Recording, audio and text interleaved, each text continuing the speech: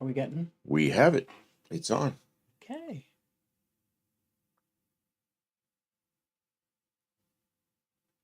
Okay. Lots of chat going on. Yes. I'm going to start to stream. It is, once again, Tuesday night. And on Tuesday nights, we live stream from our home studio to the internet for all of our friends for fun. I am Kim of Kim Fixes Things. You can find my channel on YouTube at Kim Fixes Things, but you are on the Buff Del Campo channel. I'm here with Buff Del Campo, and we are in Casa del Campo. You missed somebody. Oh, This okay. guy doesn't have a name. He needs a name. Okay, You know what? Go on with your. He is an orphan because I think he was from wasn't that the Toys R Us giraffe?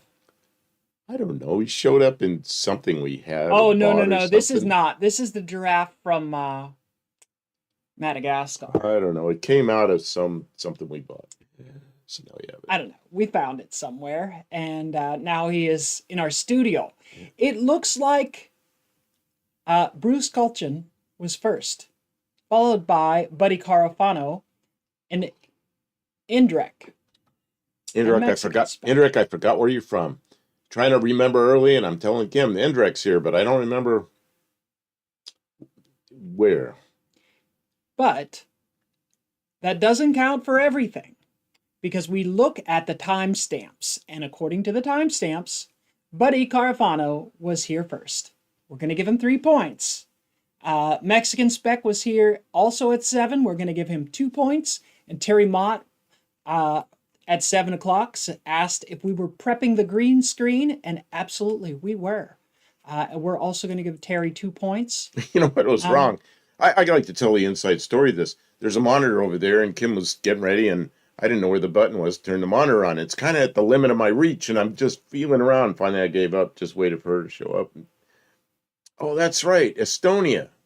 How could I forget Estonia? Okay, go ahead, Kim.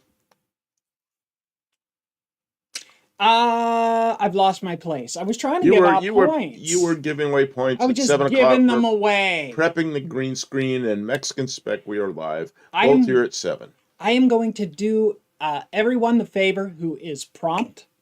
Anybody who I did not already award points to, who is here right now and can hear the sound of my voice, whether you've commented or not, you get a point for being here right at the beginning. Really? Yeah. Olive is here and said something interesting about advertising. And I like to ask, if you get an ad, who did it come from? And Olive says, got an ad from B&H Photo. I believe they're in New York City, and I've looked up the history of that outfit, and I've ordered something from B&H. They're a reputable company that if you want to buy photography or video equipment from online, they may not be the cheapest, but actually they're very competitive. And if you want to know what a competitive price for something is, you could check first with B&H Photo, and they have a used department. And then if you want to price shop down from there, you could try. But B&H guarantees their stuff pretty well too. So they're a good company, actually. I feel comfortable saying that, even though they have not. Well, they did sponsor us. They did through advertising on YouTube. It's targeted through the that was pretty nice. The viewers. And but yeah, sure. Considering the amount of time and money I have invested in electronics for recording video, I think that it's a good market to advertise to me. I don't know about the rest of you. To me, I spend money on video stuff all the time. 38 got more points. 38? Yeah, can you get more points? Yeah, because he's here earlier. Good, Ray. Collect them up. For those of you who may not be aware, the point system is an on your honor points. I award the points. You keep track of the points. I don't have a database. I don't got time for that. Okay? So, when I give you points, you add them up, keep track of your total, and someday the points might be very useful for something. I think bragging rights are pretty important. Does anybody have a number of points they just like to call out? Like, I've got blah number of points. You know, you could say that if you want to. Oh, what are those? Those look like pace cars. Are they 78, Indianapolis pace 78 cars? Camaros, I From think. I don't know. I 1978. always said something here. Where was it? No, I missed it. Oh, she said used to order things from their back of magazine ads. It just reminds me when I used to, back in the film days, I had camera bodies, and I used to order all my lenses from those back of the magazine ads. Man, those are the days. Put a check in the mail and wait. And if I didn't mention, you get points for calling out who advertised to you. So all of you, you get 2 points for that if I didn't already say that. JB says he got an ad from Specs, which is a local liquor store. He got a local ad. Targeted. It's just funny considering I don't drink. Yeah. Well, I bought him a little thing of spiced rum so that he would have a little taste of something. He doesn't drink a lot. I mixed a little now. bit with a drink with some my diet drinks one night. I don't drink at all, And and he has that's to all watch his that's all I've sugar, done. so he has to drink in extreme moderation. Well, the last one, It's just for taste. It's not for effect. when my friend Steve came here, remember he brought me a really expensive Yeah. bottle of whiskey. And it lasted like a It year. lasted over next year. He brought it at Christmas, and the next year at Christmas I still had it, and there was some out of it. It was kind of funny. And it's no judgment of anybody who, as long as you're Oh, it's responsible, okay. you can drink in any way that you I'm not opposed to it, choose. as long as you're not driving and out stumbling around Yeah, making a when I problem. was younger, drinking, I have seasonal depression tendencies. So I'd be fine drinking in the summertime, but then when it got like winter, I'd get very depressed. And the last thing you want to do is drink alcohol when you're depressed. So I just gave it up. It was easier that way to manage the whole thing. JB says, I just picked up a low shutter count Nikon D7200. Started with a D50, then a D3200, then a D5300. Nikons, eh? I like the Sony cameras. I avoid the Canons because I've been disappointed by Canon too many times. Tricked into something, and then once I actually got it, it just didn't live up to the hype. But the Sony cameras that I've had so far are okay, but you do have to read, when you're buying camera equipment and videography equipment, you really got to know what you're going to be using it for, because you might not get all the features that you need. And like when we try to use, right now we have a A68 that we can hook to the live stream and use. But I got an A58 or 57, I think, and it wouldn't broadcast HDMI live, and you know, it's just very difficult. It's a trying hobby to be able to do this. It has taken us years to discover that this tiny little camera that we're using, this little bitty thing, I'm going to buy another one of those. It's cheap and it works. It's already so on order. Well. Oh, you ordered it. Yeah, because we've been carrying it back and forth. I told you I was going to buy that when I get paid, and you already bought it. We could buy a third one because I'm worried that it's going to get ruined and then we're going to be stuck one night and not being able to stream. But this is like a $30 webcam.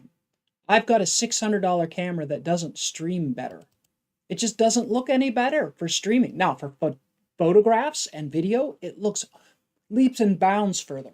Can you make it smaller? Mexican Spec sent a ton of pictures. I don't know if I'm going to get them all Mexican Spec, but I'll try to get some. So speaking of pictures, and I think most of you know, but if anybody is watching afterwards or unfamiliar with how we do the stream, tonight we have chosen, we choose in advance a year in the automotive culture, a model year to discuss during streams. And then people send in pictures and automotive adjacent interesting things, and we try and talk about that. And we get off track a lot. And we love to see pictures of viewers, cars, so they don't have to be 1978 if it's your car or something special to you. But if you just want to talk about something and be included in the discussion, but you don't know where to begin, pick a car or a truck or a automotive adjacent machine from 1978 and send it in to buffdelcampo@gmail.com, and we'll get it here live during the stream, and hopefully we'll have time to bring it up. If you send us 100 pictures, we might only look at a couple of them. I ran it off the edge. It's something I can't fix. You ran it off the edge. I think you can fix that. And I will use our magical green screen to put them on the screen behind us. And I'll move us around. As the night goes on, I'll move us around to different views so that we can look at all the stuff and have a good time. We'll have good conversation. We'll go for 2, sometimes 3 or more hours. We will discuss. As long as people are here and enjoying themselves, it's hard to quit. When we're done, I am exhausted because it's hard work, but also I feel like, oh, it's over. Now we won't get to do live streaming again like this until next week. I do look forward to the studio streams. We also stream from our shop while we're working. That's a little bit later at night. We usually start that after everybody else is done doing their primetime streams. And we refer to it as, cleanup crew. We kind of do the late show. Although the last couple of weeks, we haven't been going quite as late. We've been trying to start a little early and not go quite as late because he is on assignment working from home and he has to be up early to log in and get some things done. He's on special assignment. I'm almost finished with that. The Mexican Spec sent this car. It's one of his for sale cars. But it's a 78. I guess he's got several 78s. But anyway. Is it a 4-speed Mexican Spec? It's he said it's a 3-speed, I think. A 3-speed? They were still using a 3-speed in 78. See up there at 710? Wow. Mexican Spec says 225, 3-speed manual. Wow, that is a economy transmission selection.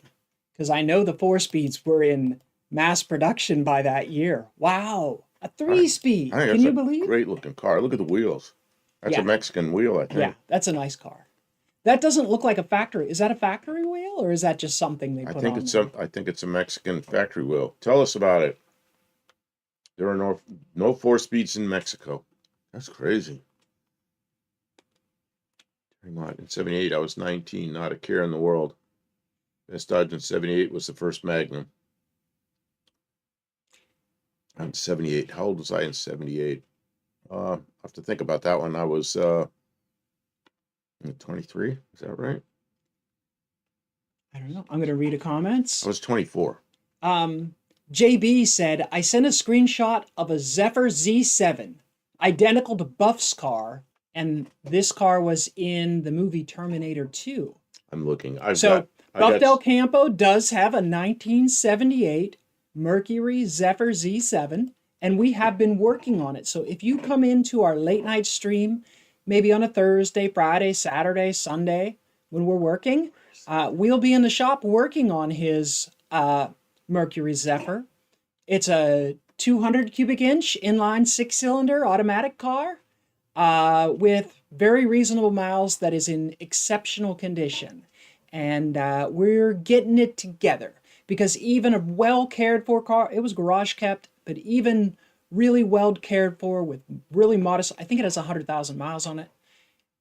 There's some things that are not so good. Windows and doors and latches and things, anything that could kind of seize up and get a little bit fussy over the years, kind of needs some love and attention.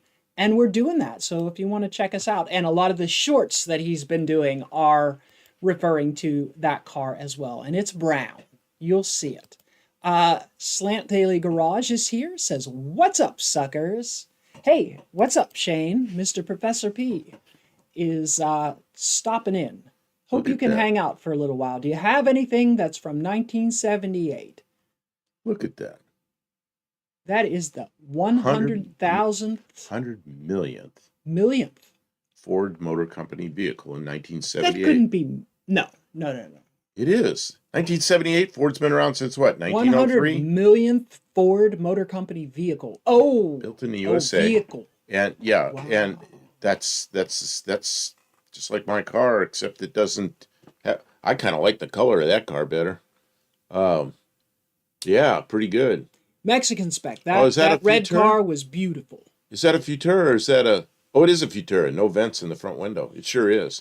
See, my last one's a Futura, but they feel the same to me. But they got those. The Mercury has those little goofy vents on the front fenders. The faux ones that don't really They don't do anything. anything. They're just like there.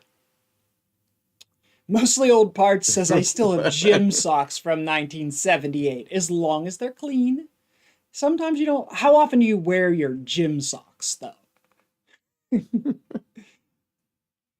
Turbo Tom says in 78, my dad bought his first new car, and it was a Chevy Impala. Wow, that was Nice. right after they downsized in 77. The 77 Impala, I remember this real well. It was kind of boxy looking. It looked kind of funny. It almost looked like a Cadillac when I first saw it because of the grill. And they were 700 pounds lighter than the year before. 78, almost the same car. And those are great cars. They stuck around. They had that body for a long time. Yeah, you know what? When you say think of all the Ford vehicles, yeah, that makes sense. They've made a lot of motor vehicles. But I was thinking like the 100 millionth Mercury Zephyr. I don't know. That seems a lot, but I get it. You want to talk about what happened last night? Last night? Yeah, when you crawled in my trunk. Yeah, I was in the trunk. Go ahead. We could talk. Say what you'd like to say. Okay. Do you have a picture of the car to bring up so we know what we're talking about? It's a car just like this one on the screen, but brown. So use your imagination. So the trunk, you lift it up, it's like there's nothing holding it up except me, you know. You let go of it, wham, close. So there was all this stuff in there. We took all this stuff out. And one of the things that came out of there's two torsion bars out underneath the package shelf. They'll go crosswise, and they have the pressure that holds the trunk up. So one of those torsion bars was installed, but it wasn't very tight. There's notches where you can make it tighter. And the other one's just laying in the trunk. So Kim climbed in there, and she tried to put it in. And she tried a couple of times until figured out a way to do it. And then and she got it in there. Boy, did I struggle. And got it. Because you got to twist it like more than 90, like almost 180 degrees to get it. She got it in there, and there's brackets that it attaches to on the body, and then the other end goes into the trunk hinge. Well, the end on the body on the left side, I'm moving. I go, oh, this is a lot better. And Kim goes, wait a minute. And you can see these two panels where a weld is broken, and the two panels they're going like they're sliding like that. It's like, oh no.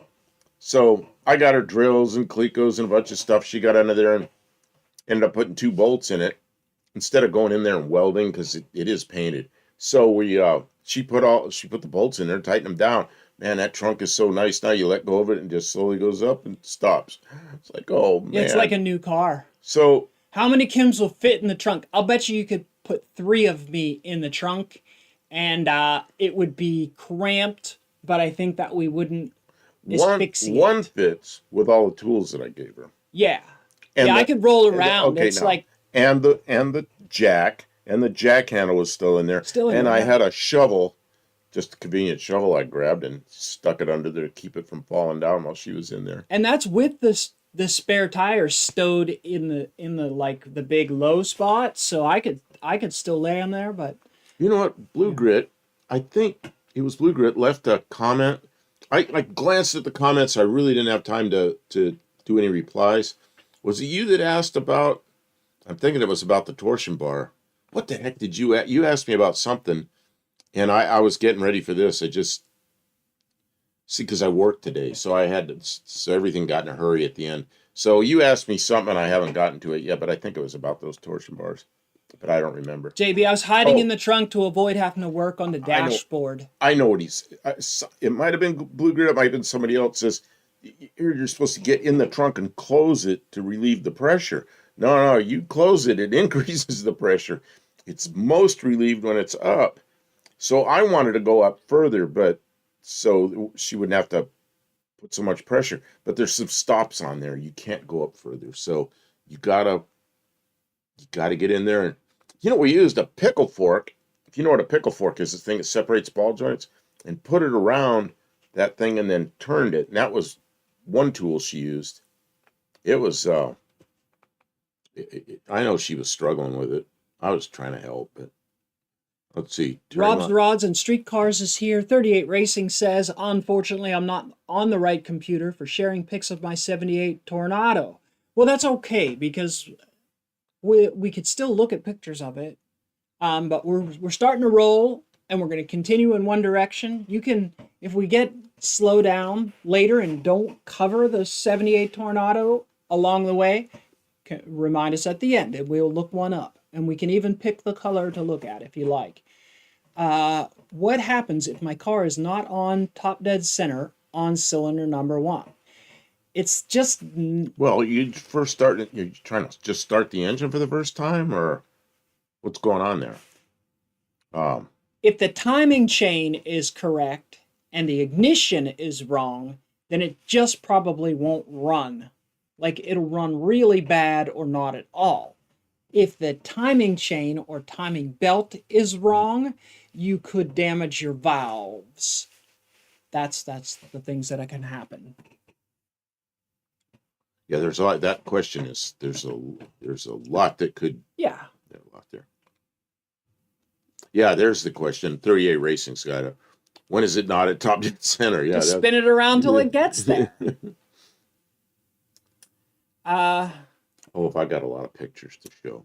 What else did we have to talk? There was something else I wanted to talk about after we were saying about the trunk. I'm sorry, and Oh, we were in the trunk looking for the heater core that we knew we had, because we have to pressure test it before we install it. So we didn't want to dig into honestly, the dashboard is an intimidating job. It is a lot of work, and we're a little ways into it, and we were just like, what else do we need to do without getting in there and poking at it too much? And we had a special camera set up so you could see us working. And yeah, when we're in the shop, we don't just talk to the screen like this. We get to it. We get stuff done. And I know a lot of you go into I'm doing two things at once here. So a lot of you go into the lives when we're in the shop, and you watch me sit there running my mouth, and she's always working. Well, last time she was sitting there talking.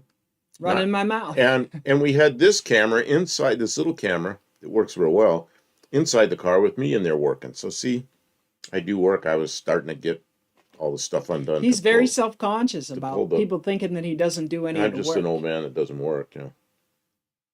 So well, you've been working during the day. Mexican Spec sent pictures of. That's true. 38 Racing is correct. The timing should be a bit before top dead center, and how much before top dead center depends on the rotational speed of the engine and the bore stroke combination of the engine and all kinds of things. You just got to know. So I have a timing problem, but I owned a car for a year and never had it timed. Okay, so if the timing has changed suddenly, abruptly, you may have lost something happened. You may have lost the timing belt. Of course, we don't know what kind of car it is. Yeah. I mean, it could be an older car with a distributor. Could be loose and distributors creeping around. I don't know. This Mexican Specs sent this. This is a box top Fairmont. Mine is the coupe. I see. Boy, those wheels look nice in matching color to the car body. And look what's in the engine compartment. Is it a 302? That's a 302 Ford, or something that looks like a 302 Ford. Yeah, that would be a hot little thing to drive around the neighborhood, I would bet. People got tired of trying to clean them. Yeah, those are not fun to clean. Let's see if I can bring up any more of this car. You know, this car doesn't look bad with the tall top. I'm not mad at it. I just like the coupe better. But this looks good. This one looks good. It really looks a lot like a Mustang. I know it doesn't look the same as a Mustang, but it looks a lot like a Mustang. Oh, look at the steering wheel on this one. Hey, I like that. Yeah, that's a good interior. It's nice. It's simple, but practical. It's kind of like mine. Doesn't have any, like mine. I wasn't even paying attention to the stupid radio because I don't use it. I turned it on once to see if it worked, and it kind of worked. While we're on the live and I'm in there working, somebody noticed it was an 8-track. My car has a 8-track, 8-track, Yeah, we never tried stereo it in yet. it. We're gonna have to get an 8-track from somewhere. No, that's just going to tear up the. You know what Yeah. happens with 8-tracks? Then you pull the thing out and tape goes all over. The motor will go wow. KJ Kylie says a Pilot House Fairmont. I want to go get something. Can you? I need to get one of my props. Not really a prop, just parts. Okay. I'll be back. You're leaving? Not going very far. Okay, it's 71,318. It runs bad. It has hesitation upon acceleration. Pings from the exhaust. Pings from. And it was running well, and then suddenly I don't know what changed. that word is. I don't know. How often does it? Have you ever checked to see if there's a lot of slack in the timing chain? Because timing chain could skip a tooth.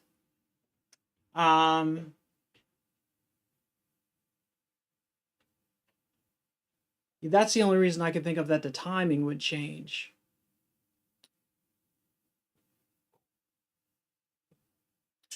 Yeah, it could be a bad valve, but they've already suggested that it could be that they have some kind of issue with the timing.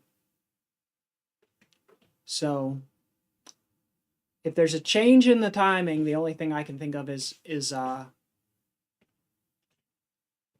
guess it's also possible that the timing mechanism, the timing advance mechanism is stuck. If the grease in there has dried out and it's got all gummed up, sometimes they'll get stuck. That is a piece of it.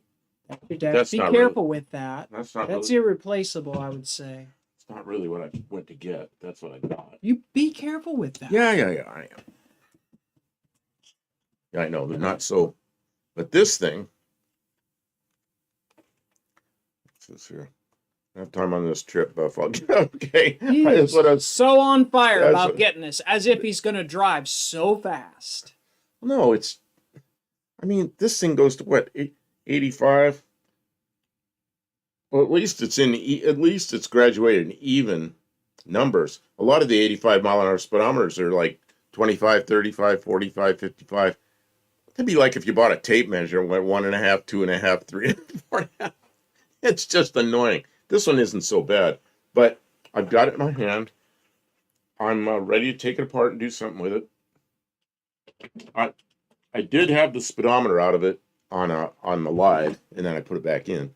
But it's a little harder to get out of there than I thought. And most of the reason it's harder to get out of there is undoing the speedometer cable.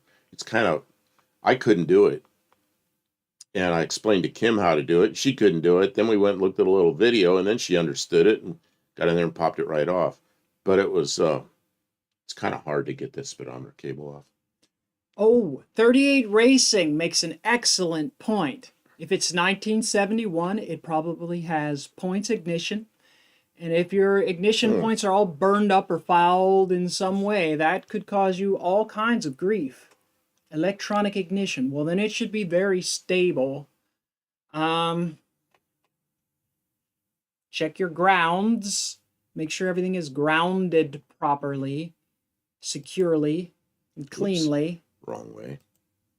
But not when I drive. When I first turn it on. Well, then check your choke. But see, that wouldn't affect your timing whatsoever. Well, look at that. That's got the 4-lug wheels. And I don't know what those wheels are called. I like them, but they are a pain in the ass to keep them clean. That's not a bad looking car, you know? Yeah. Those wheels really work for that car. Yeah, they do. Yeah. They don't look... And the color looks right on that car. I've noticed with a lot of nice wheels, aftermarket wheels, they look too modern on older cars. They just look like weird. they put 19s or 22s or something on real thin rubber band tires. It doesn't look right. It doesn't fit. But those, I guess because the body color is matched and it also has chrome trim on it and whatnot. I don't know. I think it works. I think it's pretty cool. I had a friend that bought it. Just saying here, the C3 Corvettes had an 85-mile-an-hour speedometer. A friend of mine bought an 82 Corvette last year for the C3. And, he put some other speedometer in it. It was probably from an earlier Corvette. He ordered a new one and put it in there, and it was 100 60 maybe. What year did they mandate that 85 miles per hour speedometer? That could be something that we talk about, since we're talking about this was the era, wasn't it? What a stupid thing to do. Then you're driving around the needles all the way around. Of course, you weren't supposed to be going over 55. Come on, Buck Del Campo, tell us how you really feel. No, but I mean, what Ads. year was it? We have ads. What? Oh, that's okay. What year? If you don't know, somebody could tell us, and then I will give them points for doing thinking without me having to type.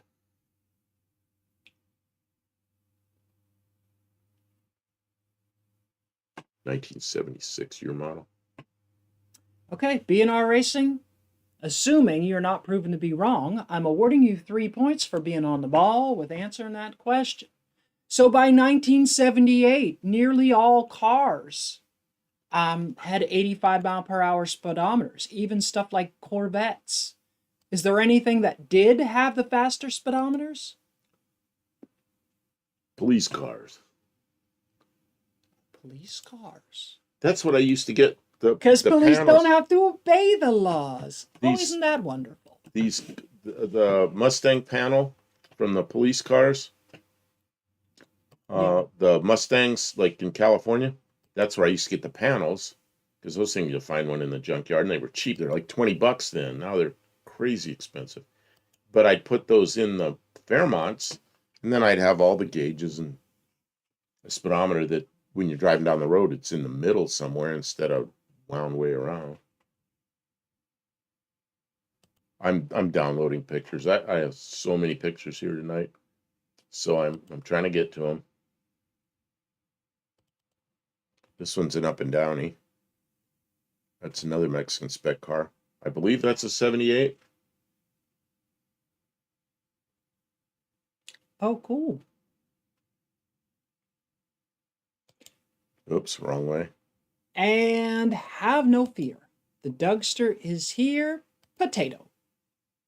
Oh, it's got a... Welcome to the stream, Dougster. It's red and green. Patrick Sullivan is here. Welcome to the stream. Says, I'm here late. Dinner time listening. Well, that's fine. You know, we go for several hours, and I have a feeling that we repeat ourselves a lot. Although less so on Tuesday night, because we changed the pictures a lot.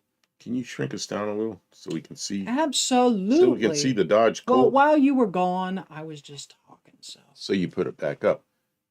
It's kind of an odd paint job, but the car That's a looks clean. 78. I think so. It's another one of Mexican specs. Oh, it's a Mexican car. I don't know about that two-tone color scheme. Somebody must have done that. I don't know. I actually like both colors, but together, I'm not. Yeah, she says she thinks 68 is about 110. It's pretty close. I remember in Canada, I was driving in Alberta back in 1980, I think, and the speed limit was 110, and it worked out to 89, or 69, I think. It was pretty close. Nobody bothered me when I was going 69. And the speed limit in the U.S. at the time was 55, so it was pretty nice. Oh, it's a U.S. car, and it's the last year of the rear drive. So somebody imported that into Mexico, and now it might come back to the U.S. Yeah, you could paint that car, you know.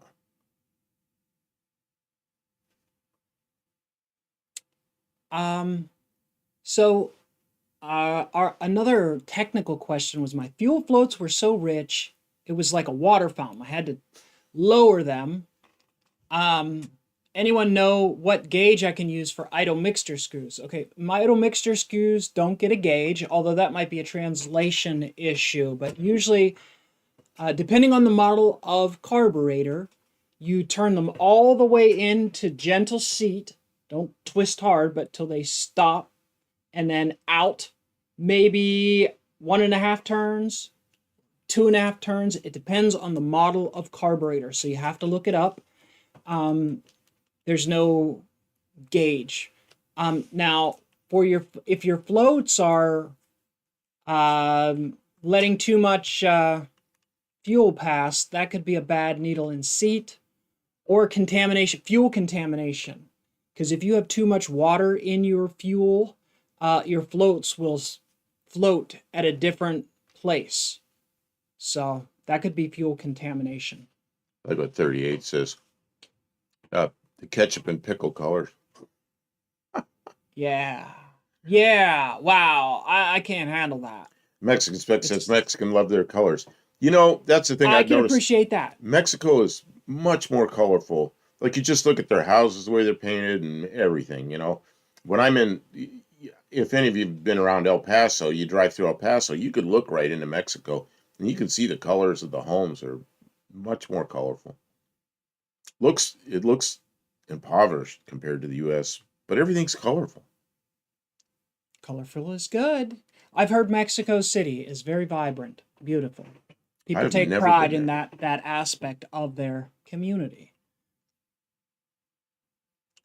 You know, I know the export C4 Corvette had no catalytic converter, a special tuned EEPROM chip for the engine computer. Had a little more horsepower in USA. I guess it would. I hadn't really thought about it. I also want to mention that typically I would read every name and welcome everyone as they come into the stream, and I haven't done a really good job of that tonight. So I apologize if I missed anyone. It's definitely nothing personal, and I tried to catch up, but I find that scrolling back and just reading names or trying to catch up is very stressful, and I don't know that it makes the best content. So I'm just going to try to continue to move forward if I get out of pace with the chat, and then interact with it as it comes. So, but I thank everyone who's here and making comments. Paint the wheels mustard yellow. Yeah, then you got a burger. Holly double pumper. I turned it 1/2 turn and still smells a lot like unburned fuel. It sounds like maybe you have a failing needle in seat, and even though you set the float down, it might still be overflowing. I mean, it sounds like there's still a problem with your fuel, and if it smells like unburned fuel, and nothing else has changed, and you already know it's overflowed, I think maybe you need to. I don't know why your fuel pressure would have changed. Today I was having that same thing. I had a fountain out of a carburetor, but it was because I was using a little electric facet pump. Yeah. While I was sleeping, it must have been putting out 7 to 9 psi, and it was just like squirting out of there. So I got to get a pressure regulator because that carburetor won't handle that. We stay up late at night. That's just how it is. And now I'm back to working. So, you know, I'm working from either 7 to 11 in the morning or 8 to noon. Man, this morning by noon, I was like trying to stay awake. So as soon as I was finished working, I just plopped down on the bed and I was out. When I woke up like 3 hours later, she's outside. I hear some engine running and I'm like, man, I'm missing the whole nice day out there. 38 Racing says check for a blown power valve. And this is a smart man. He knows a lot about carburetors. So if he suggests to check for a blown power valve, you should definitely look into that. Further up the chat, he also said that vacuum gauge is very useful. Vacuum gauge is very useful. They're not expensive. But, you know, I've seen vacuums sitting there going like this. You know you got a problem. You can learn a lot with a vacuum gauge if you know what you're looking at. I remember these interiors. I remember driving these, and then I like that steering wheel. I remember I had in Hawaii. I had a Plymouth Arrow for a while, it was a '78 Arrow. Might have been a '77, but I remember the dash looking about like that, and I remember that steering wheel, and I kind of liked it.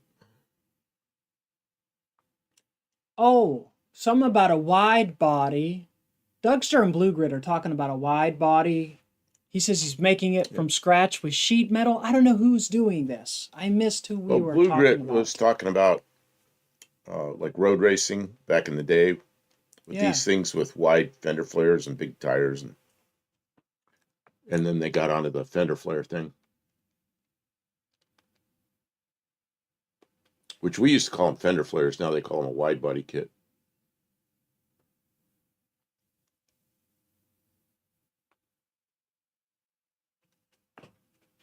Look at Hollies always burn your eyes compared to newer cars.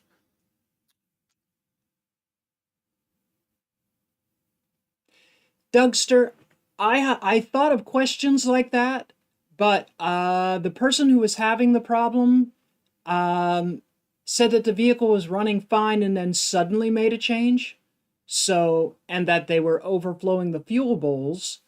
So that doesn't lead me to believe that it's a transfer slot adjustment. Context. As context, it doesn't sound, that wouldn't be where I would go to.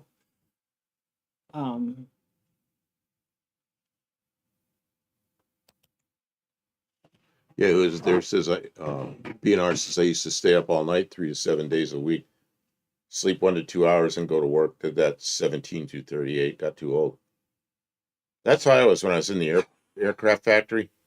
I worked 2 shifts because I was running the show, so there was people that came in on the night shift, on the evening shift, and I opened up in the morning and I locked up in the evening. And man, I get 2 hours sleep. And I do that all week. And then Saturday come around, I had a hard time waking up. But I did it a lot when I was younger. And after a while, you just can't do that anymore. Mexican Spec mentions that it's really hard to find a Colt of any year these days. You know what? And when you do see them, like I saw one on Facebook Marketplace before, they were asking about $4,000 for it. I didn't even see the condition, but, if I was going to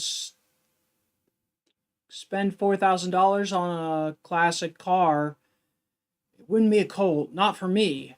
Not for me. There's other places I would put my money than a Colt.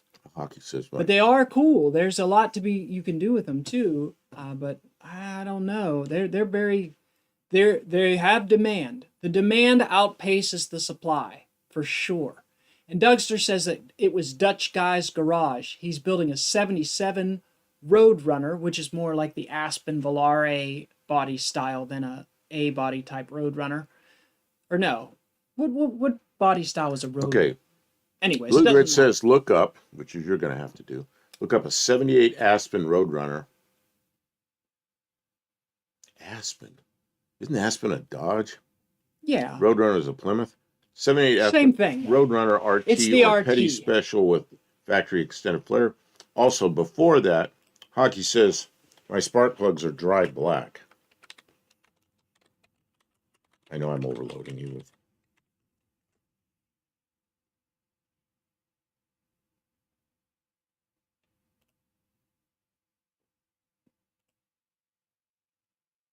Yeah, there it is. The dry black, it's rich. It's rich. You already know it's rich, and that it's telling you what you already know. Is it's getting too much fuel. Don't mess with the timing till you get that problem straightened out. Yeah, you got to figure out why the fuel is getting too much.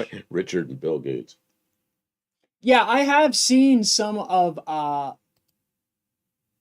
his Dutch guy's work on that car. It was looking pretty bad, pretty like the good kind of bad. I was without context, and I didn't see that he was working on a wide body dealio for it. So that's kind of cool. Who was the classic Roadrunner is a B body. Okay, thank you. What was I had so much came in. Okay, it's JB. JB sent a lot of pictures in. I know it's stuff you kind of like, this kind of stuff. Junkyard D asks, are we on 1978 tonight? We absolutely are. 1978, and of course your own cars. I don't care if they're 78 or not, but 78's kind of like what we did this year or this week. And I put a Hollow likes those T-tops. I hate T-tops. They rattle and they leak, and they're just not my thing. Oh yeah, look at those.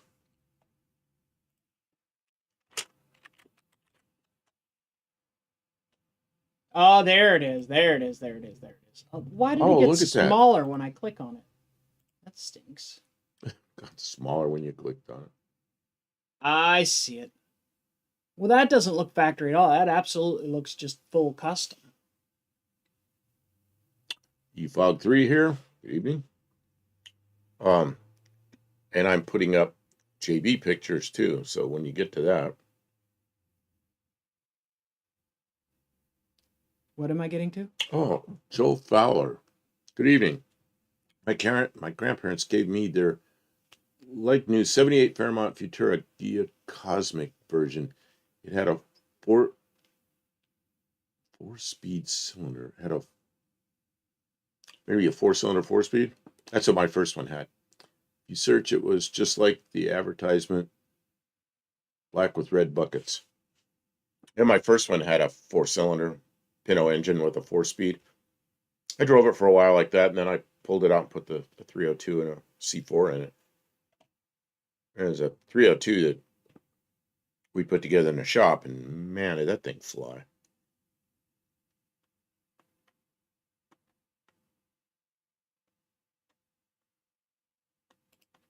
Mike, and I'm sure we've already covered the 78 Pontiac TA Bandit car. No, we haven't. We have not. But we'll get there. Smokey in the Bandit. Wait a Mexican spec. I have those taillights reproductions, but with the silver trim. Which ones are those? Who's asking? It's certainly not the car I have. Oh, no, I'm going back because there was a discussion of the blue car. Oh, okay.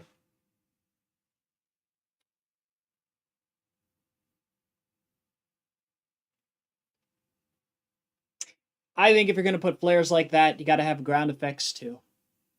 Might as well go all the way around. I think they look funny unless they're painted the same color as the car. But I kind of like it. It kind of looks sharp. But no. Rare. Does that mean I don't know what that means. Rare. where's that? Missing. Oh, the later A-body Roadrunner. It's extremely rare in Illinois. Oh, I would think so. They rust out, and people liked them, and then they drove them and used them all up. No power under the hood meant big fender flares.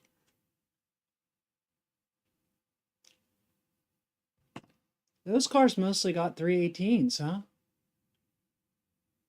Well, some of them were kit cars. Like that's a kit car. You bought that as a thing. You had to put it together. It's a race car. That is an awesome kit. It definitely dresses the car up compared to how it looked from the factory. They were pretty plain Jane looking from the factory without all that stuff. And sometimes they had opera windows, and those were not really all that. This is the peak for this for the Aspen Volare. I said I think is this body trim. When I was a kid, like, I don't know, probably 12, 13, 14 years old, I read a lot of magazines. I remember reading a magazine, and the author of this article said rare to him meant when the car got down to 1%, the survivors got down to 1% of the total production. And I was looking at 56 Fords at the time, and they were all over the place. So they were nowhere near 1%. So, of course, now they are. So I don't know. What's rare? 1% of total? But rare does not necessarily mean value. There has to be a demand for the car. Or rare means something someone wants. To me, like they only built one kind of car, you know. It's like, yeah, well, it has no, to be something somebody that's wants. more than rare. At that point, that's prototype. Or yeah, it's not even production that didn't happen. Yeah, if there's only one, it's a prototype, or it's a yeah, because it's not even a production car at that point.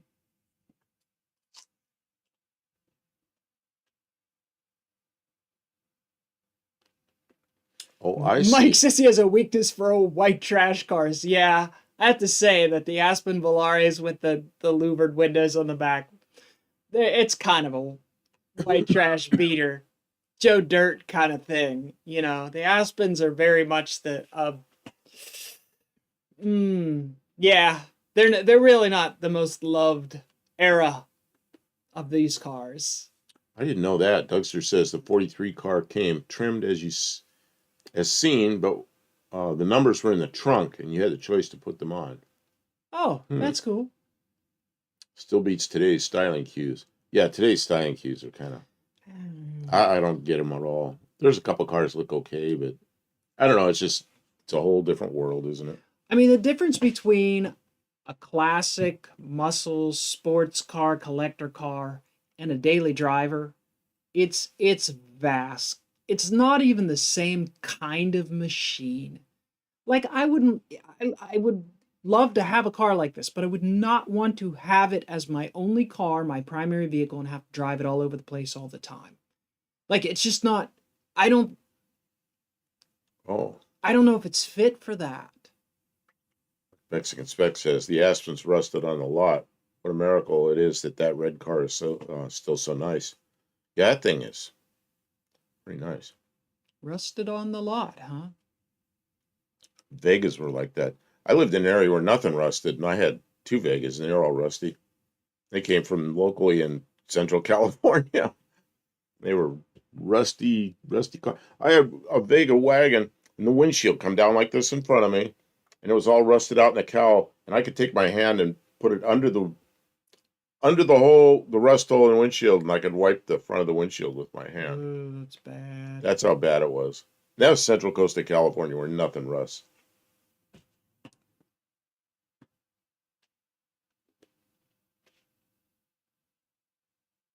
Oh, there were 494 Super Coupes produced in 1978.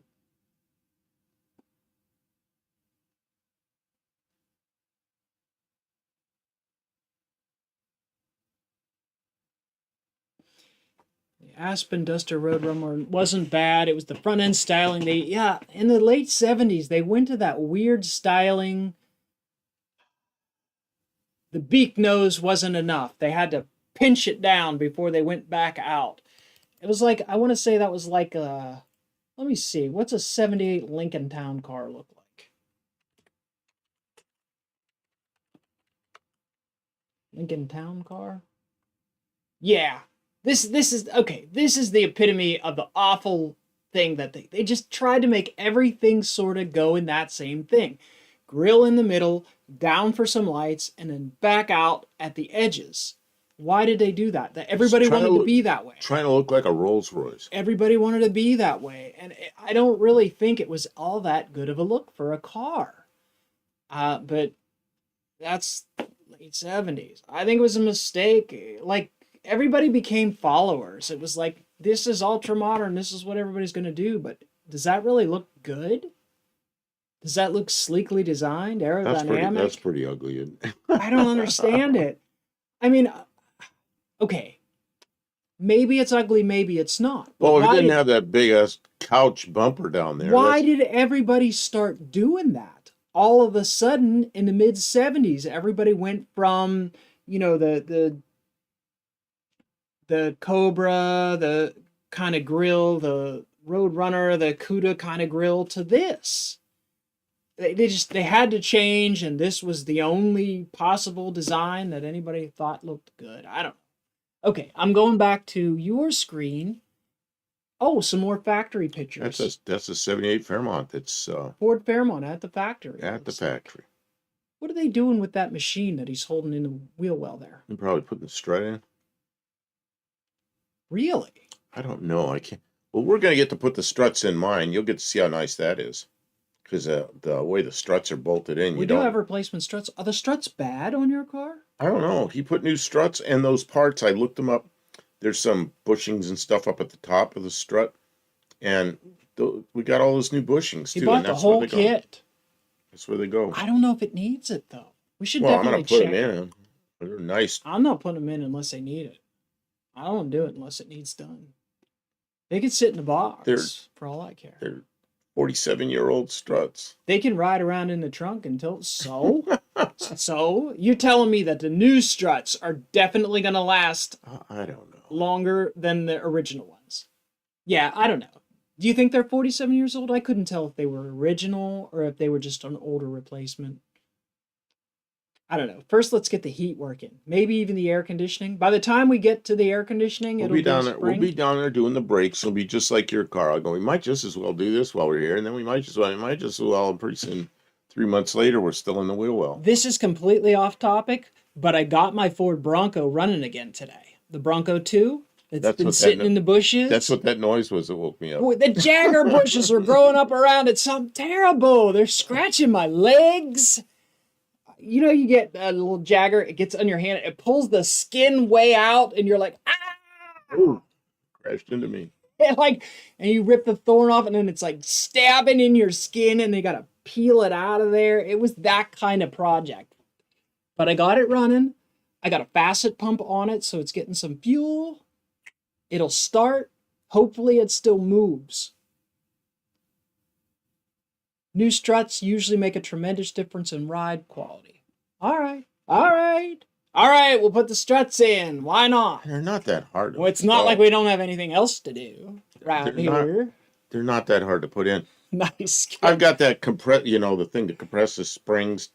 It mounts on the wall, and you take the strut out, and you compress the spring, and then you can take the strut out and all that. You don't even have to do that because the spring's on the bottom. It's pretty cool. My mom had an AMC like this. It was brown. I think it was a four-door, though. Parents always buy brown cars. I don't know, but my father always get brown cars, and I don't know. My mom hit a deer with that car. Man, she hit a deer with that car. She must just.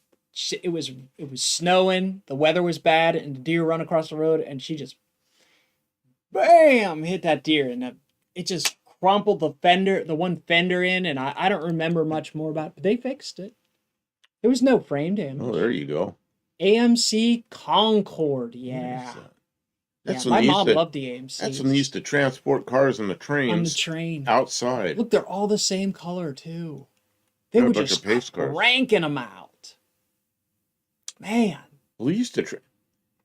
where I lived, there was a mountain just north there, and that switchbacks going up like this with the train.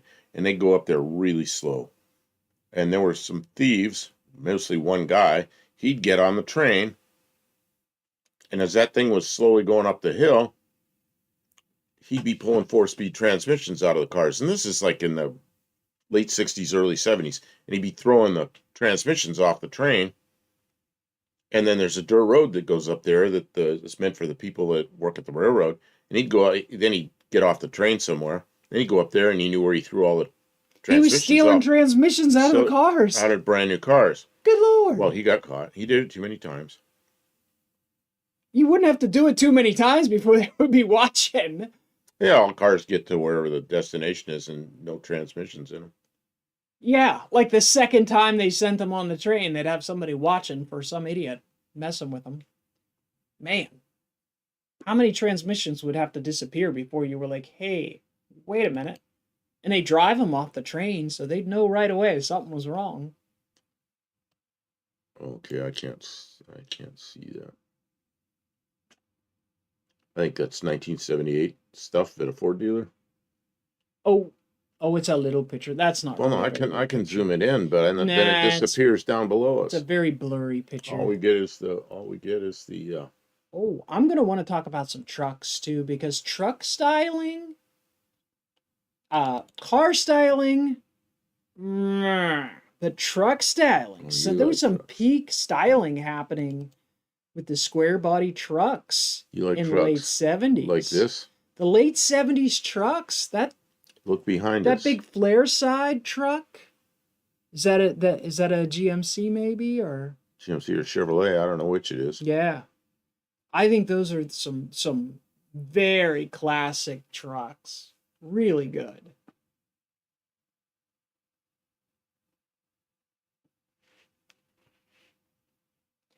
Oh, people bought those pace cars thinking they would go up in value, but Chevy made a lot of them, so they lost their butts. Huh, that doesn't sound like anything that's happening currently in our economy. Not at all. That happened in Chicago a lot. Engines, transmissions stole out of Corvette dealership lots at night. Can you imagine going on a lot and doing that and not getting caught? Oh, here, I'll move this one because this is a really pretty picture. Yeah, it's a little fuzzy because it's a small picture, but yeah. Oh, and there's a nice car over here hiding in a corner of the. see the Trans Am. But there, most of the cars, the good cars are here. Look at that dealership building. Yeah, Man, it's how they you don't used to see them building them like that anymore, huh? You know, that was like the interim one. Dealerships now are just huge, but there were the little neighborhood dealerships, then these, and now they're crazy big. They don't even. I know they put the dualies up on top. They were like, just stick them up there on top. Man. I don't know what this is. Oh, I see what it is. Oh, let me bring it back down. He's building a car. It's a Ford, full-size Ford on the assembly line. It looks good brand new with that top. Now those tops are yeah, mine doesn't liability, not a mine doesn't look real bad, but it's gonna have to come off. Okay. Somebody suggested a 78 Midnight Express truck. Who made the Midnight Express? Do you know? I don't know.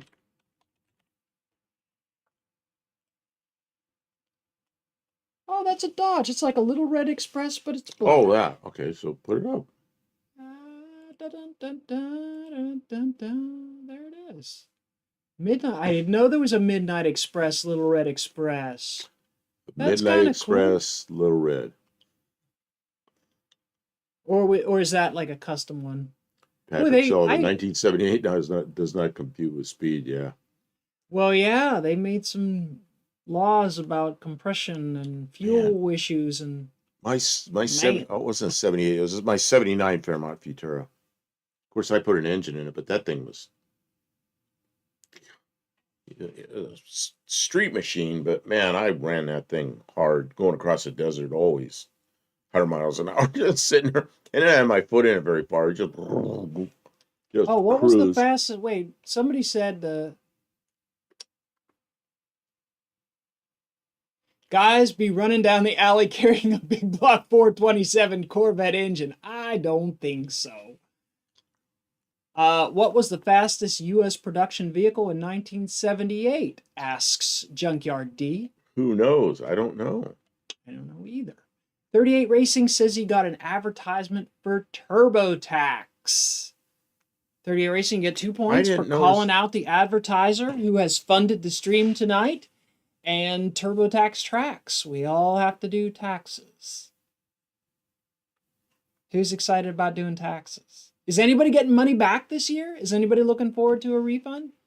A refund would kick butt. You don't see me expecting a refund, but some people might get a refund. It's all about driving a slow car fast. I remember hearing the exhaust coming out the tailpipe. That didn't sound very good. What was faster than the Little Red Express was faster than the Vet? Express was fastest. No way. Did not know that. Really? How did they do that? Tax refund. Probably because it was a custom truck in limited production. It probably didn't have to have catalytic converters or meet the same pollution standards as a Vet did. I don't know. It seems to me the half-ton trucks did, but I think that was the whole deal with the not three-quarter ton, but the F-150 is they brought it up above whatever the load carrying capacity, so they didn't have to meet the same pollution requirements, but within a year or two that went away. They're always chasing some number. What a scam the refunds are from the IRS. Yeah, you know what?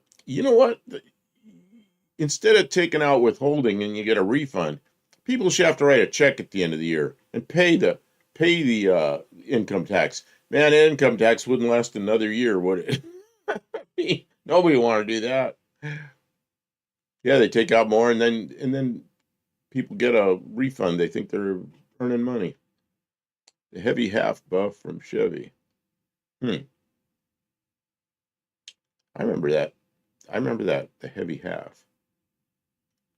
B&R Racing going to use his refund to send off the 79 Trans Am to the machine shop.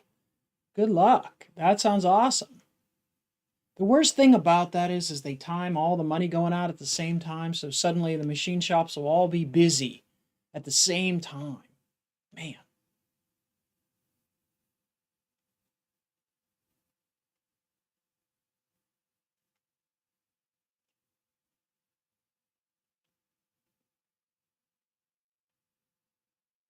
Was this one other symptom was my air filter would be filled with gasoline. That's real bad. Where's that come? That's spraying up out of somewhere. Yeah, that's Oh, you got some kind of carburetor problem. pretty Yeah. serious fuel system problems going on there. I am going to give you Yeah. Mexican bigger says the screen. IRS takes your money and then give it back at the end of the year with 0 interest paid. Yeah, they should have to pay interest on. I'm going to Okay, Hippie Long make says, myself a beverage, people. It's been an hour. Make sure you have your drinks and your snacks ready. I'm going to leave you with Bob Del Campo for a minute, and he is going to look at some of the pictures that Okay, you sent in. Make sure you mention who sent in the there's pictures. a lot of pictures here. And Hippie Long says he's sending pictures, but I don't see them yet. Let's see, where are they? And Buddy Carafano sent in a lot of stuff. Mike N said Tony had some financial advice last night. Yeah, I saw Tony was on after Dr. Art. Did you know that? I saw that because he wasn't on Sunday, so I guess he decided to go on after Dr. Art last night. I did not get to listen to Tony because we were busy in the shop. So a lot going on. I had something to talk about last night, so maybe check the replay if he left it up. I'm bringing up a couple of them from Buddy Carafano, which is this Corvette and then this thing. Oh, wow. I remember when these things came back out. They were gone for a few years and then they came back. I'll do this. The Z28 Camaros. And I'll pull it down and you can show some of those pictures. Those I'm going to go grind up some water. Maybe sprinkle in some coffee type flavoring. And I will be back in just a moment, guys. Thanks everyone who's here tonight. We've got at least another hour, maybe 2. So there's no shortage. And if you have something you have to do, go ahead and do it. And you can come back around even. Or you can just stay with us. You know, you could put us on in the background and listen if you got a little project to do. We do that a lot with people. We could do that more in the shop, put people on. A lot of times we like to sit in the house and rest when we're watching people, but we need to get the work done. We got all these vehicles. All the vehicles. We've got all. I don't even want to count them all. It's hard to think about. It's intimidating. And I keep looking at more. Oh man, I want that. I do kind of like the looks of that Camaro. Mike Ken says, nice paint job. The red trim. Yeah, it does look good. I think that looks great. I remember when the Z28, it was gone and then it came back. When it came back, it looked like this and it had those louvers, what do you call them on the fenders? Yeah, it's a nice looking car.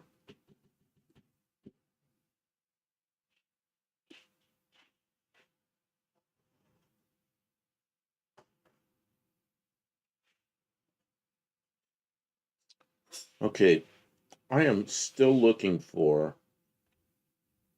Oh, here it is. They just showed up. The pictures from Hippie Long. I'm gonna download these.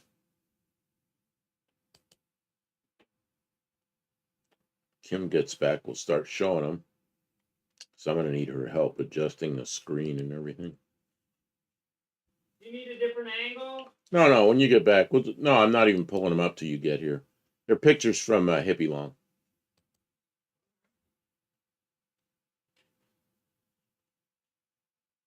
I'm sorry, I'm paying attention to what I'm doing instead of looking at the screen. Oh my gosh.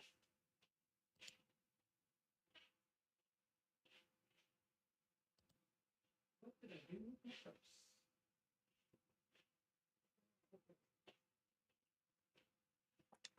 So let's see, B&R, they were nice cars, later 70s, Z28s, but so underpowered, yeah. I mean, yeah, but today you can fix all that.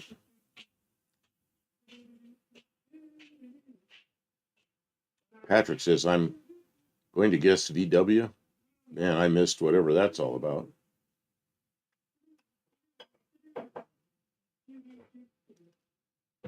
Oh, says, no idea. Honestly, travel's become difficult for me. Heard of gone when he wanted a driver for the slam me out of. Man, that's when I got moved up to Maryland for 30 days and ended up being 2 years. So I never got to see that car in person. I wanted to drive that thing. At first, I thought that was so stupid to do that. And then he opened up the hood one day and I saw the wiring, and it's like he took out like wheelbarrows load of wiring, and then he put wiring, and it looked kind of like a 63 Plymouth under there with just a few wires. And it was like, wow, I like that. And so I was really interested in that and took it apart. It was a pretty funny car. I like weird stuff like that. All right, I'm going to try to put up another picture. We'll try to do this. Oh, yeah, that's huge. I don't know how to fix that yet. I'll have to wait till Kim gets back. That's Hippie Long's project car. But I don't know, I got to do that. It's got to be done over on her computer.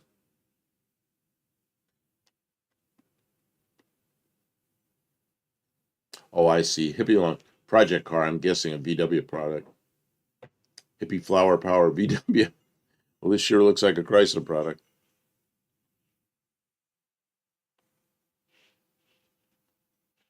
But I can't zoom out on it because it's zoomed out on my side as far as I can zoom out. Zoom out. I've got it on the Zoomy Any version of the thing. Yeah, it has to be. Oh, you and Tony should do a video chat debate and record it. Oh man, I don't even want to watch that. Who's that? Tony and Olive doing a debate. That sounds like fire and gasoline competition with water. See, I like that hose stuck in the thermostat housing. That's a bypass hose. And it's just stuffed in there. Looks like it's supposed to be there. The ID fits the OD fits the ID of the thermostat housing. Wait a minute. Whose engine's that?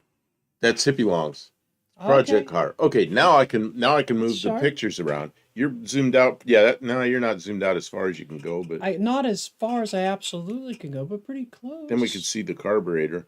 I don't know why there's an adapter on there, but anyway, we'll see. Oh, yeah. Check this out. Hold on a second.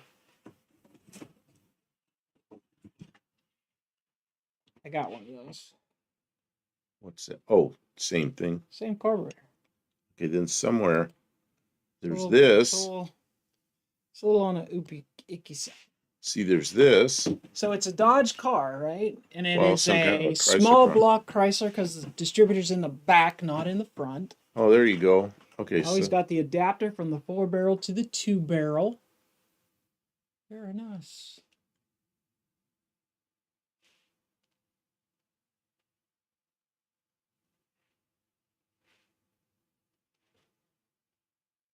Oh, excellent. How much is the $78 off Fairmont? That's actually a pretty nice car, isn't it?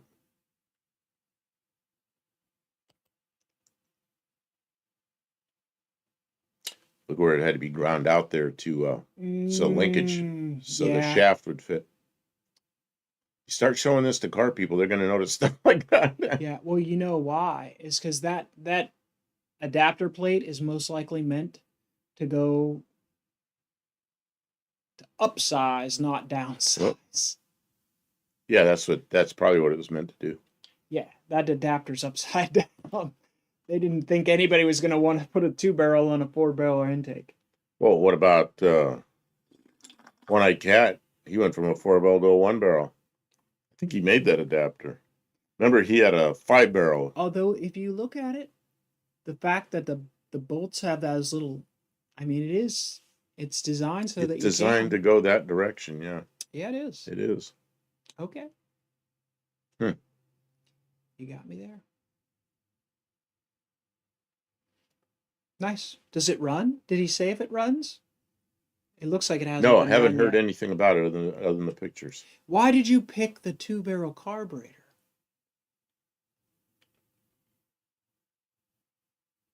Did he say? I read stuff sometimes. I can't believe it's written in here. Uh, Patrick, so forgive me if long I made and assume as to, let's see. I'm looking to see what Hippie Long says about this.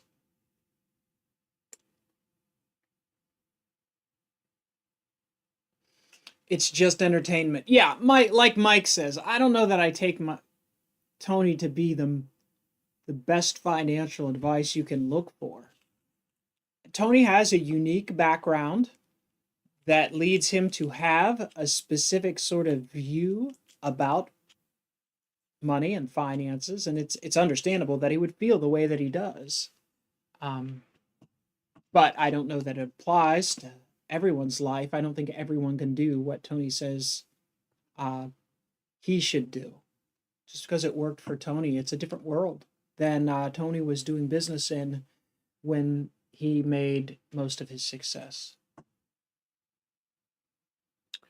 Hey, Racing, need to plug some bolt holes so there's no vacuum leaks. Tony knows what's good for Tony. Tony is very successful. Don't get it twisted. Tony knows how to be successful. He absolutely knows how to get where he wants to go with money. I don't doubt that at all. I have no idea what Tony's net worth is, but I'm sure he's comfortable. Which is good. Everybody should have success. Everybody should hope to have that kind of success. Ozan, Ukraine, Turkey. Happy publishing to everyone. Brother Buff, good luck. Oh, dirt track rules. Yeah, but I don't think he's doing a dirt track car. I'm not saying there's anything wrong with it. I was just asking why he decided to do that. Just curious. I mean, that engine, even if it's a 360, that carburetor will work, well on there. But I don't know. I was just curious. Fairmont, if I watched Tony, I'd sleep more. I don't know, Tony's kind of fun to watch. I did lives with him for about a year and a half. I really had a good time. I'd drive all the way down there, an hour and a half to get there, hour and a half to get home, and I go down there and do lives with him every Sunday night for a long, long time. I really enjoyed. I'm not like big on everything Tony does or says, but the most interesting thing to me recently that Tony was doing was he's talking about that de-evolving a modern automobile and how intake manifolds for fuel injection are different and why and what kind of modifications. And that was some pretty interesting considerations. And it wasn't stuff that was like I understood right away, but maybe hadn't considered or thought about too much. But I thought it was interesting batch of entertainment. Because I don't think Tony is even trying to suggest that everybody should do that for their vehicle. He's just doing it as a fun sort of experimental sort of thing. I thought it was an actually really entertaining thing that he's doing. I think it's more entertaining to me than the propane. The propane is not something that most people practically could do. Hippie Longs. Go ahead. Hippie Long says, sorry, I was doing a set change. Any questions? Yeah, nothing but questions. What kind of car is it? What size engine is it? Why the 2-barrel adapter? Why all this? Tell us the story. We're just curious. Like, it's not a critical kind of... You sent us pictures that got us a bunch of questions. Tony is a prepper. I think preparedness and being a prepper are different things. Because I don't think Tony thinks that the entire country is going to collapse and that he's going to need to feed himself for a year and drive. I mean, I don't really think he believes that, but I know he does believe in being prepared and being capable and not independent entirely, but being able to be self-reliant. And I think those are good characteristics for anybody to sort of work on. So Could be wrong with a factor 4-barrel intake. 2-barrel works. So I test it, then install a 4-barrel. Oh, okay. So it's a temporary thing. I see. He has confidence in the 2-barrel and his ability to tune it with the 2-barrel. That makes good sense, actually. Yeah, sure. Yeah. If he already had the 2-barrel and he knows it works, then yeah, break the cam in, that kind of thing. Oh. Like that's one of the reasons why we ran the 1-barrel on my Slant 6 is because we knew it would run, because we had it running really good on the other motor, and we didn't want to put an unknown carburetor on a brand new cam while we were trying to break it in. 38 Racing says, I followed some of his propane build and his learning curve. I didn't follow it real closely because I know I'm not going to do a propane build. Junkyard D says it's pre-66, and then Hippie Long goes, it's a 64. So, Junkyard D, you're right. Junkyard D knew that from looking at the engine compartment. What did he, wait, what did he do? See, Junkyard D, so are we guessing what car the engine's in? And then he says, pre-66 because of the yeah, brakes. I lost it now because it's moving. Yeah, he says it's a pre-66 Mopar. And then Hippie Long goes, says it's a 64 Dart. So he's right. All right, I'll award you 2 points for knowing that. Very nice. Junkyard D says 64 Barracuda is my guess. Oh, it's a Dart. 64 Dart, 4-speed. That's what he said. Patrick Sullivan, the guy who put a lawnmower carb on a 302 Maverick is Luke from Thunderhead 289. And if you're on that guy does some crazy stuff. If you're on Facebook, you can join the Thunderhead 289 users forum or whatever it is, and there's lots of people who chat about automotive stuff there. It's fun. And Luke, I'm trying to think of his last name. I guess it doesn't matter that terribly much. I get 2 points for remembering Luke's name. Luke does some good content. He doesn't do a lot of work on the Maverick anyway. He put this giant tunnel ram on the Maverick too. It was like, oh, and then he went to back out of his driveway and it missed the garage door by this much on the way out. He took it to Power Tour like that with his big stupid. Man, we didn't see that either. I would have liked to see that. Yeah, and then Luke does the carb cheater, which is a little air inlet valve, computer-controlled air inlet that is linked to an oxygen sensor that automatically adjusts your fuel ratio on the fly, and it's got a little screen and everything. It's actually a really economic way to you just jet your carburetor so it's always fat, and then a computer can lean it out on the fly to make it run. And if you have problems with the computer, you could just turn the computer off and then your car will still run fat. But they make them here in the United States and ship them out themselves, and they stand by it. It's a very small, niche little project that's super cool. The wrong way. For people who don't know how to tune a carburetor. This is Junkyard D's project. Oh, okay. Do you have any other pictures of it? Yeah, I had 2 pictures. Cool. This one and this one. What year is that? Yeah, Junkyard D, you got to tell us about it.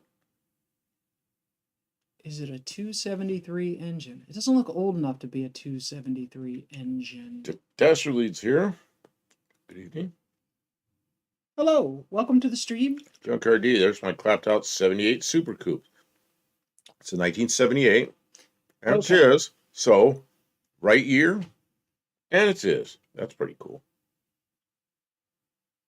If you want to see my custom linkage washer. Yeah, I think we did. We can go back. Yeah, Playboy window. I noticed that. Yeah. I like the very 70s-esque stripe on the other side of the car. I'm a big fan Oh, here, I'll get of it. that one that you can see in the other picture. I'm not sure I'm going the right way. I'll try to go the right way. Don't know. I'm sorry if I go the wrong. No, I went the Oh, wrong we can look way. at the washer. We can look at the washer. Is it the one clamping the cable down? Clamping the spring down. Winner. Winner, winner, chicken dinner. I like it. There you go. I like that stripe. I'd love to have stripes like that on something. I don't know what.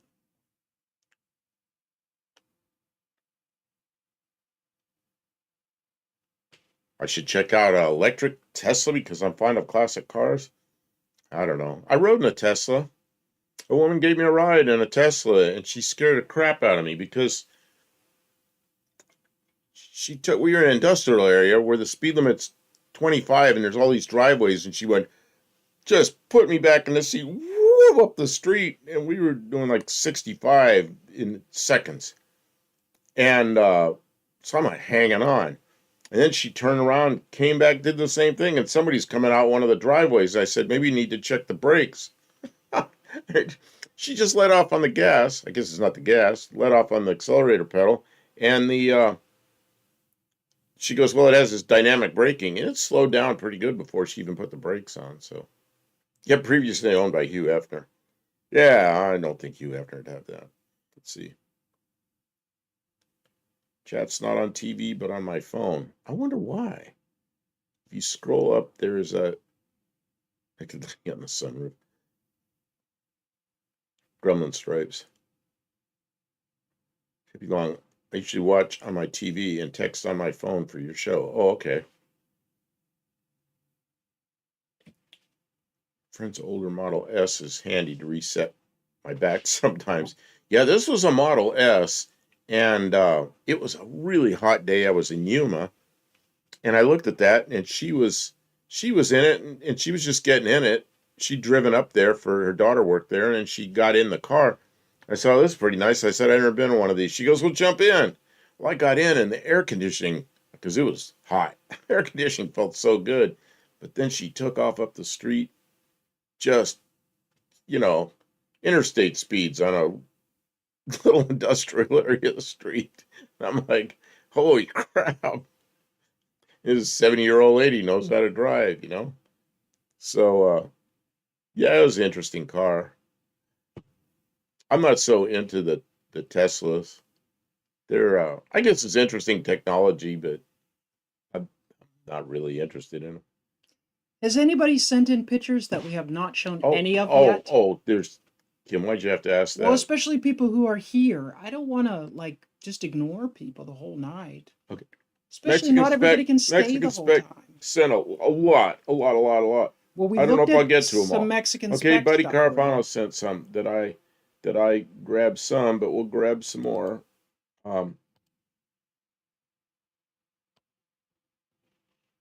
This has the same kind of roof. Like, I can't zoom that. You'd have to do it. Yes, the Ford Thunderbird. Yeah, it has the roof kind of like the Futura, but that's a much bigger car. The roof? Oh, but it's got the T-tops. It's got that band across the top. Like, I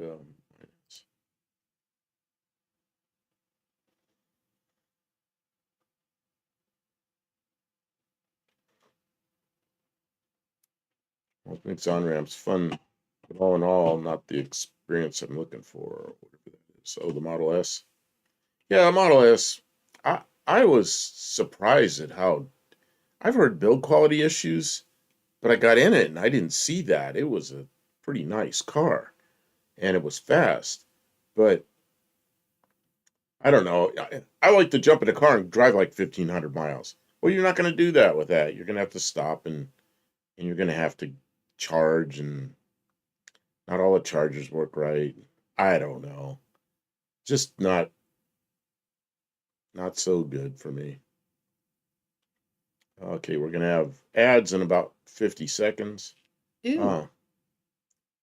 It's called a Landau. How do you know that? See that yellow stripe down there? Oh, it's hinted down there. That's a 1 minute countdown. I can't see down there without Okay, we're at 32 seconds. It goes to commercials. Okay.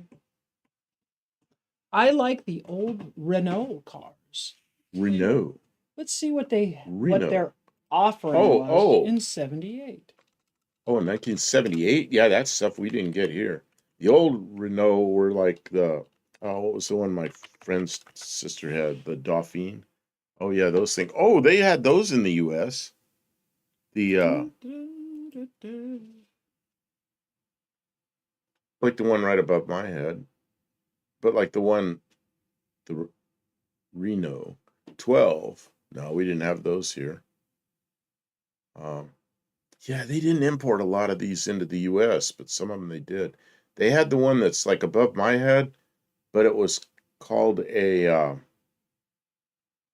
Lecar, That Lecar, was a remember? the car. And that was a high performance version of that body, I think. Mm.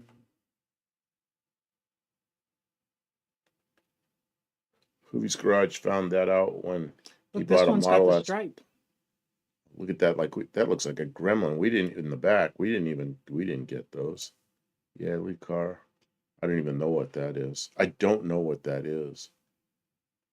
It says it's a 16. Renault 16, 78. So that's what they're driving in France, and we were driving fake Roadrunners. They weren't fake. I mean, slow Roadrunners. Mexican spec says they have the Renault 12 with those composite headlights. Okay, where's the 12? Don't know where the 12 is. Oh, above your head, right there. This one? Yeah. Okay. I like this one over here.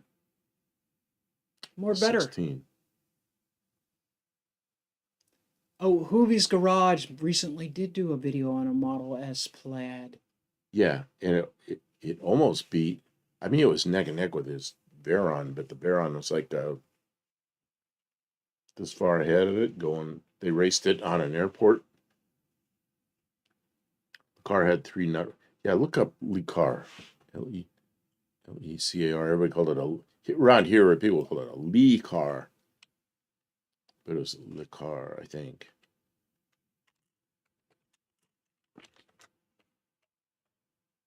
Yeah, there it is. 76 through 83. Yeah. I know a guy that had one of those. The guy was wealthy beyond belief, and that's what he drove because he liked it.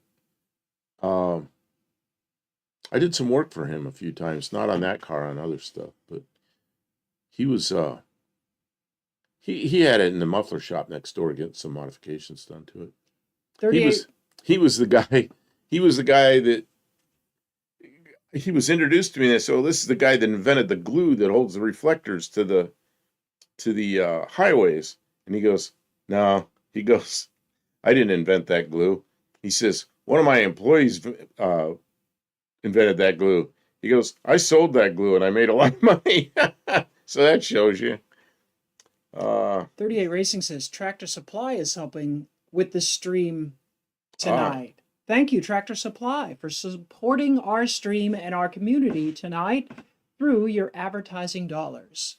Or pennies. I'll even say something good about Tractor Supply. Is one of my favorite stores. The only thing here where we are, it's all the way it's as far on the other side of town as you can get. So we don't go there very often. But when I was in Maryland, it was like right there. It was like a block away. And I was in Tractor Supply all the time. It's still one of my favorite stores. Tractor Supply is a good, it's a great modern hardware store. You know, yeah, like it's not. They don't have a lumber yard, but other than that, it's like a full hardware store, and they usually have nice people working there. I like Tractor Supply. Hardware and tools. I'm okay with being sponsored by Tractor Supply. That's cool. Tractor Supply at that welder I have, the one I really like, that 110, the 140 amp Hobart. They had that thing on sale. Yeah, that was an impulse buy. Because I wanted one and I saw it. It was like it was like $150 off. It's like, got that, walked out the door with it. Tractor Supply has welders for women too. What is this? It's a joke. Oh, the car made Motor Trend magazine's car of the year. The next year it was junk car of the year. Yeah, I never understood why people liked them, but yeah, people liked them. People like those things. There's one behind you too. Of course, if I move, you can't see behind you. But yeah, black one. Yeah. Man, that looks little. 3 lug nuts. So it says whatever there is, there are old and scrap cars. It would be great. They could be used. Scrap cars are rotting away in Istanbul. Yeah, what do they have? What's does anybody do something with cars, or do they just let them rot away? Oh, I'm sure in Turkey they do lots of things with old cars. Some Renault 5s here also had composite headlights. Yeah, it's something. I got a car now that doesn't have composite headlights. First time in a long time I've had a new car, 78, without composite headlights. It's got rectangular seal beams. Okay, should I bring up something else? Yes. But I'm not going to show you. I'm going to continue to have the Le Car, Renault Le Car. Oh, look at this. This is from Buddy Carfano, and I pop it up, and look what I see. Okay, hold on. Let's find... I forget how to make that work. Touche? Well, that's a lot of rubber underneath the back of that car. Yeah, that's my car with a lot of rubber under it. And somebody put those blue dot taillights I don't like. But the wheels look good, and it looks good without a vinyl roof on it. The tint in the back is not quite as dark as mine, but almost. We pulled that tint out of mine because you couldn't even see out of it in the daytime. Yeah, it was super limo tint. Yeah, it was limo tint. Let's see here. Tractor Supply is where I bought my 330 cranking amp mower battery for my 66 Mustang. Oh, about it. Oh, what are you doing? It's in my way. I keep staring. Oh, I'm sorry. All night I'm going, ooh, ooh, ooh, trying to look around it. It's not supposed to be that close. Okay. Let's see. Mower battery for my 66 Mustang, about 1/3 the weight of a car battery. When it works okay in your 66 Mustang.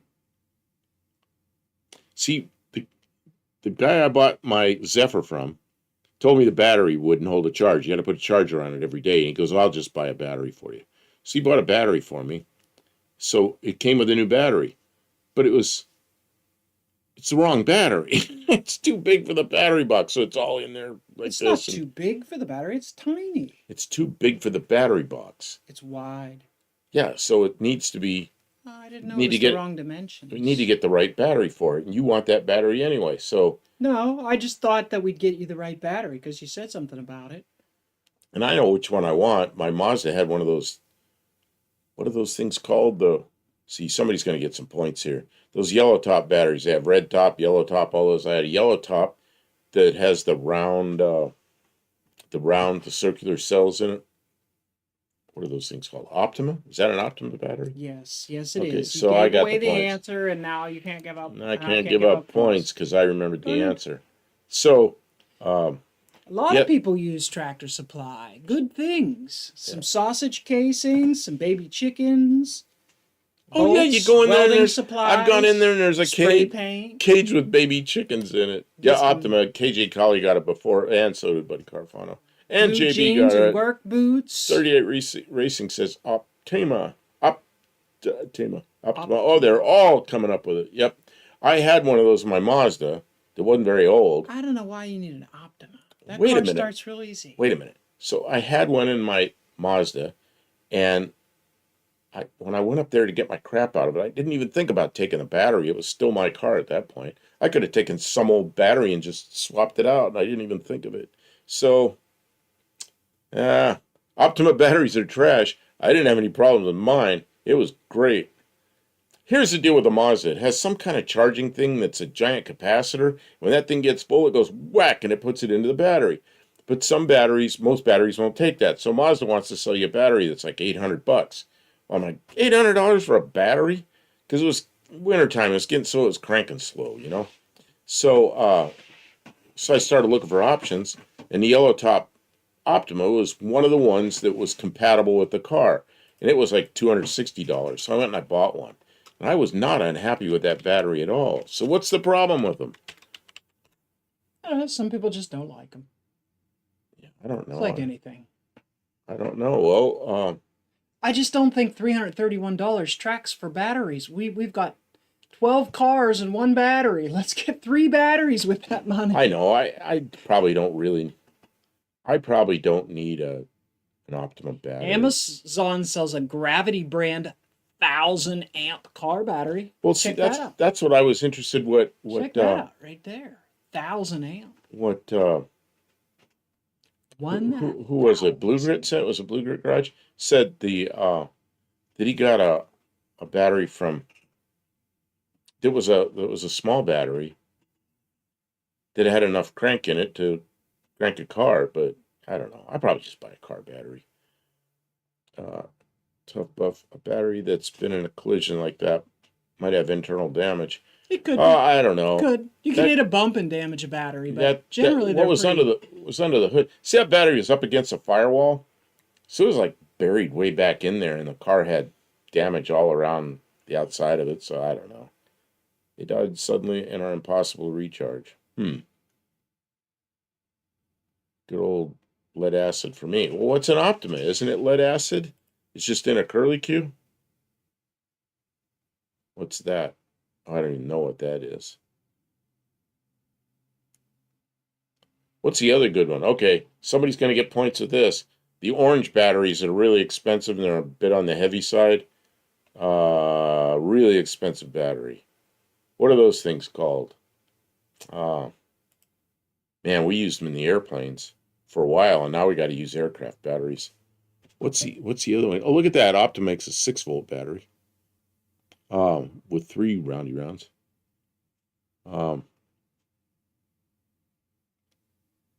Walmart had the. You know what? I had a Walmart battery in my van, but it failed, and the reason it failed is because the post started to come loose. You go up there, you could wiggle the post and get it to start, but not Optima. What's the other high quality battery? You're putting up Optima. Can't think of the name of it.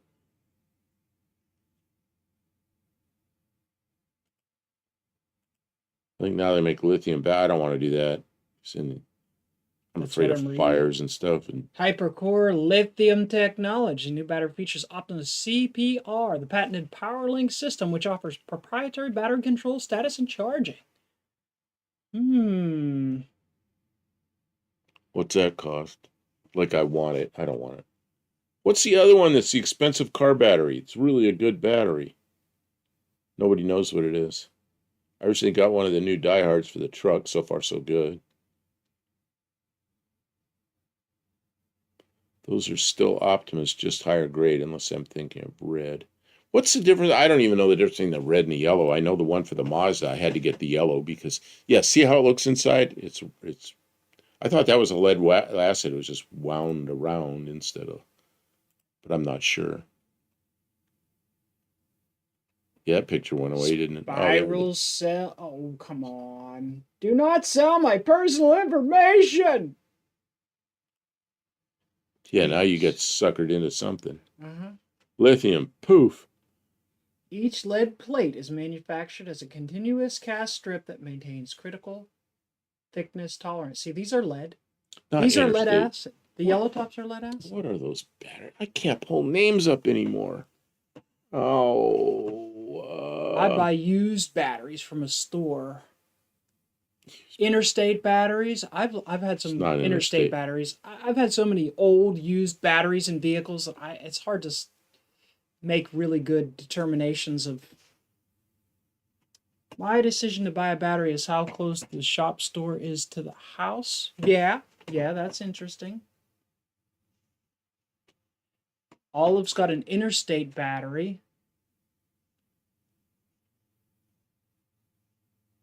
I'll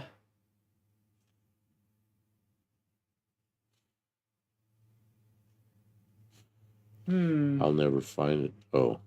I don't know. You know, at my local Walmart, for like $80 out the door, I can get the base, like 1-year warranty I battery? found it. What'd you find? Odyssey batteries. Odyssey batteries? ODYSSEY. Oh, power sports batteries? So you can find Odyssey up there. $425. Yeah, they're a bit expensive. Those are great batteries. They don't fail. ODYSSEY battery. Now you're gonna get something else there. Odysseus? That's not, but I wrecked it now.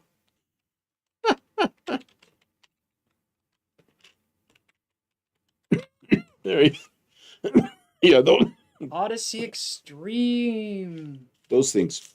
Man, I should have 1200. The problem with these really high power batteries or lithium batteries, dry cell batteries, those things don't fail. but you can't charge them with a standard charging system. You have to have a special charging thing. What's the one right behind your head? Something. Yeah. It's just a battery. I mean, I run those before, and they just charge. We ran them in the airplanes. Alternator? We ran them in the airplane that just had a big old Ford alternator on it. Yeah. It's just a battery. I don't know. But they're really good batteries, and they never, you could always rely on them. Okay. And I really like them, but, look at the price. I probably just need some freaking battery. It's going to outlast me anyway. I mean, in 2 or 3 years when it goes bad, just buy another one again. Whatever. I remember when top-of-the-line auto batteries were $75. Well, the value of money has changed. We better not get into that conversation, because what will happen is we'll get real mad and start complaining. Let's talk about trucks. Check out this 78 Ford F-150. Is that not a beautiful truck? I like the way the grill looks on those. I like that for 2 years. 78's a good year for Ford. Well, who has one of those? Famous YouTuber. Mook. Junkyard Mook. She's got a couple of trucks. Yeah, she has 78 or 9, one or the other. I don't remember which. And hers has the square headlights. Now, the Chevy, I'm not the biggest fan. I mean, it's a pretty truck. I like that. But that's not my favorite Chevy grill.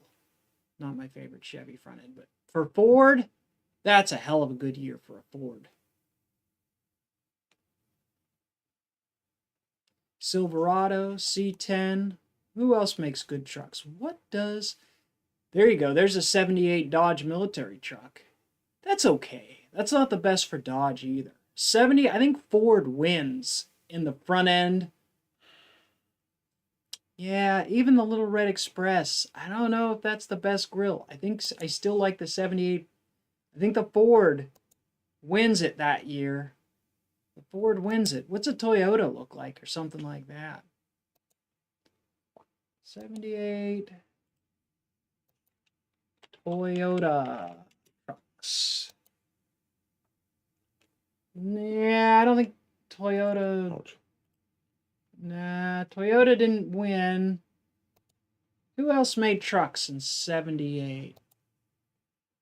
I'm downloading more pictures from Mexican Spec. Pretty sure Mook has an 87 Ford truck too. Yeah, that would make sense because it's probably the EFI truck. Is that the booger truck she calls it? I don't know. Mexican Spec sent pictures, and I just brought that up so we can see it when you're ready. Bird Bath hood. Yeah, I like that hood. Greasebelly Garage says, when I was a chubby little kid, I was sitting on the back of a VW Beetle above the battery, and it shorted the seat spring and caught the car on fire. Oh. I've heard of that before. There's supposed to be some kind of cover. Somebody did not assemble that properly. And the springs should not have been bare metal. There's a lot of things wrong with that situation. I do not think it was the fault of the child. Should be what did you say? Something proof springs.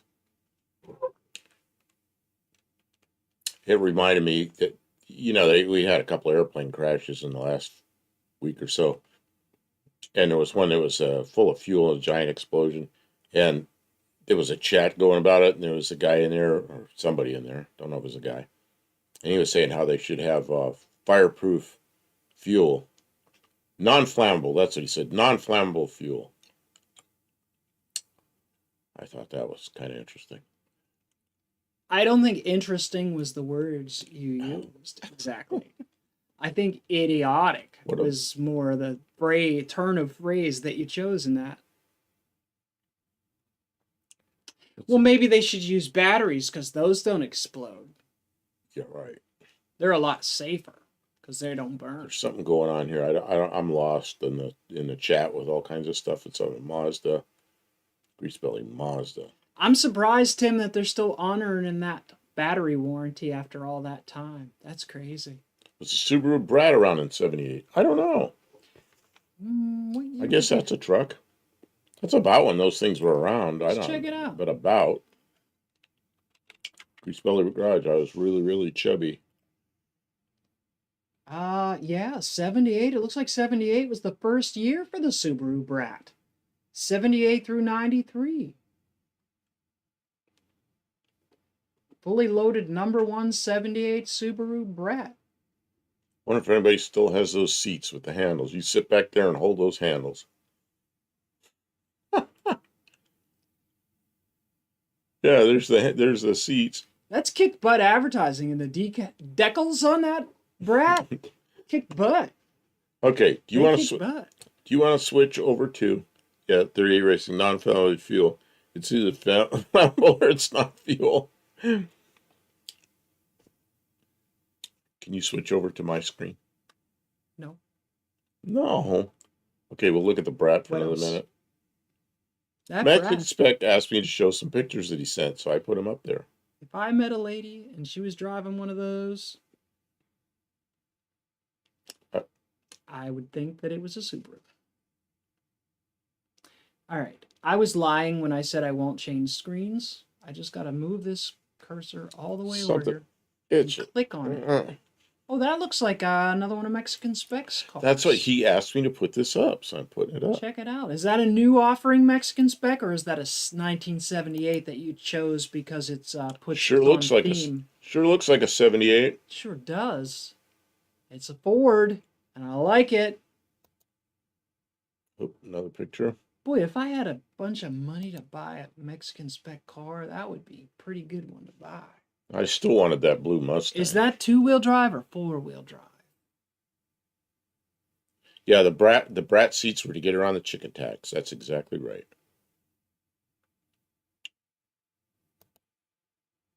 That's one of those pictures people put up so you look sideways.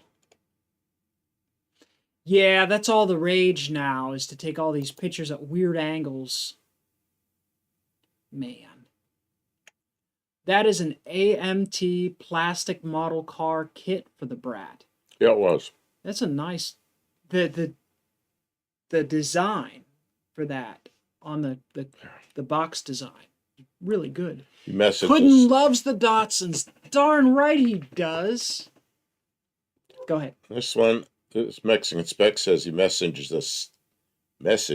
the seller for more pictures, but he never responded. Ugh. He probably already sold it. Yeah, he didn't really have any interior pictures. Oh, and you didn't have the 4-wheel drives there. Not at all? Doesn't Mexico have, like, sand dunes and stuff like that?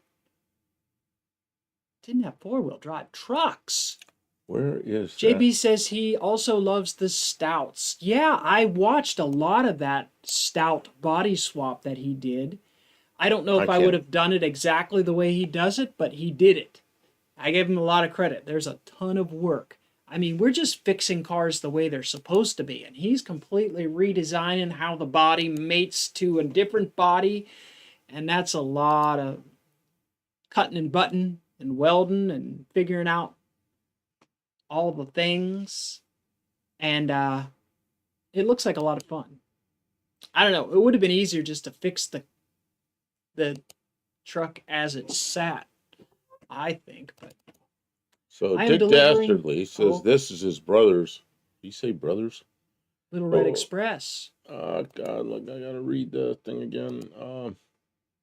My brother's 79, Little Red, my Dakota.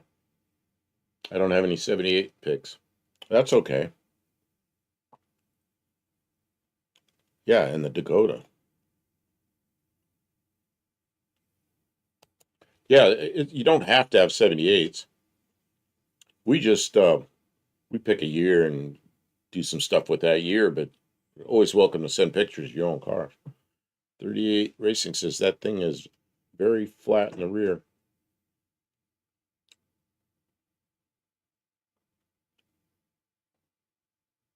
Happy long. The steering on those cars are nuts. I'm not sure which car that is.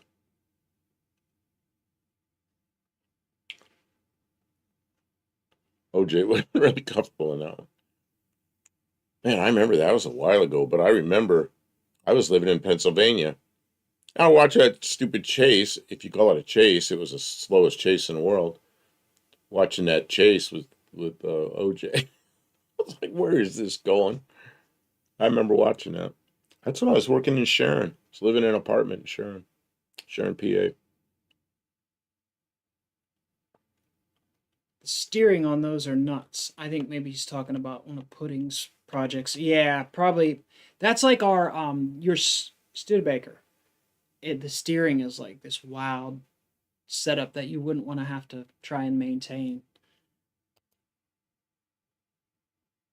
He has the other stock style. That's true. That's true. He has another one that's in better condition that he's going to keep stock. So I'm not really criticizing. I'm just speculating. If I were in exactly the same position as him, imagine I might do things not exactly the same because we're different people. I am entertained by his choices. I don't know that I would be even smart enough. Oh, the Toyota Stout? Sorry, I had no idea what you were talking about, Kim. Oh, that's okay, Patrick. It's fine. We were talking about Pudding's Fab Shop. He was working on a Stout, and he put it on a different... He did a chassis swap, I guess it's called. Oh, I don't know. Could be. Oh, you haven't seen it at all. I'll show you later. It's... I am looking at... This is a Mexican spec car. Okay. And it's just... But he had to... Well, that interior looks good. He had to go do something.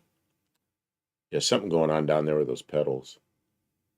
And then... oh, they've just got silly covers on them. That's a... Yeah, this is weird. It's performance thing. What do you call this thing? It's a Mustang 2, but it's a Mach 1 Mustang 2, which is kind of different. Levi's Backyard Performances here. Those wheels, how you doing, Dylan? The wheels date that car really badly. Yeah, but you know what? Those would fit on my car. Those 4-lug Ford wheels. But I don't want those on my car. I don't want those on my car. It doesn't work. Last year for the Mustang 2, 78. Yeah, you're right. The next year was a Fox body. Man, was that ever a good move. You know, look at that car of mine. Levi's Backyard Performance was here. Welcome to the stream. Farrah Fawcett sitting on the hood. What's that? She's an actress. I know who Farrah Fawcett is. She was really pretty when she was young, I think. You know when she died? I don't know the date, but I know what else happened that day. The same day Michael Jackson died. Oh. Because I was in a hospital. I was in a doctor's office, and they had a TV on the wall. I was watching it, and Michael Jackson got all the coverage, but she got like this much coverage. And I remember that. I remember it really well because both of them were fairly young, you know. Those wheels are 13. They're either 13s or 14s. What are mine? Mine are 14. We looked at the size last night. They're 14, but they're 4 lugs.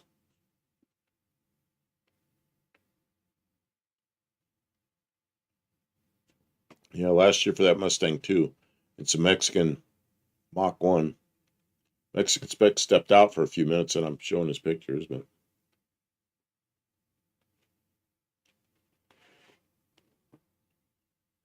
Most women are pretty when they die. They just don't look good.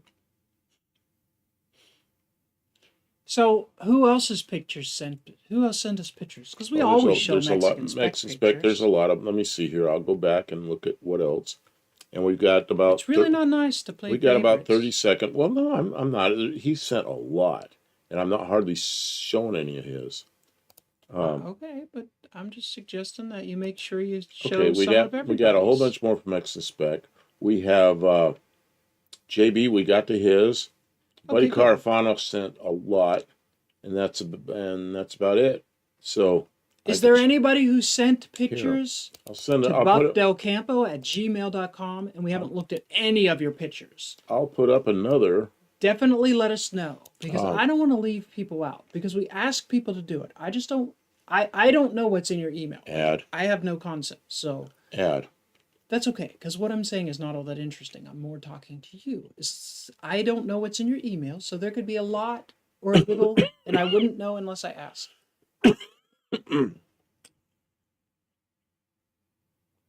Bang. Yeah. Yeah, the Mustang 2, Lugrit says not a fan of the Mustang 2. The only good thing about the Mustang 2 is that the front end was used on so many other things. But yeah, they were like a glorified Pinto. I mean, the Mustang 2 is probably the best Pinto ever built.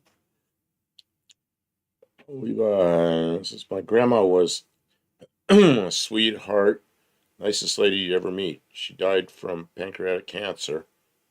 Life was flipped upside down while she looked bad. She was still a sweet old lady. Yeah, man. I'm sorry for your loss. And anybody that hasn't noticed the video, yeah, John Wilburn's mother died a week ago, and he put up a video about her. And it's a pretty good video. Nina Wilburn, she was almost always in his chats, and she was always at the No Name Nationals. She'll be missed. Yeah, it's never easy to lose people in our lives. Grandparents, we're all going to face that. So, but we have community, we have each other, and we have good things in life, so we go on. We do not just forget about it, but we go on in spite of the fact that and they would want us to. I know that the people that I have lost would want me to live richly in their absence. And at some point, I think we'll all end up in the same place. Hopefully. This is a Buddy Carafano picture. Except me, I'm going to heck. I didn't say that. I don't know why I said that. Don't say that. Sorry, that's a little bit of Tourette's popping out of there. Tourette's. A mild Tourette's. Straight to hell. Where is it? Oh, yeah, that's a Buddy Carafano picture, the Bronco.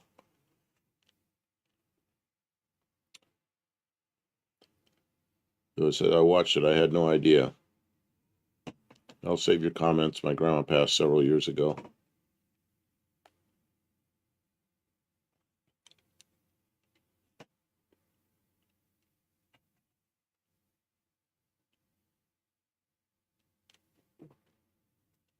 Yeah, Dr. Go, if you and anybody else, you just look up John Welburn's, probably his latest video. It's pretty interesting. Got pictures of John Wilburn with his mother holding him. He's about this big, 1978. Yeah, it really was. It was a heart-wrenching dedication video that John made for his mother's passing. If you get a chance, to click a like on that video and show John some support from the community.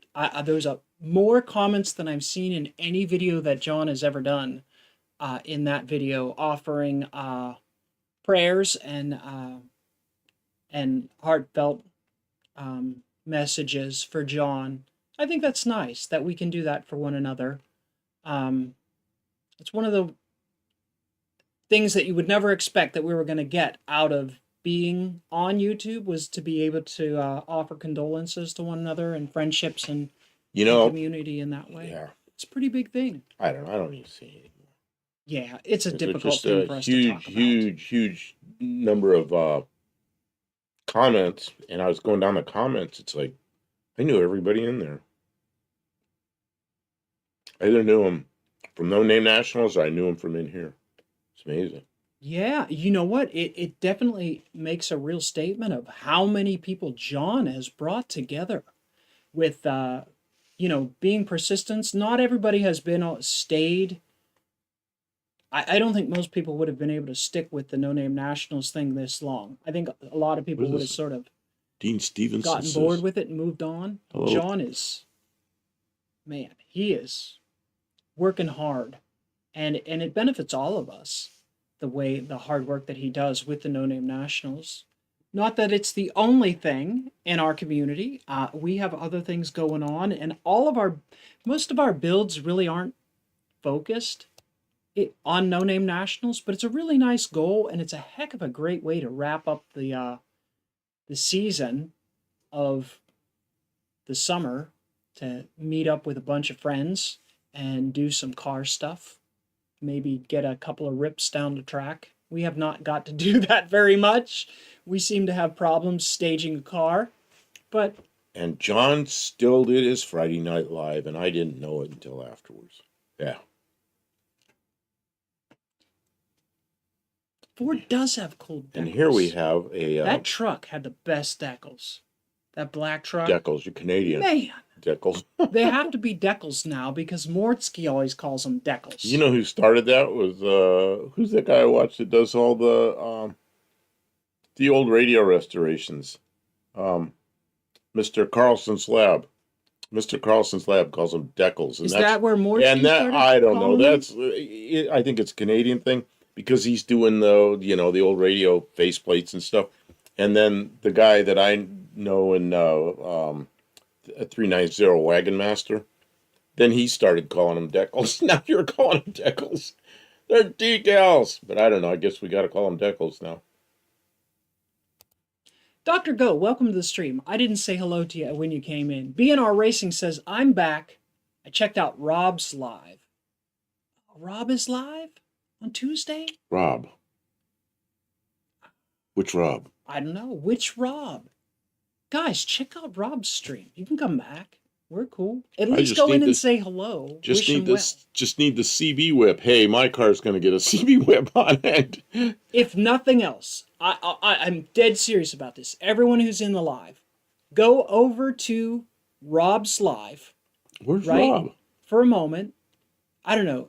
Can Mexican Spec put up a link to Rob's live? I don't know. I'm not which. Is it Rob's Rods and Streetcars and Customs? Anyway, go over to Rob's, click his like button, and leave a comment so that the algorithm sees his comments going. Say hello. And then you can come back if you want or stay there for a few minutes and see what they're talking about. We won't be offended. It's community time.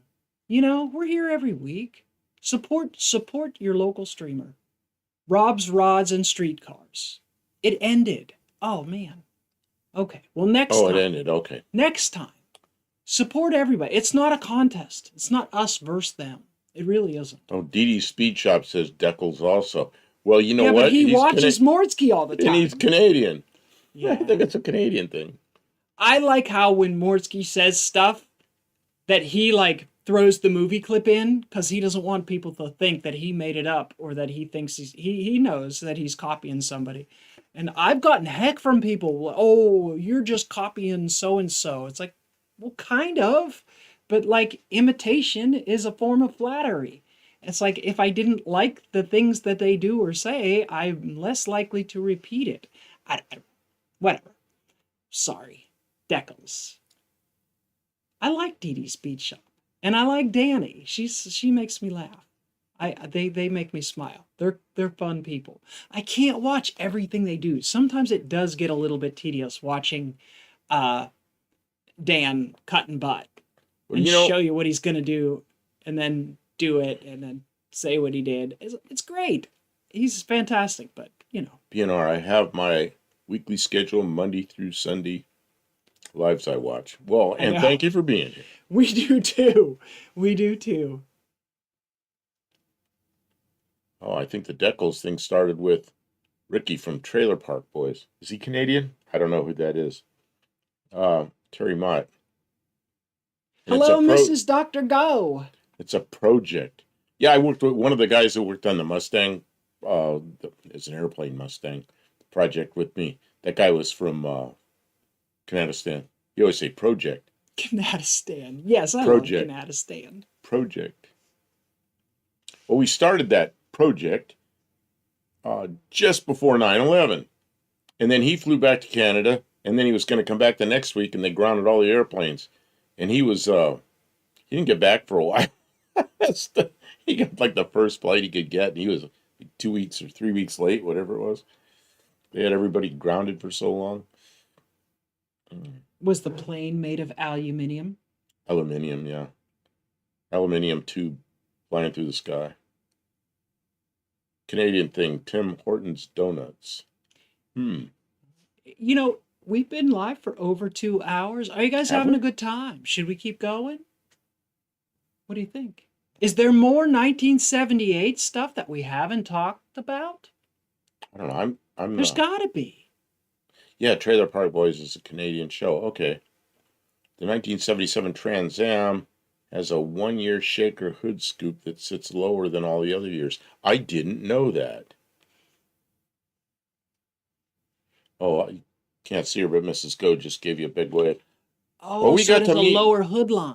We got to meet Mrs. Go and Dr. Go, No Name Nationals. And then when I got in that big old crash, they turned around and came back up. They saved our butts. They came back and really helped us out. So, yeah, we spent some time with them.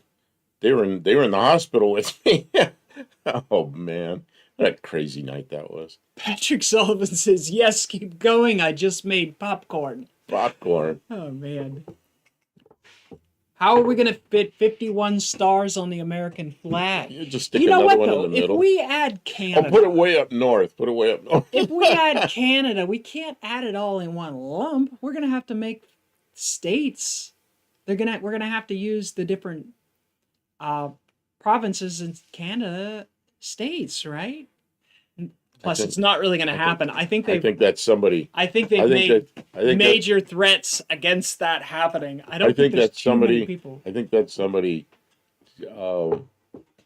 steering the media with some fun. I don't think that's real. Oh man. Oh, that's right. Z-Car. Bring up a '78 Dodge Magnum. I was like those. I doubt the owners did. No. People like the '78 Magnum. The '78 Magnum. That was what kind of a curvy one, right? No, you'll know. JB says he sent more pictures. Okay, where are they? Here's the thing I think of when I don't see more pictures. They probably not here yet. They're not. This is the one I think of when they say Magnum. Oh yeah, I remember that. I remember the covers over the headlights on that Magnum. Yeah, they were okay. I liked the one that was after that, the car that replaced it, which was it's just like Dr. Go's car, but it's a Dodge instead of a Chrysler. Murata. The Murata. Oh, I think the Murata's a great looking car. Yeah. But these were nice too. The 78, they were a little bigger. This is like a Cordoba, only it was a Dodge version. And I think this looked better than a Cordoba. Yeah. Oh. Yeah, Mexican specs. Get rid of California. There you go. Well, give them the Mexico. Give them the Mexico. Jeez. Yeah, here, Mexican spec. You get California. Wow, you could have California. Yeah, the Murata. I really like the Illinois too. Watch out! Watch out! Watch out! What's getting crazy? You know what? You're getting close. Somebody's going to recommend Massachusetts. All right.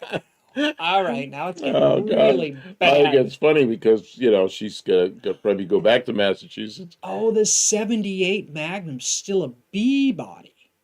That's why it looks so different than the Murata. So wait, now somebody was looking for the Z.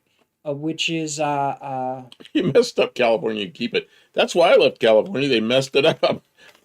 California is just it's a geographically wonderful place, but it's kind of difficult to live there.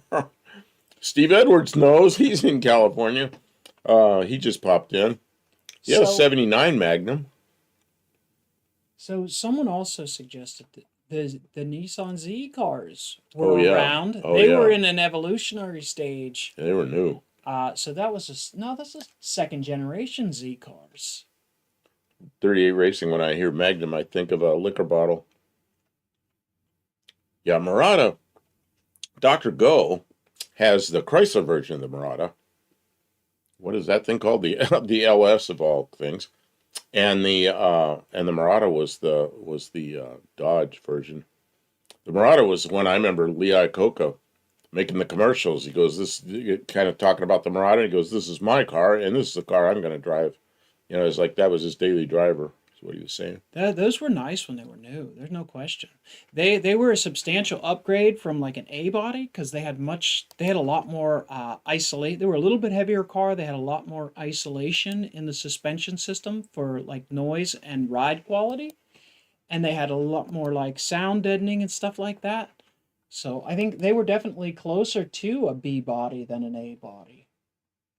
Pretty cool cars. I'm going to grab a few of these pictures of this. So there's some Nissan Datsuns in 78. Murata's a J body. Yeah, FJM body cars.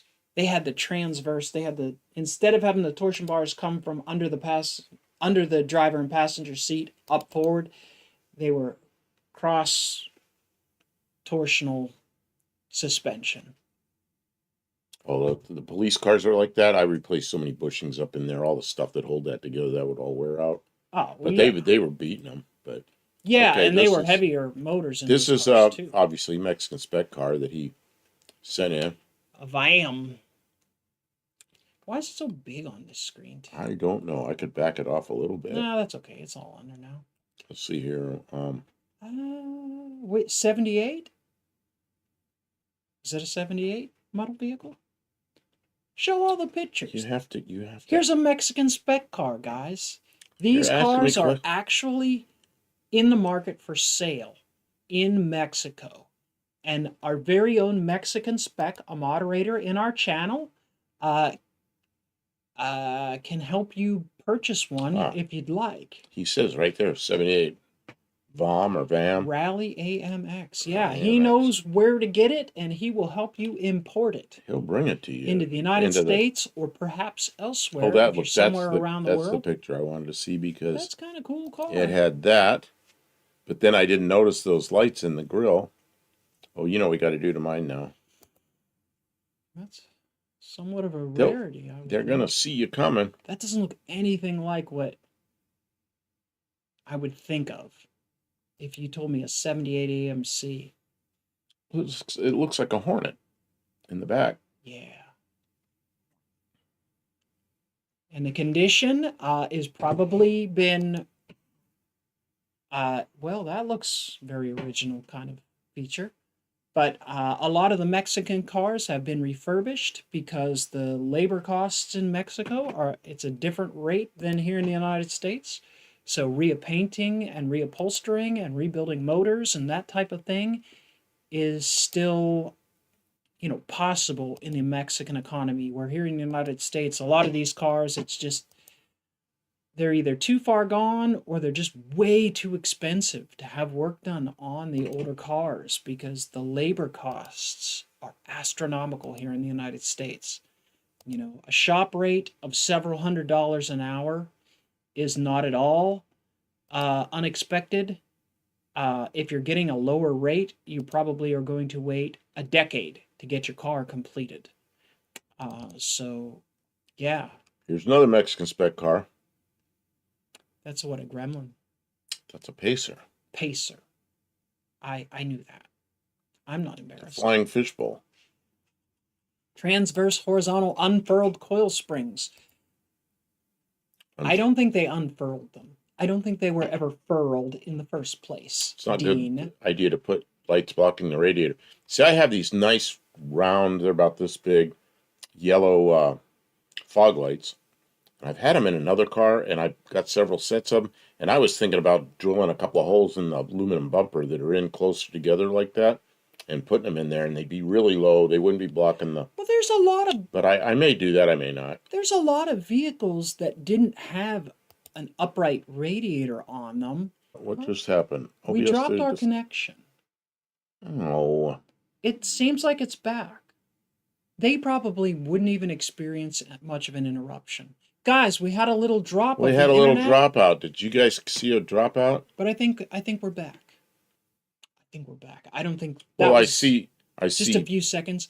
And OBS is smart. It will rebroadcast. So they probably saw like a glitch, but then it probably continued where it left off. So we might be on like a 2-second delay from where we were before. On a 2000 Ram Charger that had a quarter panel damage, it was 30,000 pesos to do a complete paint with the bodywork. That's about 1,700 US. 2 coats of color and 3 coats of clear in a booth. Yeah. But even still, who has that kind of money to spend on a car that's 25 years old? They didn't see the dropout. No, they Oh, didn't see it. it dropped out all right. I was like, oh no, and then it came We back. had some kind of internet interruption just for a moment. Luckily, we're back. So this is Mexican Specs Pacer.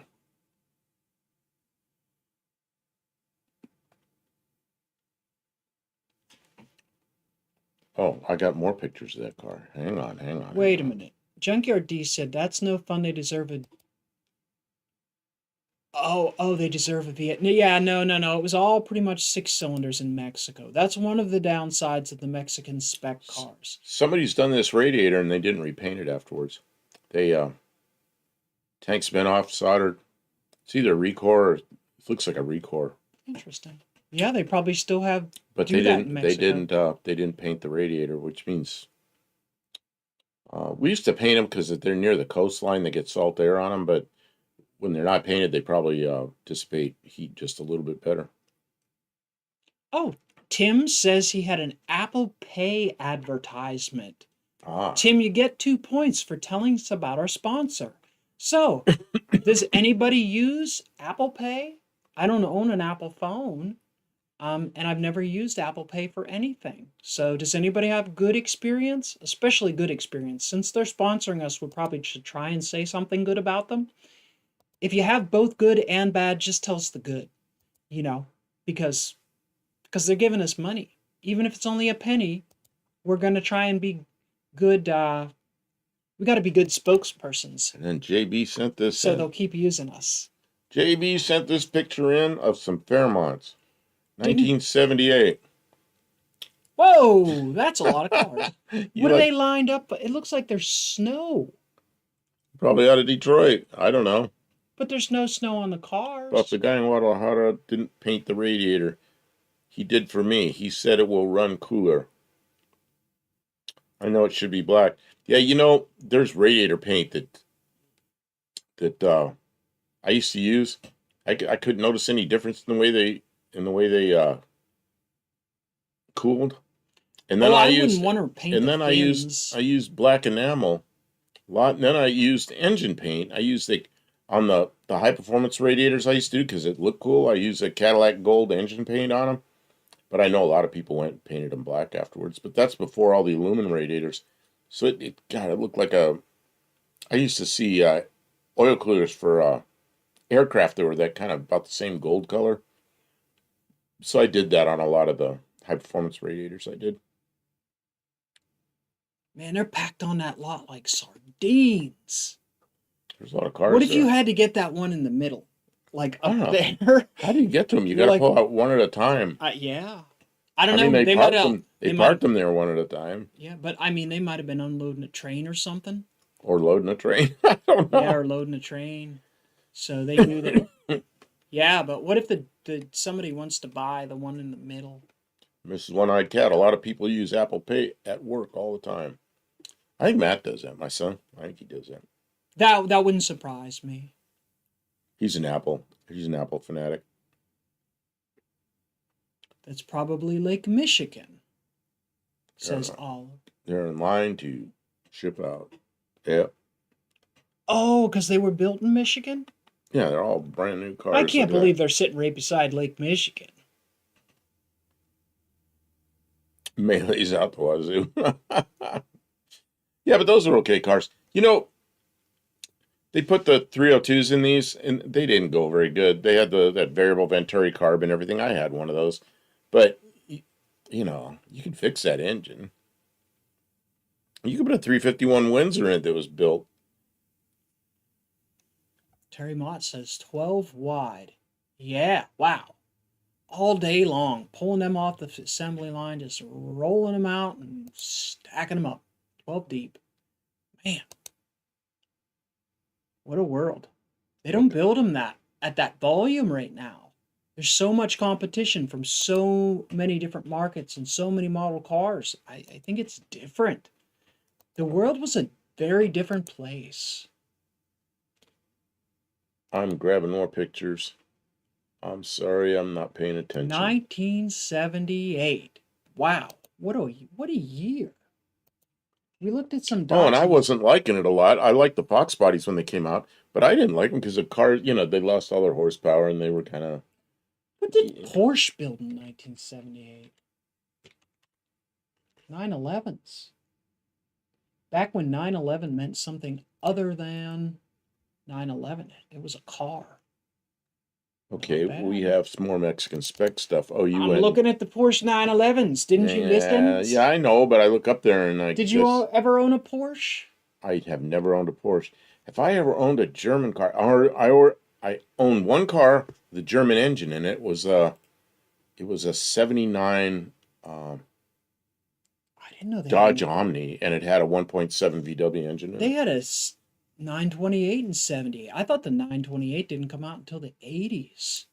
Jim's Fastback Garage says a 351 Windsor woke up 78 Futura. Yeah, I had a 351 Windsor that was just built nice street engine, and I had it in a 64 Ford Galaxy, and it came alive. Okay. Sorry, Mexican spec. We're going back to one of your vehicles.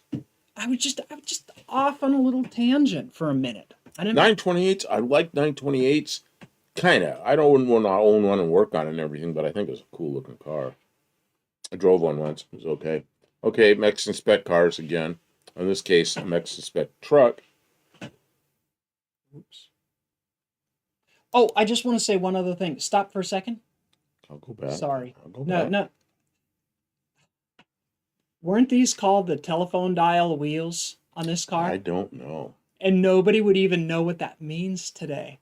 I never heard it. It's the first time I ever heard it. The phone dial wheels. Because see how their rims look like. Watching a video and they put a dial telephone in front of some young people. They're pushing the. Oh, they knew how. They're pushing the centerpiece on it, and I'm like, they knew how. Kidding me? They probably don't. They probably don't. Okay, Mexican spec. Does that say Hemi on it? Hemi Sport? I thought they didn't Tell me what this is. Somebody put a sticker on it. Decals. Okay. Let's look at the next picture. Maybe there's a picture of the engine. Well, it looks like a 4-speed.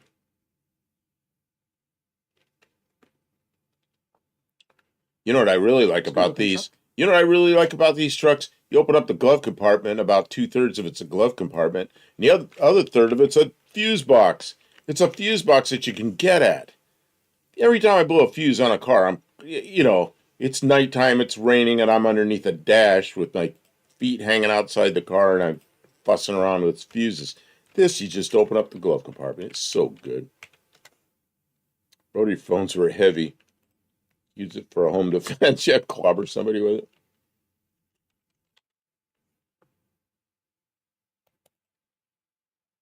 Yeah, look at this thing. This is pretty nice.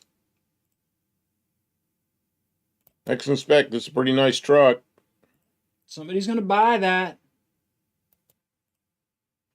Yeah, look at the tires.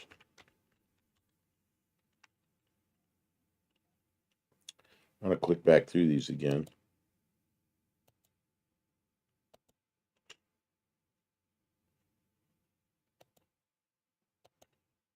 Yeah, look at that thing.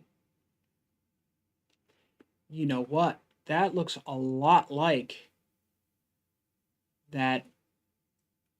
It's got the same cab as the blue 4x4 truck that's sitting down below the tree that I pulled the engine out.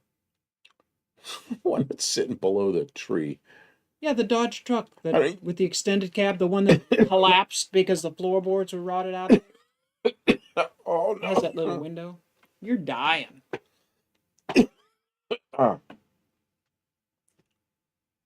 Jeez. You got so many trucks behind trees down there, I don't know. No, I don't. The You big got- blue you got, like, four-wheel trucks drive everywhere. truck.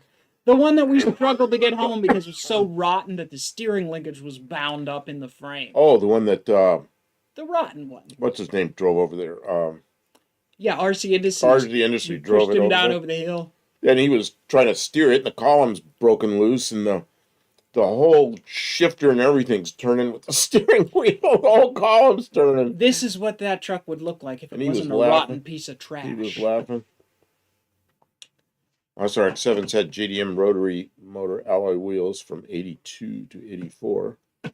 I bought my ex a 78 Nova. We had our first kid then. No pics of the car.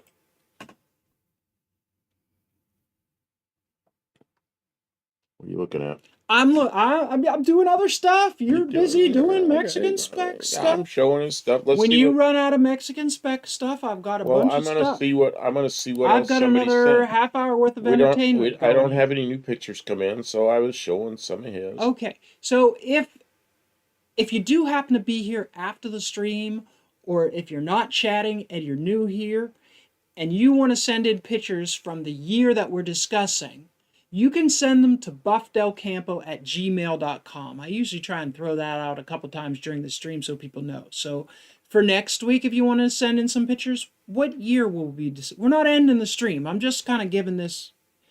What year do we have selected for next? Next week. Oh yeah, I haven't brought that up yet. I should. I need to say I have a note. Couple weeks ago, we let people pick years and we took them down in order. This was a good year, and next week's a good year. 1961. So next week we'll be talking about the year 1961. So, email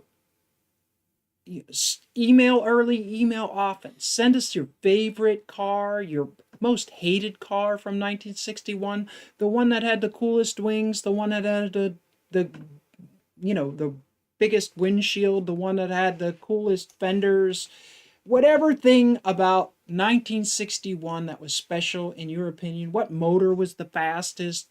Who won at NASCAR? What kind of 8-tracks were important in those years? 8-tracks. I don't know. My car has an 8-track. Yeah, 61 was an interesting year for cars. I'll bet it was. And we're going to spend the whole night talking about cars from 1961 next week.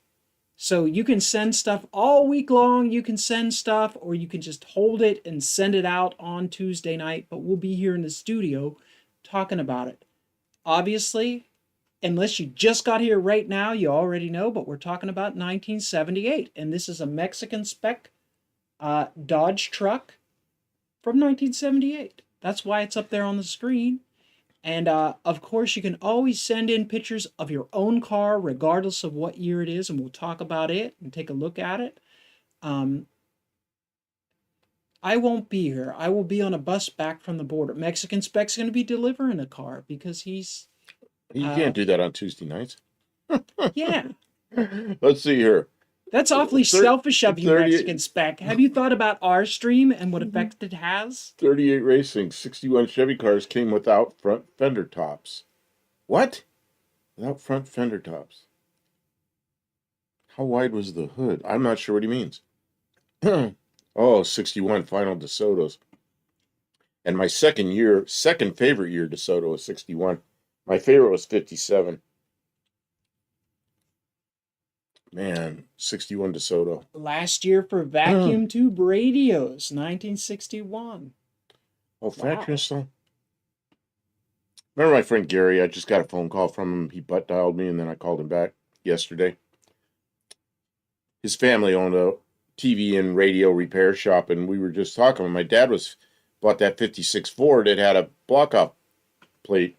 So we took it down to their shop, and they put a radio in it, a Motorola car radio in it, and it had tubes in it. I remember that so well. You turn it on, it'd sit there and go for 25 seconds, and it'd start playing music because the tubes had to warm up. You had a Rupp mini bike. There you go. Rupp made some cool stuff. Remind us next week, Tim. We'll look up that 61 Rupp mini bike. That will be a cool thing to look at. We're not going to look at 61 stuff this week. We're staying on 78. I have a bunch of stuff in this other screen that I'm about to show you guys from 78. B&R Racing 61 was my suggestion a few weeks back. That's right. We put it Who down said on the that? paper. Who said that? B&R. Yeah. Okay, yeah. So I wrote them down. B&R Racing wanted to do 61. We had 4 weeks ahead, and 61 is. How many more weeks do we have lined up? 61 is it. So next week we'll decide on the next one. Yeah, we'll line up a couple more weeks. I saw something up there a little bit. Mexican spec. 38 said it's from Rust. Okay, I understood that. There was something up there that I think Dick Dastardly I wanted to say something to Mexican spec. Go ahead. Dick Dastardly, from one fuse with power to turn signals. Well, that refers to the other thing he said up higher. I'll go back up there. But don't stay up there very long. I'll find him, though. We got to find what he said. Or was it somebody else that said No, something? he said it. There he is. That 78 Ram Chargers, you could hotwire them by hotwiring the turn signals in the fuse box, which of course is in the glove compartment. They didn't have long steering. Mom and Dad. Log steering, so they probably didn't have a lock on the steering. Lock. Okay, so Mom and Dad didn't know. Okay, go back. Okay, now you can go back. Borrowed the family Ram Charger at night, did we? To go out and have some fun, unbeknownst to Mom and Dad, did we now? I can't relate to that at all. I can't tell you that I was able to climb out the second-story window and jump off the garage roof. Oh, did you do that? Oh, I did that too. Oh, yeah. It was the same thing. It was off the garage roof. I was a bad kid. I was bad. I did that one night. Got my '64 Ford, and I drove to Santa Barbara from San Luis Obispo, 100 miles away, and I had friends down there and saw them, and then came back up, climbed back up in there, and they never knew I left the room. And I went 100 miles away, and I was like 16 years old. My parents would have flipped if they knew I'd driven 100 miles away from home. And they thought that I was in the room. See, and you could have just borrowed the key and made a copy. How hard would that have been? But Mexican spec. Happy birthday to your wife. Let her know that we said happy birthday to her. Oh, what's that? I missed that. And that even though she's, what's that? I missed his birthday or something. Oh, he was talking all about how his wife's.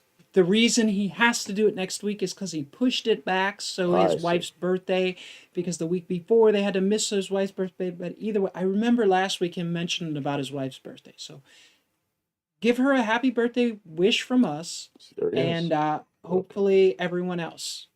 My mother and her siblings unhooked the Speedos so her dad wouldn't know. Such naughty children. And smart, too. Yeah, that's back when you could do that. Now, if you disconnect the speed sensor, the car won't run. Still logs it somewhere. No, the car won't run at all. If you disconnect the speed sensor, the transmission won't shift out of first gear. You know, my speedometer is kind of hard to undo. Yeah. But it's a cable. It's mechanical.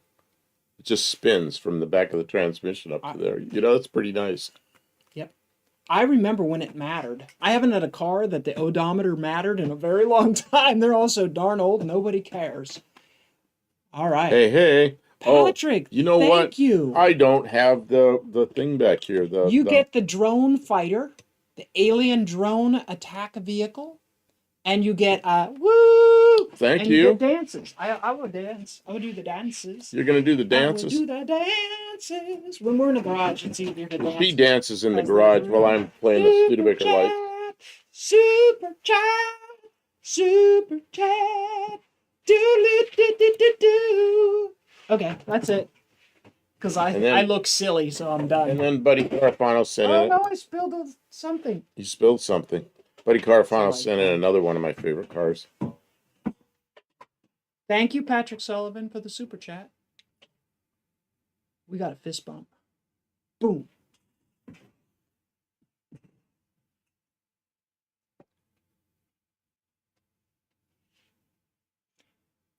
This is from Buddy Carafano. I got it. Oh, it's up already. Or I can make it bigger. There it is. Man, I had several of those. Oh yeah, you like those ones. I think, but mine never had that paint job. Portal window is very strange. Well, mine did have the portal windows. They made them without it, but I never had one of those.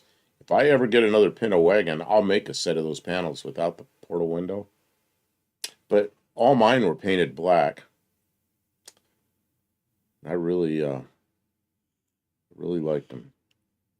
Bust out the glitter? The glitter. For the car or for just... And then before my drone, whatever this thing is, it's a... Predator drone? It's a... How come you come up with the name? Predator drone. It's a Predator.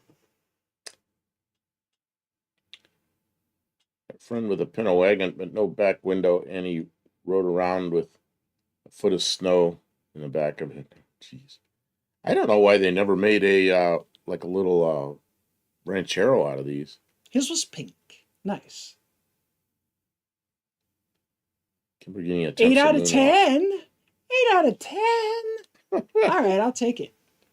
I was thinking it was more like a 6. So I'll take an 8. Buddy car farmer, my father would buy a car on hook speedometer drive a couple of years.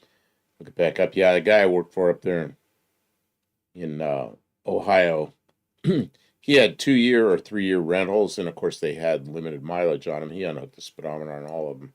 But then the cars got newer, and it's still, it's sensed somewhere else, and they could see. People used to do that on rental cars. They could see this is a lease car, and I think he was limited to 12,000 miles a year, and he put about 50 on, and then and that's part of the reason why they have the electric odometers that you have to send in to get updated with the VIN number if you have to change it for any reason. He get caught because it'd show up it'd still be registering the miles and the hours.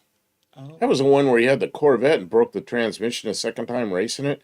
They covered it the first time on the warranty, and the second time on the warranty they said, wait a minute, we're fixing it, but you can't do this again because your back tires were going 100 miles an hour faster than your front tires. And he's like, they are logging your every move. They know what you're doing. Yeah, and now with GPS, they can track the exact distance you travel and where you go. And somewhere deep in the documentation, you have signed their right to do that, which is crummy. JB, I gotta move, Kim. I'm sorry. I gotta change my position here. I'm gonna stand up. There's like a pad under my butt, but I think it's wadded up. Something's wrong. Can you grab it? Try that. Oh, that feels like a pad again. I was on the edge of the pad, and that was really uncomfortable. Let's see. There was a Fairmont Durango. Yes, that thing had a very short bed, and the thing with the taillights tipped down. It was a. You can bring that. What's that? Fairmont Durango. Okay. It's just like my car. They took those coupes and they made pickups out of them. It was done for Ford by another company, and they sold some, but not many. And see, that's the same body as mine, but they made a truck out of it. Oh wow! Yeah. There weren't a lot of them. But see, the whole tailgate opened up, and the taillight went down with the tailgate, which is not legal anymore. And you see those on that, whatever color, that bronze-colored Durango, those are the hubcaps I had on mine, my last one, instead of those flat-looking things I have now. Okay, let's see here. Hey, Buff, did you scour Google Earth of my homestead from my call sign? I don't think I did. I may have looked up your call sign because I may have. I don't remember. I look up a lot of call signs when people are doing videos and they got their call sign. I look to see where they are. And if you look up mine, when I get mine, it'll have a P.O. box. Let's see.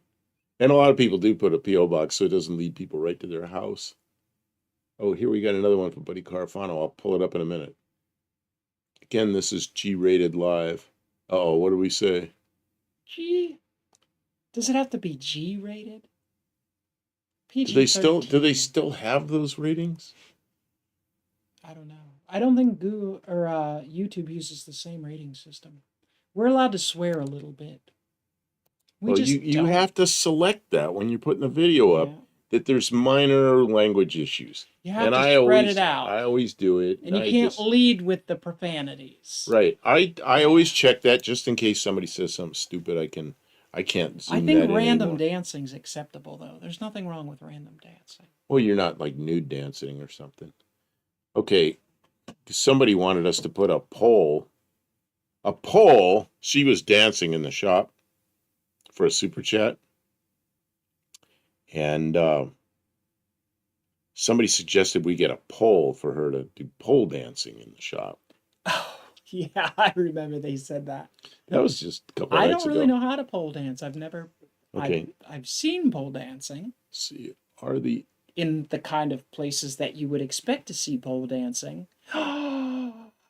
There was a lady in Pittsburgh, and one night we had a show. We would have entertainment shows that were at the club, and we would have monthly shows. Just once a month, we had a special show that me and my roommate would organize. So it was just a special thing, and we had an individual who was a very trained pole dancer, and it was nothing.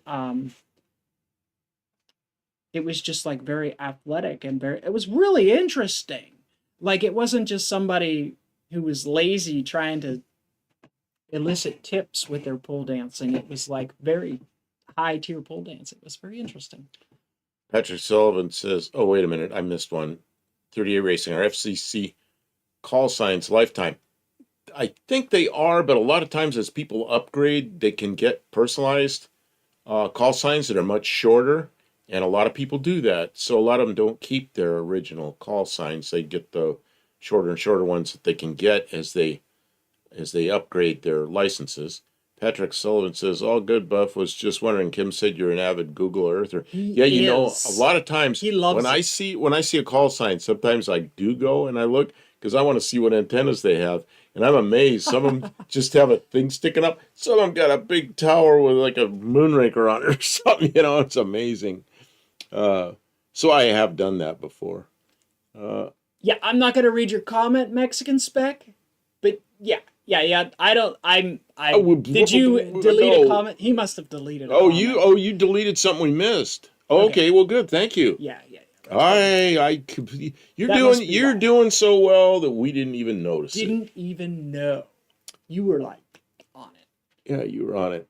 And then he had to bring up what it was because I didn't know that. Let's see here. Odometer only showed 30 miles more than when I left Memphis. Man, there's a friend of mine that was in San Luis Obispo, California, and the British came in there with a C-130. Anybody knows what a C-130 is? Big 4-engine turboprop airplane. They came in there and they were doing something with the American military. Well, they had a weekend off and they'd rented a car and they wanted to go to Las Vegas. They loaded the rental in the C-130 and flew to Las Vegas and drove around Las Vegas, loaded it back, brought it back. You could never get away with that in the American military. That would just never happen. Like they say, that wouldn't fly. But they did it. And then when they got it back, the rental car company had known where the car was somehow because of GPS or something. I don't know. But it only had like 30, 40 miles on it, you know. And they were baffled by that because they flew it there in a military airplane. Oh, man. 38 Racing, 10 years with 3-year grace period. Oh, I see. Oh, yeah. Yeah, as long as you renew every 10 years with a 3-year grace period. I think the rental companies... I didn't cuss till I went under the dash. Oh, yeah.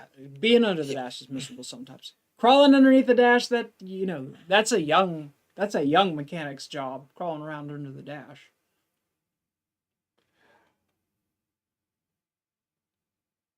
But what was I thinking about? Shoot. Lost my train.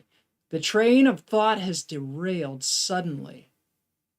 Darn it. Yeah, Steve Edwards, did you watch Sleeper Dude tear apart? That's what I was thinking, that comment. No, I did not. No, but a lot of times I do watch Sleeper Dude do things. A 270. What year is a 271 Hemi motor? That's an early one, isn't it? Was that I don't know. Is that one of those Fireball Hemis from the DeSoto or something? Or is it one from Australia? I don't know. Oh, I an don't know. I really don't. Australian I one. really don't know. No, Yeah, where I'll would have you to get look that? that up. Oh, it says I like how C-130s sound. Probably like it a lot less. Right in one. Man, I had friends that went to Guam. It was a trip I signed up for, but didn't get the trip. And they flew over there, maybe in a C-5 or something, or C-141. Well, they came back in a C-130. So a C-130 is a turboprop. I don't know how fast it goes, 300 or something. Not fast. And they rode all the way back in parachute strap seats from Guam on a C-130, and they stopped in Hawaii and then came to the mainland. And he said that trip wore him out. Mexican Spec says, Kim, Mrs. Spec says thank you. And we appreciate that. She allows you to be here with us when you could be spending all your time with her. But you spend some of it with us, and we really appreciate it. Oh, KRH 4800. That's a CB registration, isn't it? I think so. I'm not sure, but I think so. It's not amateur. Amateurs look different than that. Let's see. Oh yeah, here we go. Patrick Sullivan, Terry Racing. Said I know. My pops was WD9P. Has been reissued now. He's been gone since '93, and he must have been an amateur extra because that is a very short call sign. So he was probably knew his stuff. What is this? Mexican Spec allows? I said that Mrs. Mexican Spec allows him to be here. Well, and he's like, oh, she he doesn't does what he wants. pester you while you're doing this, does she? She could give you a hard time. She really wanted. Okay, never mind. Changing the subject. Yeah, Patrick says they said that the car with the Hemi 271 Hemi 279 271 Hemi was a 1951 model. What? oh, okay. Dodge? That would have been a 51 Dodge. Or that would have been one or of a the Discoto or a Chrysler. Yeah, I'm not sure. I don't know the Hemi. I Hemi did see some of that. Red Ram Hemi. Red Ram. Okay. I've seen a couple of those on Marketplace. It's interesting. It's interesting to have to be able to title your car. It's a Hemi. People love that Hemi name badging. But a little rich for my blood so far. Patrick Sullivan says no results from KRH 4800 QRZ. Yeah, and I think that's a CB. All the CB licenses that they used to that you used to have to get a CB license to operate CB, they purged those and they are gone. I wish they had kept that. Government they'll keep all kinds of stuff, but they won't keep something like that. There's no money in it for them. Yeah, that'd be kind of interesting because I remember some of the CB call letters from friends of mine back when I was a kid. KKX 9535. That was my neighbors right up the street. That's what got me interested in CB when I was, whatever it was, third grade or something. I built my first CB radio was a Heathkit walkie-talkie, and I built it with my father's help, and it worked.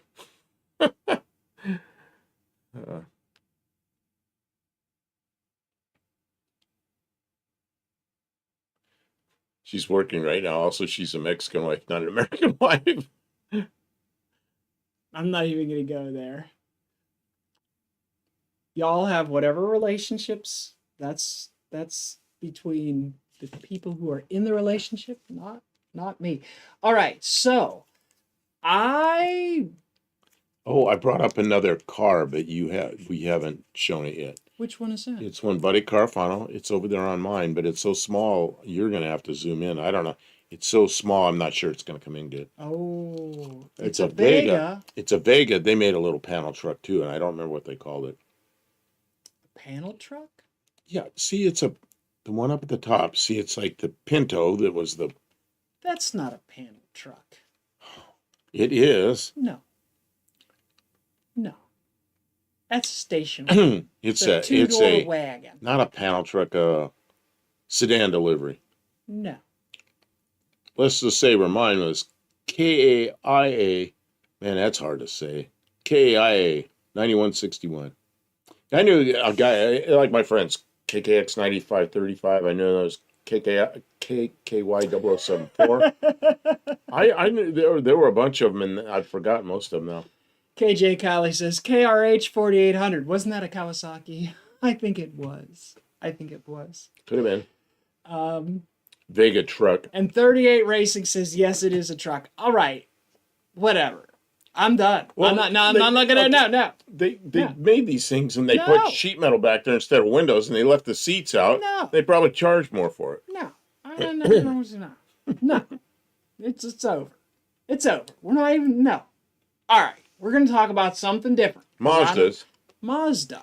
Someone said something about the Mazda RX-7. Look at that. There's one I never seen. 78 Mazda 929 with the stacked headlights. Never seen that. 929. I have never seen that.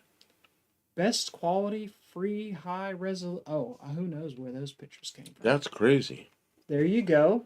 Mazda also made a 323. And they also made 4800. 4800 is huge. RX-7. And what was that one that was really pretty looking there? Oh, well, let's scroll back up. There was a pickup truck. Where is it? Somebody made an RX-7. Go back down. A green one. Go back down. Green one. So they made it into a pickup truck? No, I think it's just painted as such a way. Oh, I see. Yeah, the window. There's a window there. I thought somebody had pickuped it. And then this is an RX-3. Didn't you say you worked on some RX-3s? I worked on a lot of RX-3s. Have you guys ever heard the story he tells about the RX-3s? Oh, the old Mazda rotaries, those things that people had let them deteriorate, and it happened pretty quickly. They put water in instead of coolant things, and then they'd fail. And you get water in the combustion chamber, and then they lock up. And then they'd sit there for a while, and then I'd put an ad in paper. Back on the paper, you did that, and it just said, Mazda trouble, call us. The most effective ad I've ever run. Mazda trouble, ? Call us, and a phone number. And we had a lot full of Mazdas, and we rebuilt a lot of Mazda engines. And then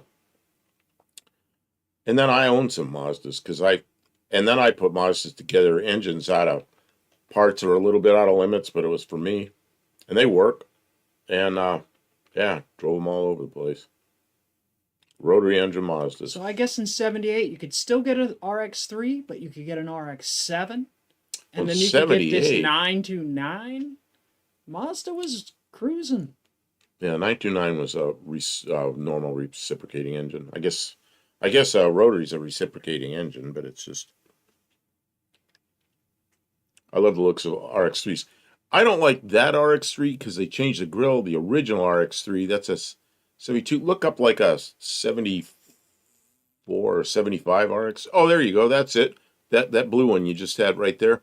Yeah, I like that nose a lot better. That's a sharp-looking car. Yeah, I had a wagon like that. Was my first one. Then I had a coupe like that. And then I had probably another wagon. But I'd get them dead, fix them, and drive them. But I got tired of the rotary. Mexican Spec says the 929 was not sold in the U.S. Yeah, I'd never seen one of those. Yeah, 323. 323 was a conventional engine. Yeah, I had 323s and a 626 I had once. I never had an RX-4. I never had the bigger engine, the RX-4 or the rotary pickup. And they had an 80-inch engine. And the other ones were 70 cubic inches. It seems like the B2000 must have just been introduced or was about to be introduced in 1978. It says 79. But that was also, what car looks like that? Ford Courier, same body. Oh, okay. Okay. All right, so there's some Mazdas. I don't want to be only American cars. I think it's cool to talk about everything that was offerings in 78, and that's why I looked up Mazda. And then another one that I looked at was Jaguar. Anybody like Jaguar? That's what a Jag looked like. XJ6 was in 78. What else did they have? XJS, that's a Cannonball Run car. Oh, you know who did that? Who? That was Gas Monkey. What's his name? He drove one of those on Cannonball. I think he won the race. 4.2 V8? Didn't they have a 12-cylinder or something? I think that's a 12.2 V12, I think. 4.2. Oh, 4.2? I don't know. Oh, that's the older one. That's the older one. I'm sure they had... Jaguar.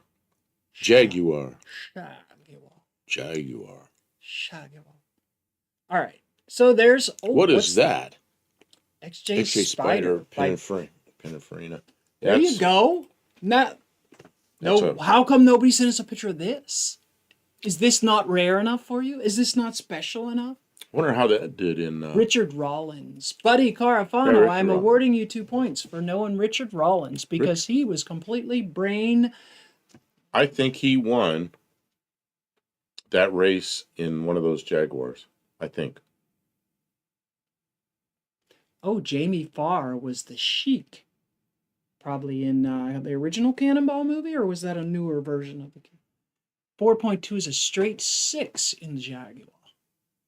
Oh, okay. Those ones, all those little pucks to adjust the valves, those little shims and everything. You ignore my post too often, Kim. What you miss? I'm sorry. You can I gave Buddy points instead of you. You can have 2 points too, Mexican Spec. Mexican Spec, I looked up and I saw the name. There's Rick Shea. Rick Shea from Henderson, Nevada. My friend from Henderson. Welcome, Rick Shea. We're talking about cars from 1978, and we looked at a lot of American cars. So, I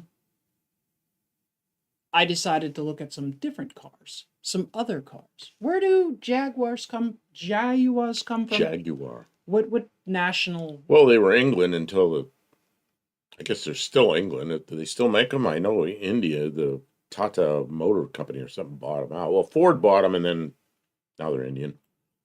Did they make a Volvo in 78 yet? Volvo, now we're talking. Oh, there's the standard boxy Volvo. That's Olive's territory. 78 Volvo? There's what a Volvo looked like in 1978. The 244, the best Volvo ever made, supposedly. I like the body style on those. They're kind of boxy looking, but I kind of like them. Volvo. Yeah. That looks very utilitarian. And if you ever open up the hood and look in there and there's a little 4-cylinder, you look at all the space and you go, any American V8 would fit in there. And you know how much fun that would be? Yeah, and I think they were good handling cars, weren't they? They were super safe, too. Wasn't that one of Volvo's like big selling points is how safe they were? Yeah. There you go. The Countach. Okay, I'll bring up the Countach as well. Came up in 78. Olive says the 242 GT was iconic. Where's that?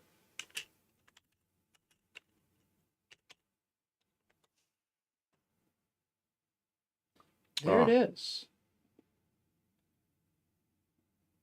Runs 8s.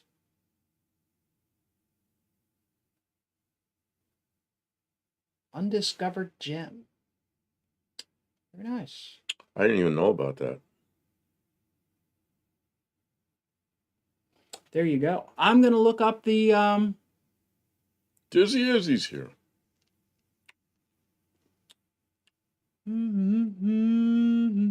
Countach 400, huh? You just look up 1978 Countach.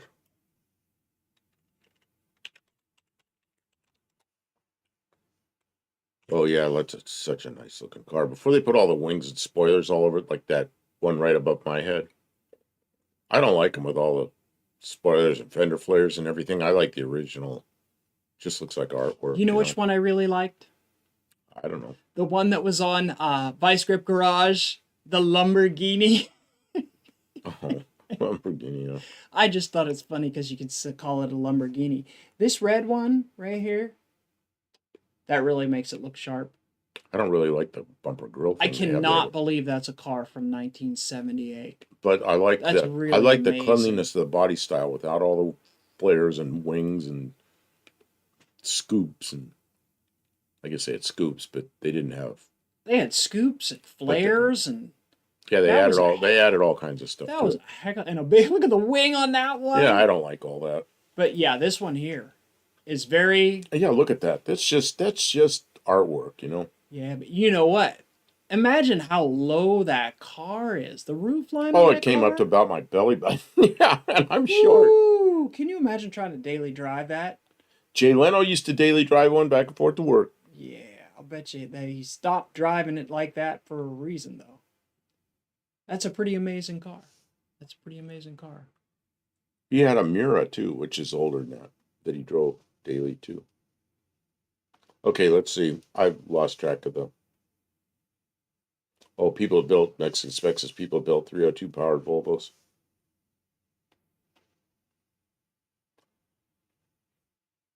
Yeah, when I open up the hood on one of those, that body style Volvo, the first thing on my mind is always like, look at all the room in here.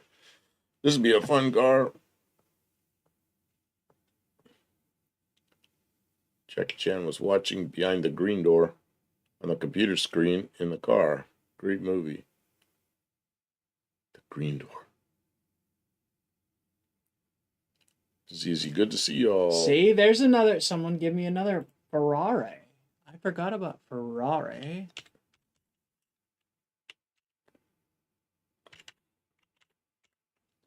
Let's see what the choices were. The 308. Was there any other special? 308. Ferraris? That looks like the copy of the Mira. That looks like the car from Magnum PI. Is that the same kind of Ferrari as Magnum PI used to drive? Could have been. What color was his car? Was it red? I thought it was white. I'm not sure. White. And then I kind of laugh. I go, it's a copy of the Pontiac Mira. But It is not. It was the other way around. I know. And then they sued him, made him stop. But there's a bunch of Miras around. Man, I'd love to have one of those.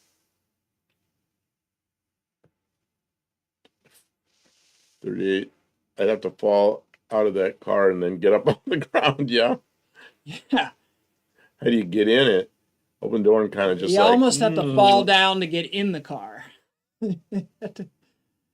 But darn, too many high mileage Countach.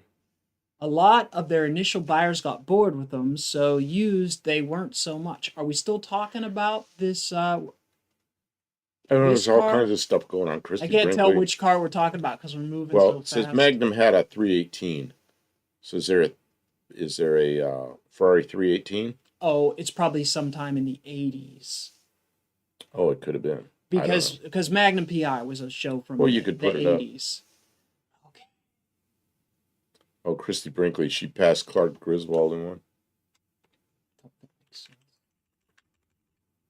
Is that where he tried to keep up and then got stuck underneath a truck? On Jay Leno's garage, they're showing getting in, but I want to see getting out. The 318 still looks a whole lot like the 308. Yeah, the nose is different. Yeah, oh, wait a minute. Where's the 318? Oh, above my head. This one's the 318, and then the 308. Yeah, they're very similar. Is like this. I guess, the nose is a little different. Ferrari was a small company, wasn't it, at that time? Yeah, they made their styling, and then they kind of stuck with it. 78 Dodge Ram Charger top hand. Dizzy Izzy. That's the first one Dizzy Izzy. Welcome to stream, Dizzy Izzy. That's the first one that Dizzy Izzy called out all night. So, somebody did mention the top hand earlier, but I never brought it up. So, the what one? Oh, top hand Ram. There you Charger. go. That's cool. I never even heard of that. Check it out. It's bigger over here than it is over. Why when I bring it up does it get smaller? Get smaller. Jeez. There's not a lot of examples of this. A rare gem. Pretty nice. Very good. And then Excuse me. Buddy Carfano brought up another 78 442. Oh, what? I got it on my screen. Is it an Aston Martin? It's a 78 442. It's another 1978 car. I said it was a 308, not a 318. So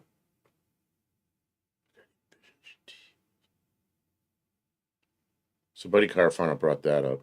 I remember when those came out, I thought it was a really weird body style. I thought it was really strange. I remember those.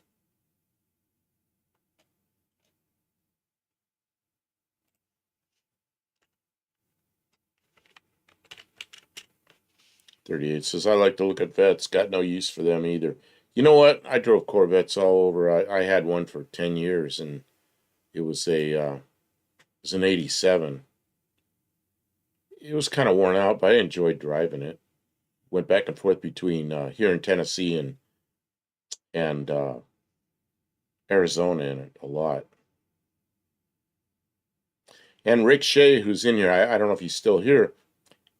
He and I were going to get in that Corvette and go out to Rachel, Nevada from Henderson, but we never did. And we were just talking about that the other day. And yeah, I kind of wish I would have done that. Maybe we'll do it. Maybe we'll do it in the that trunk line is all wrong. The back side of that car. Yeah, they did that. I don't know. Oops. I'm on the wrong thing there. Sorry. I didn't really like I'm trying to find my cursor. I should move over there. Okay, let's see. Mexican Spec says there's another car that he wants me to bring up. He sent me a lot. Sorry, Mexican Spec. I'm just not showing them all. JB says he knows who owns that car. Dizzy Izzy, we looked at the Dodge Magnums earlier, and I have some stuff I want to look at for a little while yet still. I don't know if we'll circle back around to a Magnum. Do you need the screen? I will very soon. You're bringing up some more Mexican Spec cars? I'm bringing up pics. Yeah, I'm just download them.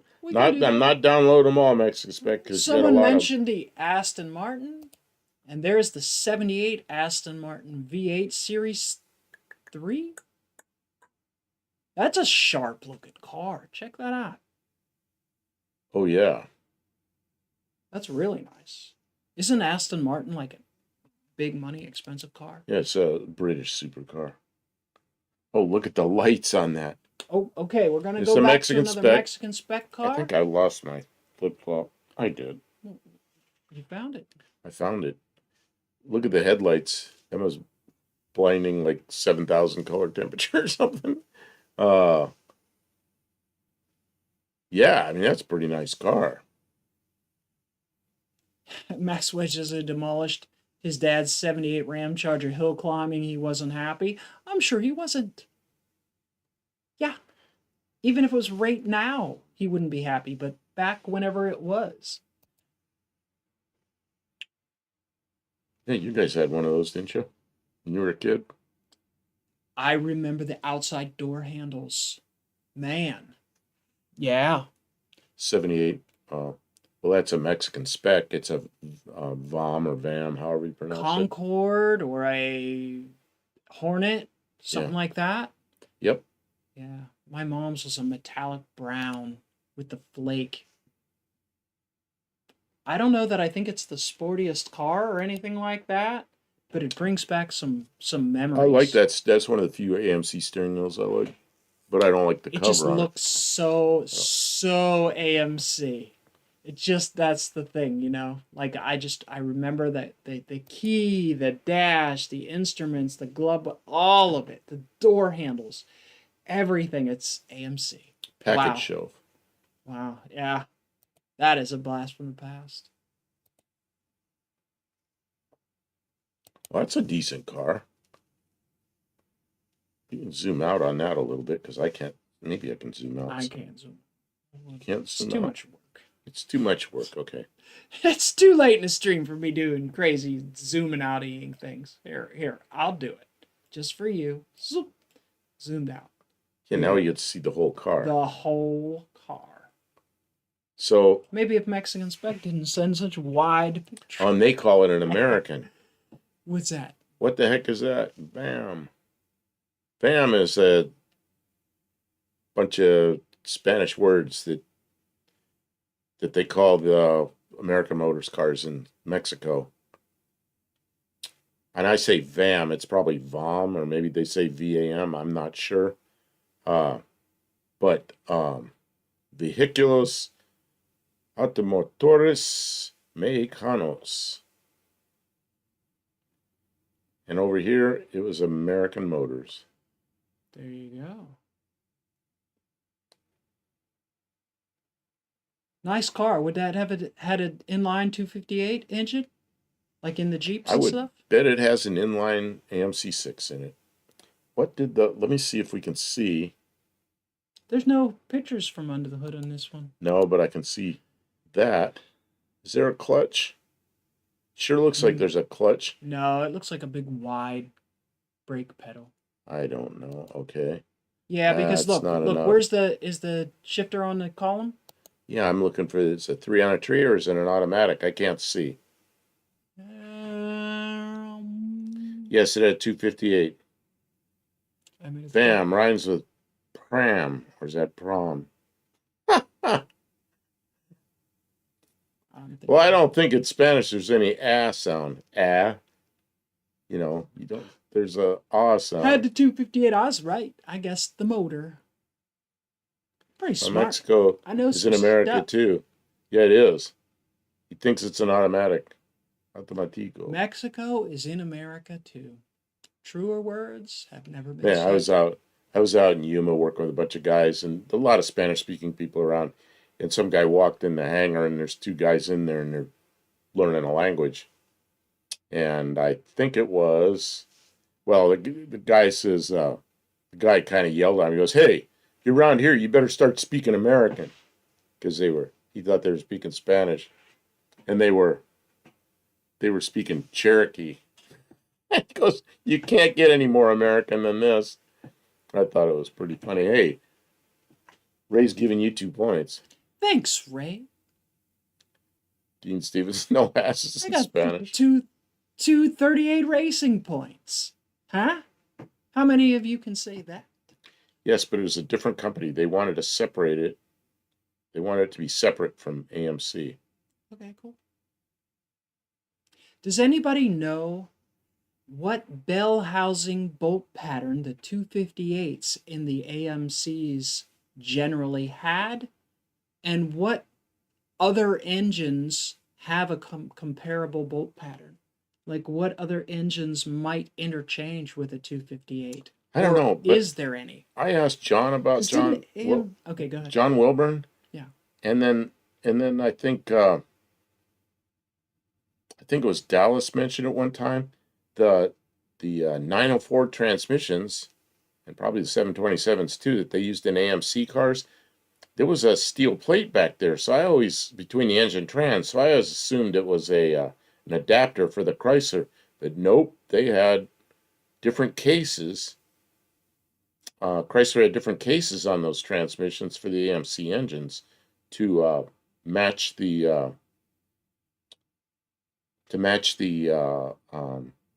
AMC engines. So they actually had AMC, 904s made for AMCs. Yeah. I just noticed something. Johnny Zapata. I mean, learning a language is difficult for some people. Johnny Zapata, are you a relative of Raymond? I guess I would expect that you might show up here if you are. And if you are, I'll tell you when you are. I'll talk about something really cool. Let's see here. Mike, not in the United States, but still American continent. Yeah, of course. All the AMC TFs had specific cases. There were SMC Turbo Hydro 400s. That's right. But they were all AMC specific bell housings, huh? I didn't know there were Turbo 400s. You know what? In the male Jeeps, I think they used Chevy stuff, Chevy transmissions. I didn't know it was a 400, but I mean, That makes sense because of the time period. Okay, just linked 258 with Jeep. Okay, I just linked 258 with Jeep. JB, early 1970 DJ5 male Jeeps could have power glide with Chrysler bolt pattern. A power glide, Man, yeah. I had a bunch of power glide transmissions over the years. Never had problems with them. I mean, it's only a 2-speed, but I never had any problems with them. Yeah, I guess they made. I'm hoping to hear from Johnny Zapata, but he's going to disappear on the above into the chat. DJ5 male Jeeps from 1970. Those are cool. You see them every once in a while. Am I going to show that he wants me to keep showing his cars? Just a minute here. Oh, well. Kim's telling me, you showed enough Mexican spec stuff. Mexican spec says you're going to show more of my cars. I just... all I meant was, if other people are sending stuff in, don't ignore everybody else and only show Mexican. It's not that I'm against showing stuff that Mexican spec sends. I just spread it around a little. See how well he moderated in here tonight? Kick some fool out of here. The 401 Wagoneer could have the AMC Turbo 400. He kicked some fool out of here and I didn't even notice it. That's how smooth it was. But was the AMC bell housing pattern common to all the AMC engines, or did the different AMC, like AMC made a 360 V8, didn't they? Well, all the V8s of the last type V8s, which was the 290, 304, 343, 360, 390, 401, they all look the same on the outside. There's no big blocks, small blocks. They were all the same. From AMC, you mean? From AMC. And did they all use the same? I think they all had the same pattern. And was it the same as the 258? That's what I'm asking. See, that I don't know. Okay, Mexican spec has sent more. Or the Buick V8s for a few years on Wagoneers. I'm lost. I lost. Oh, those are interesting wheels for a Volkswagen. That looks like a small bolt pattern on a Volkswagen. What year did he say that was? Well, the Volkswagens went from those big, funny-looking wheels with the tabs to this. I don't know, sometime in the 70s maybe. Okay. I don't remember when that was, but I remember it happened. What did Pontiac call their version of the Power Glide? Does anybody know? Ooh. They didn't call it a Power Glide still? I didn't realize they had their version and they called it something different. They called it something else. Okay. This is a 78. Once again, we're 1978. Pole Barn Garage just did a Wagoneer with the Buick 350. I watched that. He got it running and then they painted it. I watched both of those videos. I like watching Pole Barn Garage. I don't enjoy everything he does a lot, but he's entertaining. Did anybody see, like, they have the outside the barn, but his son also has a channel. I forget what that one's called. It's very small compared to the others. It's a 1978 Volkswagen. Okay.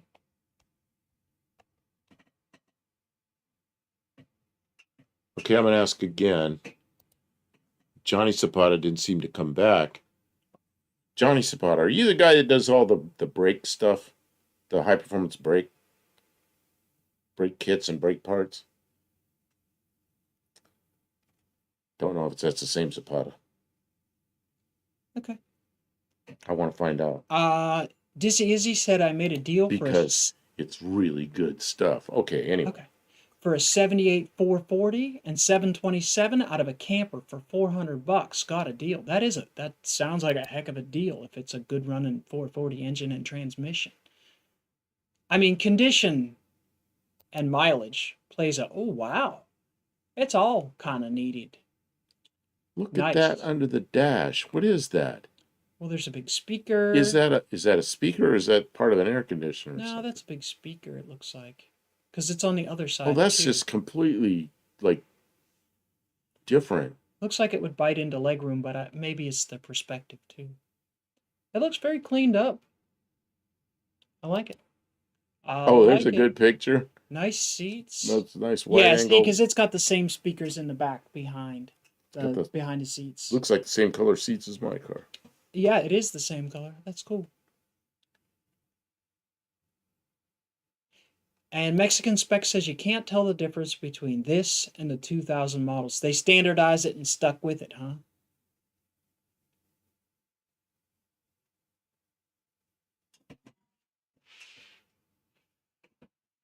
Looks like a stereo equalizer. Yeah, I think so. Gesundheit, or is that Excuse me. German? Maybe. Oh, there you go. Speedo said 46,000 miles. I wouldn't be surprised on a RV. A lot of times they don't get more miles than that before they start to sit, and then they get a roof leak, and something gets rotten, and the tires go flat, and then people give up on them. 440 is a lot of cubic inches. The 225 V6 Dauntless and 350 Buick use the same bolt pattern. I don't know what that.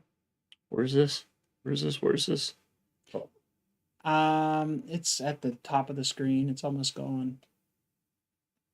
The 225 V6 Dauntless. I don't know what the Dauntless is. That's an engine they used in some Jeeps and stuff. I don't remember what I think it was the original Buick V6 from the early 60s. The 350 Buick uses. Okay, so the 350 Buick, the Dauntless is what they called it when they put it in the Jeeps. See, I'm old enough to remember that.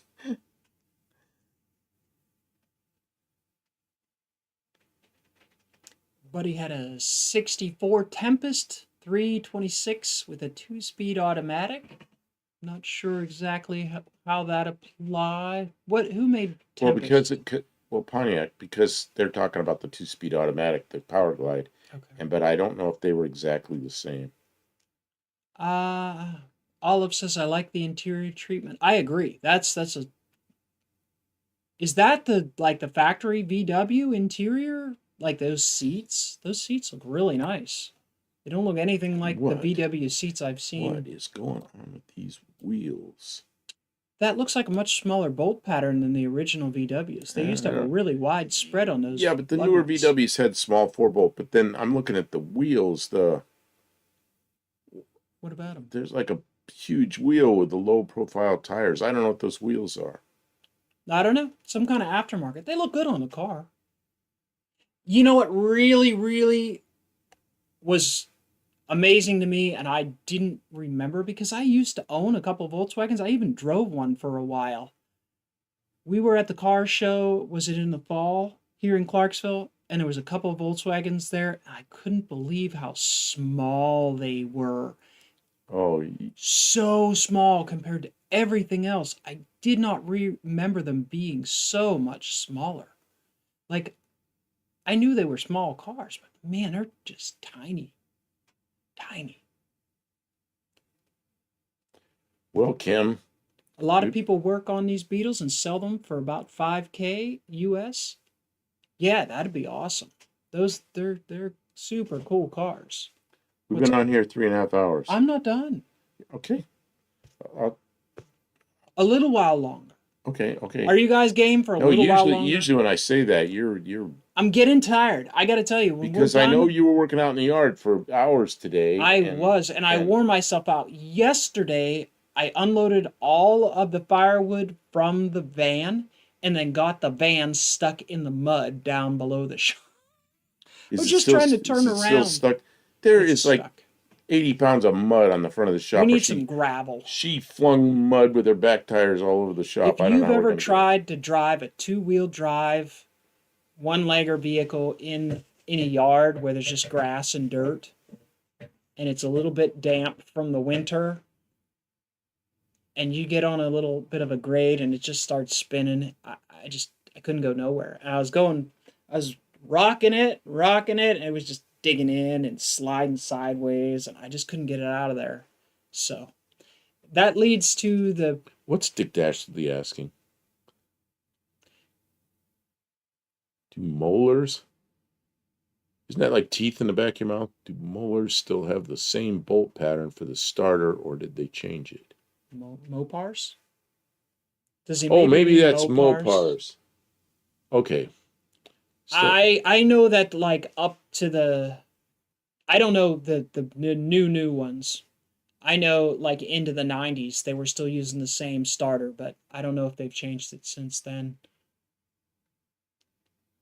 The After Dark segment, perhaps.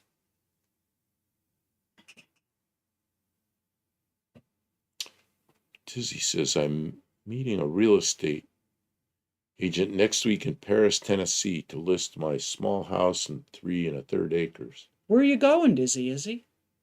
Well, he lives in Missouri, doesn't he? I don't know. Maybe he's got property over here. Oh, okay. Maybe long. I must say I bought a mini starter for my Dart. It's great. Don't we have one of those around somewhere? We do. We do. It came off the 360 engine from the 4-wheel drive Dodge truck. And I've got it there in reserve in case we need a starter sometime, or in case we have headers or something that don't fit and we need the clearance. But so far we've just been using, we have a small inventory of other starters. Ads. Ken's going to join the Clarksville Those Motors. might be roto wheels.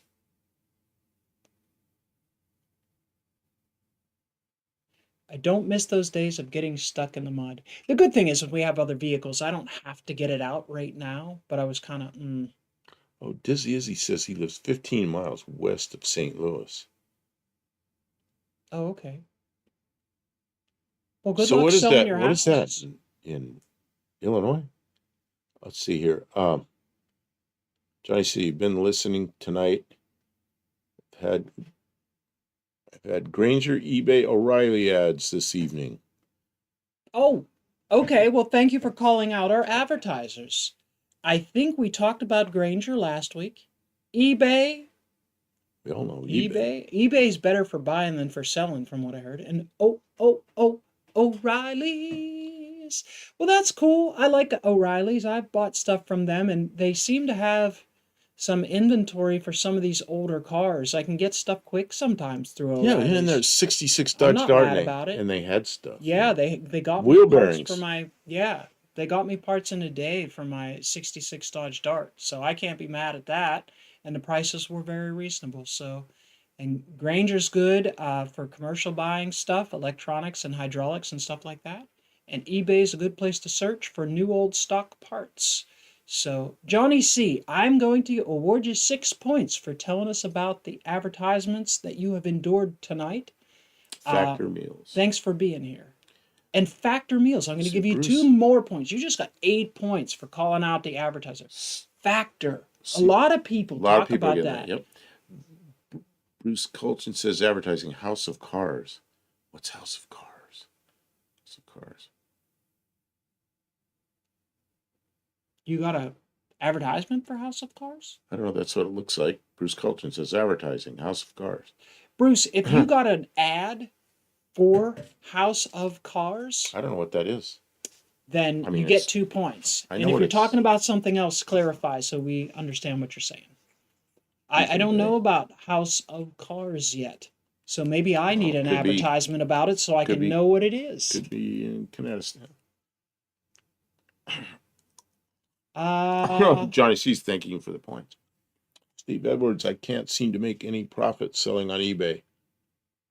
You know, years ago I was doing okay with eBay, but then sometimes I was selling cars, and somebody would mess up one of my auctions. You know, like they'd buy a car and then they'd be high bidder on an auction, and then they stop communicating with you. And they just mess the auction all up because then the second highest person might have bought the car, you know. So you just ruined the auction. So I got tired of that. Well, they made it so you couldn't. eBay made it so you could not give the buyer a rating. You would only give the seller a rating. So the buyers like that, I used to just give them a big old red mark, you know. And you can't do that anymore. So you get crappy buyers that just bid on stuff like it's a game, and you can't do anything about it anymore. So yeah, I quit doing it. I quit selling cars on eBay. Yeah, that's a shame because eBay, I bought cars and sold cars on eBay. You know, it's like, what was it? There used to be Craigslist, and then things went wrong with Craigslist. Like they weren't allowed to do the personal sections anymore because people were using it for human trafficking. It's like, well, okay. But then they just fell apart. Like they couldn't even go on without that for some reason, and now everybody uses. So I don't know who's going to come in and swoop in and steal eBay's thunder. Marketplace seems to work real well right now. Yeah, but getting there's some things that you really can only get from eBay, like new old stock stuff, like rare stuff. eBay is still like the ticket for buying, but for selling, it's eBay. atrocious. eBay. There used to be so much used stuff on there. It's like a big old garage sale. That was kind of fun. But now it's mostly Chinese new parts, and I'm like, yeah, okay. Doesn't care about their sellers at all. Yeah, What it's is a this? real problem. I hope they fix it because eBay has been really useful in the past, and What if is they this? don't fix it, people are gonna leave. 13%. Dang. What is it? Or 13.5%. What is that? That is the fee that they assess on eBay sellers now. Oh, Currently, I didn't know that. that's rough. That's a big bite out of your profits. I mean, yeah, you pass that on to your buyer, but if you have to raise your prices, then it's harder to sell stuff. JB, I met my wife on Craigslist Personals. Married 20 years this December. Yeah, and they won't allow you to do that anymore. I mean, the thing of it is You I know where a don't know lot of nothing people about met? You know where a lot of people met their husbands and wives? 1974, we had this big fuel shortage and everything. Big long lines fuel going lines. blocks down the street waiting. And what you do is you wait and wait and wait. And you go out and sit on the hood of your car, and then there'd be a gap start getting big, and everybody get in their cars, and they move up and fill the gap, and then go back to sit outside and talk and everything. People met and ended up getting married from waiting for get gas in their car. That's crazy. 38 Racing. I think that Factor meals is just like TV dinners, but they deliver them to your door, and they are fresh, and they are easy to prepare. There's According to the people at a Factor. lot of YouTubers doing factor meals during their videos, and you see them, and it's like, They okay, advertise them, it's interesting, but yeah, they put a Kim and I are still money. Kim and I are still going to the grocery store and buying stuff we Well, want, and money is making our own food. I miss the recycle. I love that paper for buying cars. Oh, the recycler. We That's used to in have LA. the green sheet where I used to live, and then we used to have the horse trader. That was a thing, and then we used to have. If you guys, when you were growing up, or years ago, if you used to have like a local paperback kind of periodical that people put, what was your choice one? Because I know the newspaper one, the more expensive cars got listed in the newspaper, but there was like I said, the green sheet. That was like a free one. That was around Pittsburgh. Yeah, Yeah. in LA it was the recycler. The recycler in the Los Angeles area is a big deal. Because usually there's an auto parts here, beers. I think that's beers. Buyers. I know a guy that spelled his name as Byerly like that, but it's beer. I don't know. Auto Fenton, Missouri. That's been in business since 1923. Still have old parts on the shelf. If you need something crazy, drove by yesterday. Still open. Good deal. X-Inspect, we had a green sheet as well in the 70s. I didn't even know that. All I knew about, I lived 200 miles north of Los Angeles, but I knew about the recycler. And then up where we were, we had a thing called Easy Ad, which is just, it looked like classifieds, but it wasn't classified. Everything was just all mixed up. And it was just, looked like classified ads. And, yeah, that was a big deal up in Central California. eBay kind of ruined the local antique stores. Used to love walking through all the cool shops in Niles, California. Niles, California.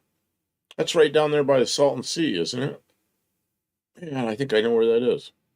I think I'm pretty sure where that is. Aren't factor meals expensive?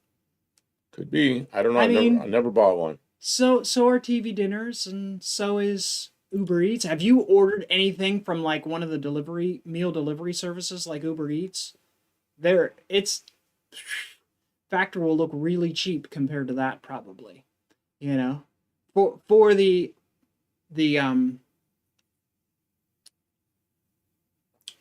38 Racing's bailing. Good night. Thanks for Ray, hanging out here. my butt says it's time for sleep. His probably does too. That's probably why he suggested us being done. I've got a couple more kinds of cars. Okay. And some people have mentioned their local Auto Trader rags, and we're not going to go over them tonight because I think he's getting worn out. And honestly, my shoulders are starting. Well, usually you bail after 3 hours. I'm having a good time. Everybody's here. That's We're having amazing. fun. Oh, usually you're worn out, so I'm like, okay. I am worn out, but I'm having I fun. gotta give you a break, and you're like not ready for a break. The other thing is you worked this morning, so I know you're more tired. Oh, I can't keep them yeah, up but too late. I slept after that, so. But so we had this Aston Martin, was the last car I left on, and I like the Aston Martin. Well, that's a good looking car. I think it is. I think it's kind of timeless. That's 78 Aston Martins. Is a really nice. Okay, this Aston Martin. If I showed you this Aston Martin, and I showed you this Magnum, is it any contest which car is better? Well, one of them's probably worth like 10 times what the other one's worth. I know, but I'm saying, like, if you had a choice between this one and this one, it's hands down the Aston Martin is bad. Like, wow. Okay. Here's the problem with Aston Martin. That's all I'm saying. You're driving across Arkansas in the middle of the night. Driving across Arkansas. And in a thunderstorm, and it quits. And where do you get a part? You're not getting parts for Aston Martin. Right. But this is a 360 I'll give Chrysler. you that. Yeah. This is arguably much cooler. Okay. Did ZZ Top TV dinner come with or without hair? TV guy, who was it said that? I saw that up there or something. Who was it? Oh, we looked at the Mazda. It's a pretty cool truck. Oh, somebody said something. I wanted to. Mercedes. We didn't talk about the Mercedes. I missed a comment that I wanted to comment on. Do you want me to scroll back? No, I'm looking. I didn't think it was that far back, but maybe it was. Lost it. The Sears Christmas catalog. I like the Radio Shack Well, catalog. somebody, I don't remember who it was. Somebody said two of their favorite things were the old Sears Christmas catalog. Yeah, it was right here. It was Tim. Okay. And the TV Guide. Okay, scroll it back down again. I was never big on TV Guide. Radio Shack catalog was good though too, but it was Radio Shack catalog was great. Man, do I miss Radio Shack. I know you do. That's the other reason why I brought it up. So you'd feel sad. Because I'm mean. Oh, that looks good in green. It's good in yellow. Oh. Which one? That one there? No, I was looking at the girl. She's wearing black. Moto Exotica. He always has women in front of his cars when he advertises. Oh, is that why? That explains too. It doesn't look like she's from 1978. No, she's current. Okay. 78 Mercedes-Benz. I don't know. Not the sexiest car I've ever seen. I don't know if it holds up. Which do you like better? The 280 grill or the 300 grill from 78? This one or that one? Yeah, I like the smallest the two-seater car is nicer. Yeah. Looks good in black. Yeah. What's this one? Oh, the J.C. Whitney catalog. When I was younger, before I had a driver's license, I couldn't put that thing down. I would stare at that for a long, long time. I remember looking at the Northern Tool catalog from cover to cover, like every page, just looking at it. This one I can. I got to get going. I got to shave my Maine Coon hat or cat. This will be the fourth day in a row. I will get her done at some point. She has me all tore up already. She's not happy. Man, did you try giving her something to eat? You have somebody else do it. Get some really good cat food, and only feed her while you're grooming. This way, she has something to distract her, and then she associates the happy The eating, the good food with the grooming. That's my best suggestion. Yeah, Mexican Spec says that's one very expensive car. Yeah, I think it is. Okay. So Allied Electronics. Yeah, I remember having Allied Electronics catalogs way back in the day. 38 Racing. Yeah, when we were first reading it, I had to Catnip. shave my Maine Coon. I was like, wait a minute, this is a G-rated stream. Jeez. You're going to upset Mexican Spec's sensibilities. All right, so there is the Mercedes-Benz that I was looking Warsawski's or J.C. Whitney was the Dreamer catalog. Yep, same catalog. Different names sometimes. Okay, and then here is the 78 BMW. Did we already look at the 78 BMW? I don't think we did. Those yellow headlights. Yellow headlights? Go scroll back up, you'll see them. You just zip right by above my head. What is that? Nope, above my head again. A little more. Maybe down. I don't know. You were scrolling and it was there you go. What's all that? 320i 4-speed and lots of yellow up front. I don't know either. So we looked at BMWs. Did we miss anything? I'm going to look up concept cars. I'm going to see if there's any special concept cars from 1978 concept cars. Mexican Spec, no one. Why would he look at 78 BMW? That's kind of what I said. Now here you go. A Lancia baritone. That just looks terrible. Like what were they thinking? Cybertruck. What were they thinking? The one over there above my head? That thing? Yeah, I don't know. I don't know. What's that thing? What's that thing right there? The one that's not the Mercedes. What is that? Is that a C111? This one? No, the Mercedes is C111, I think, maybe. I don't know. That one, that thing right there looks like one of those cars you build yourself from Popular Mechanics or something, but I don't know. I really don't know.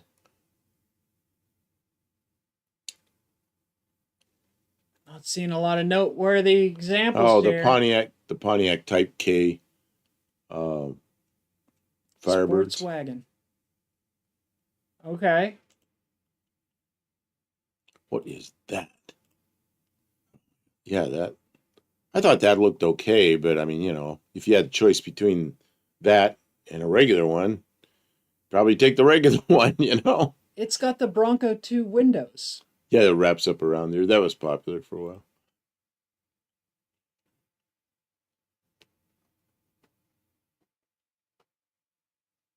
Oh, Mexican Spec's taken off.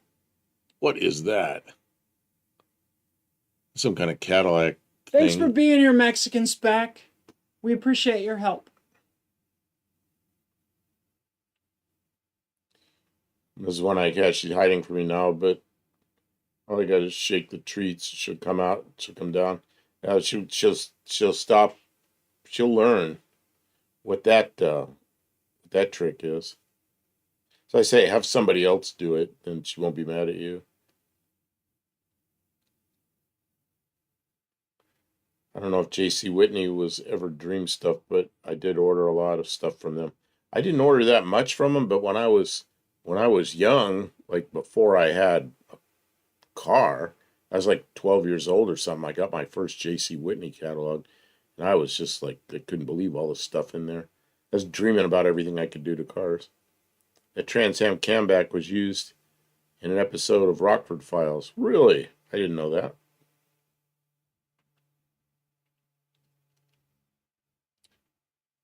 I don't know. A lot of these cars are real duds. Oh, while you're doing it, look up Mercedes C111. I don't know what year that was.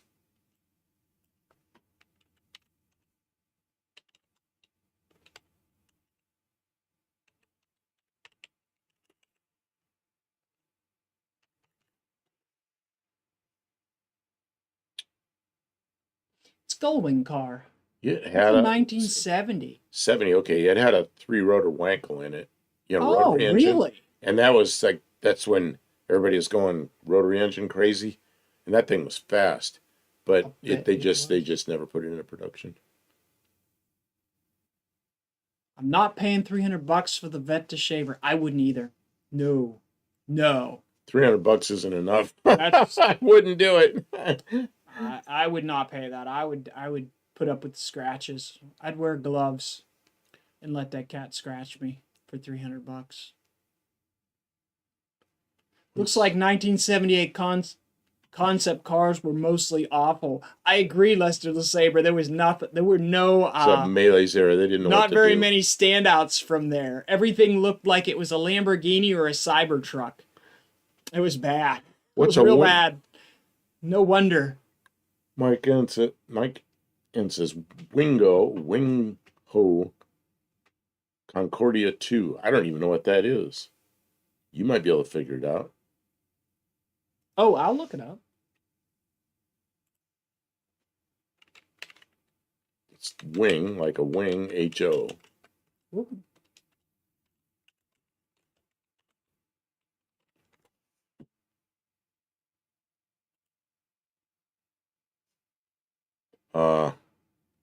Oh, it's a Porsche. That's a bit weird. It's I don't know. It's weird.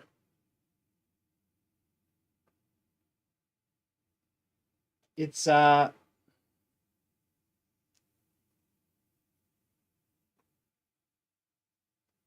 windshield on the yellow one. it's a square. It's a flat square. And then But this is cool. What is this? don't know, some kind of thing. Dean Stevenson says he's dead. ISDERA.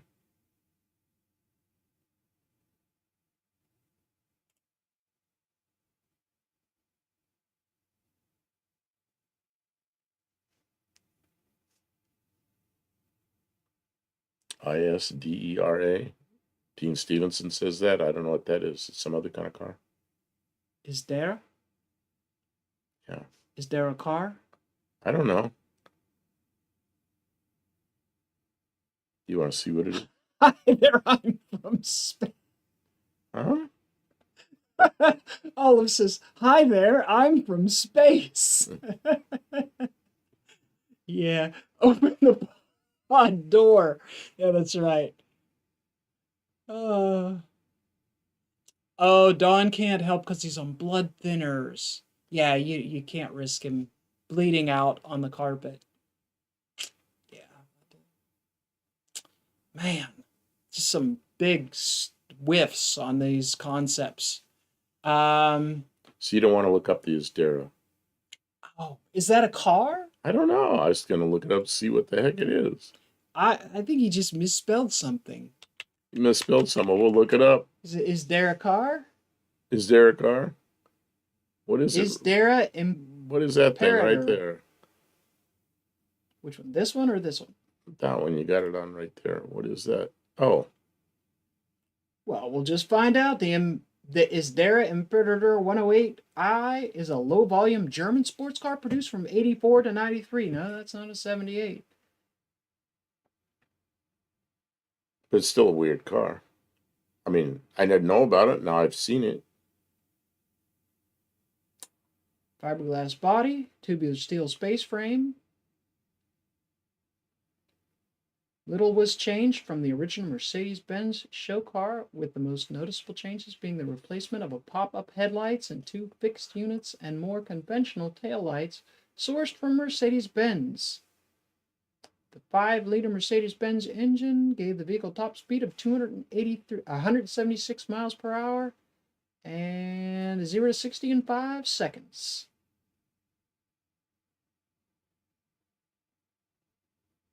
Pretty nice. Pretty nice. And then Dizzy Izzy wants to see the 78 Dodge Aston Super Coupe and Super Pack. Well, we did have it on a little did bit that earlier, but you can probably pull I'll it back circle back around.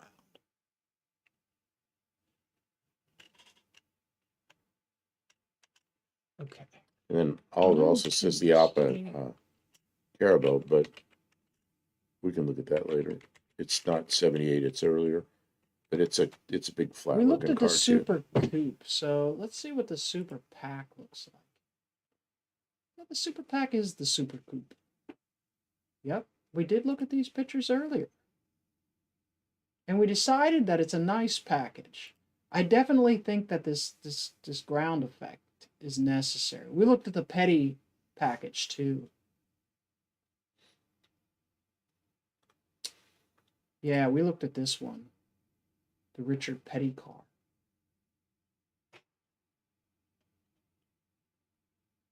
That's a YouTube video. Super Pack. That's all right. It's a thumbnail. It's important.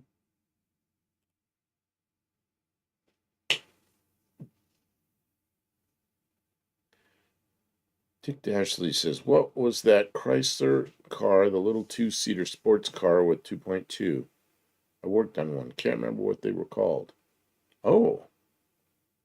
I don't know. They had a two-seater? I remember the 2.2, they were like Dodge Omnis and stuff that were that had the 2.2 that were Shelby or something, but I don't remember a two-seater.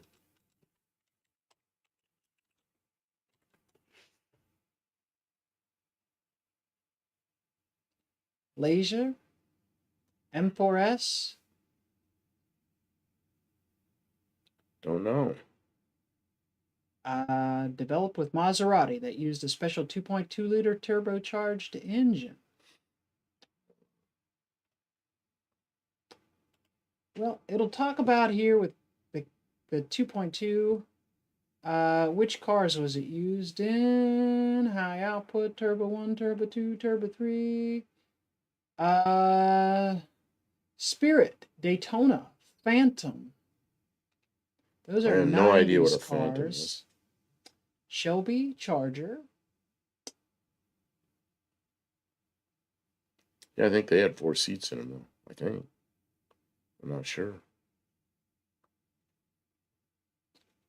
Dean says Rampage pickup.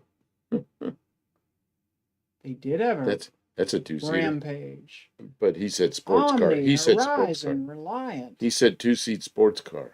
Well, I don't know. I can't think of what that would Reading be. all the names.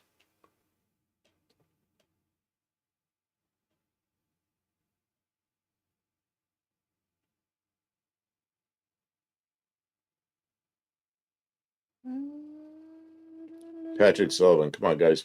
Won't you consider giving these folks a few cents for entertaining you for multiple hours? Well, thanks for suggesting. We appreciate everybody being here, and we are trying to grow the channel so that we can hopefully make a little bit of ad revenue. But super chats, it helps. It means a lot more than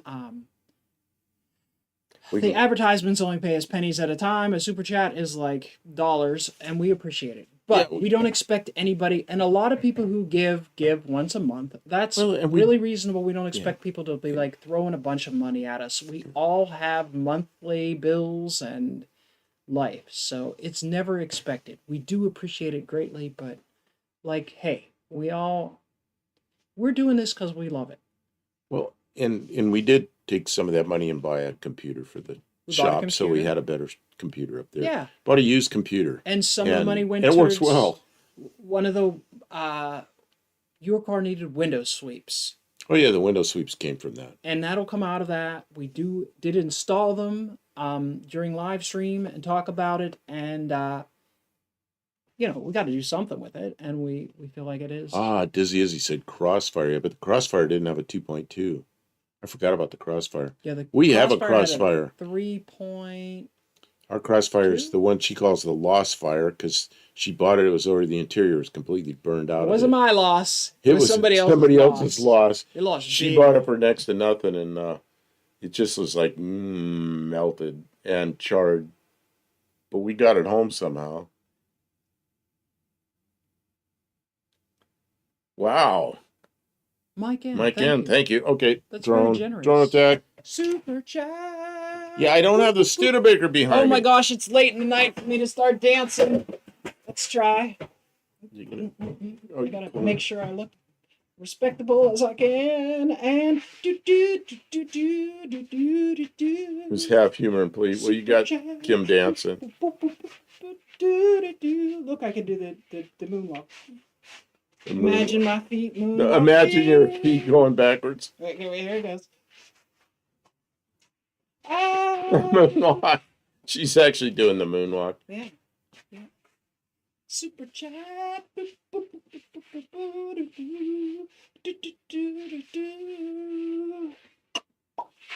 That's all you get. That's all you get. Oh, did you break the chair? Thank you, Patrick. We have had several very generous super chats during our shop streams and during this live. And it feels really nice. We know that you must really appreciate us if you're going to send us cash. Like that's pretty cool. That's really cool. But also, not to make anybody feel left out. Here come the ads. Everyone who comments, everyone who likes the videos, and everyone who spends time with us, in front of us, everyone who sends pictures, all of that helps the YouTube algorithm to recognize that we're here and that we're entertaining people. And hopefully that will give us the opportunity to reach more people.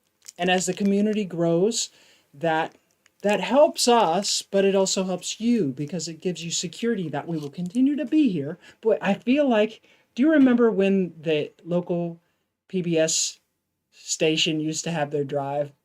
Call now.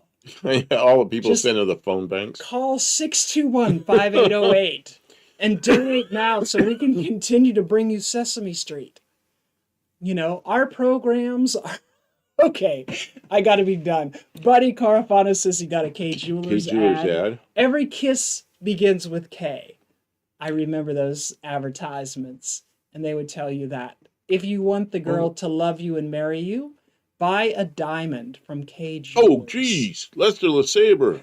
I don't have to dance. Did that take you like a half-hour dance? Oh man, here you go. Get the drone. Bruce Culchin got an advertisement for Pringles. Pringles! Potato chip. You know what? Pringles would be a yummy snack to have during a live stream. Anybody who likes potato chips and wants to have some, you should have some for next week for the live stream so you can sit there and eat some of those Pringles.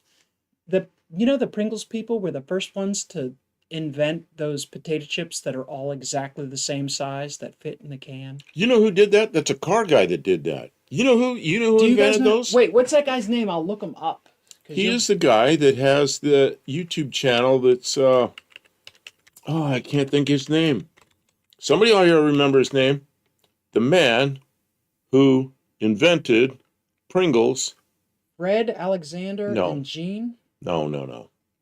He's even got his picture on the front of the Pringles cans. Oh. Okay. He's got the Are you sure? I don't know who owns the company, but he's a guy with a giant mustache. It's all curled up he does all the car stuff. I'm trying to get Julius Pringles? No. Fictional character. No. Brand's mascot. Oh, who's the guy that does all the cars? Somebody, come on. Somebody will tell us. You'll know. There he is. There's his picture with a big mustache, but that's not a very good picture of him. But he goes around and he looks at cool old cars. Somebody might know it. Percy Pringle. His name wasn't Pringle. De Beers. No, that's a... Did you miss everything? You missed everything. If you're going to some type of protest event, be very careful. And make sure you have contact information of the organizers of the event. Make sure you're not walking into some type of situation that is actually a PSYOP kind of problem. Because it seems like there's just a lot of people who are trying to create problems. They're not coming with solutions. They're just making trouble. Who is the guy So that? don't get involved in something that is not solution oriented. Don't get yourself in some kind of trouble or bad situation. Pringles. The Bears. I can't think of his name. Somebody tell me who he is. Did you miss Dennis anything? Gage? It's Dennis Gage. Buddy Carfano got it. Dennis Gage. Okay, well, he gets 3 points. Man, he is good. Dennis Gage was the Pringle guy. Is he really? Mike N says Dennis Gage. Terry Mott now says Dennis Gage. Did he get it first? Buddy did? Buddy got it first, yeah.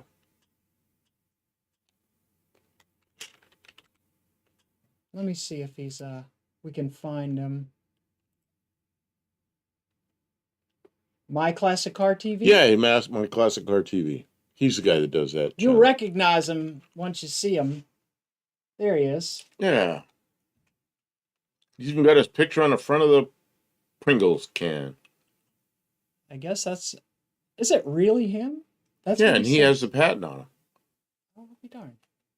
All right. So anyways, that's our discussion of Pringles. We'll get a Pringles can now. Thank you to Pringles for advertising on our stream, and so thereby... He's the guy with the Pringles mustache. Yep. There you go. And thereby supporting us. See, he got himself in a real trap. He can never shave that mustache off. He can never cut it. He can never shave it off because it's on Pringles forever. JB said nothing surprises me anymore. But that's good. You don't really want to be caught in a surprise, especially in a situation where there's a lot of people and potentially law enforcement or anything like that. You just don't want to... Oh, just says, yeah, I like that mustache guy. Yeah, he goes around to car shows. He'll go to local shows. You never know what he's gonna. You never know what he's gonna do, and it's always good stuff. How much mustache? All of it. All the mustache wax. He's got the things. Yeah, can you imagine walking around and you could see that in your peripheral vision? We were talking about Mexican Spec. We were talking about that guy because someone mentioned that they got an ad for Pringles. And everyone who told us which ads they've gotten during our ad breaks gets 2 points for each time they tell us what the ad is about. Because that's just a reward for enduring commercials.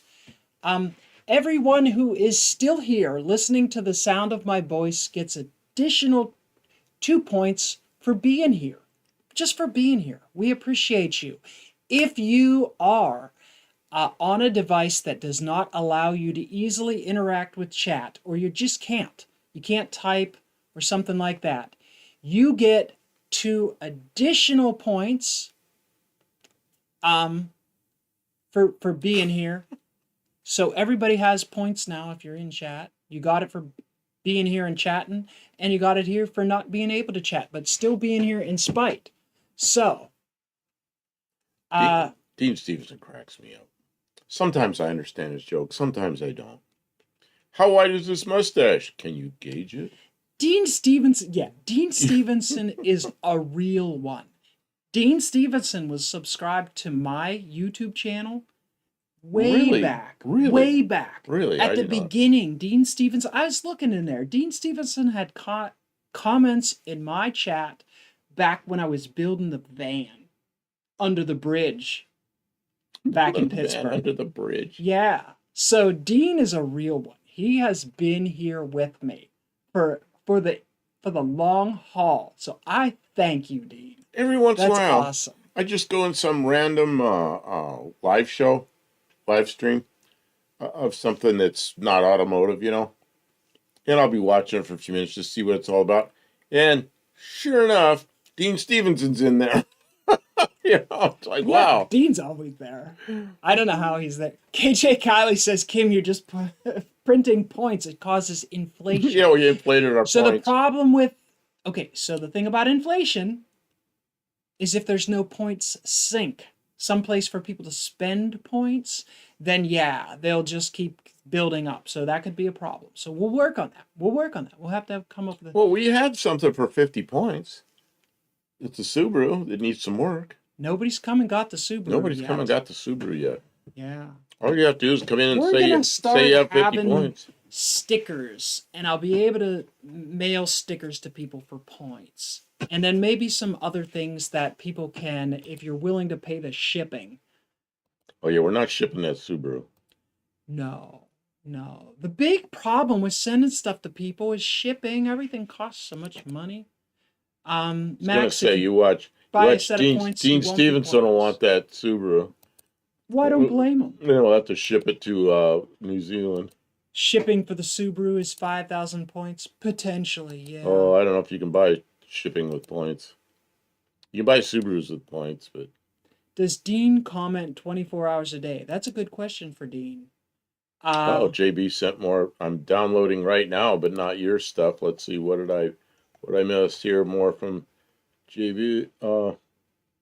I need a bookkeeping ledger to keep track of my points. Yeah, the dates and times and stuff like that, so I can go back and check your work. Patrick Sullivan says down by the river. I saw a video today where a gallon of regular gas in California, now I gotta go back, California was $7.49. I can't believe that. I can. California has a lot of,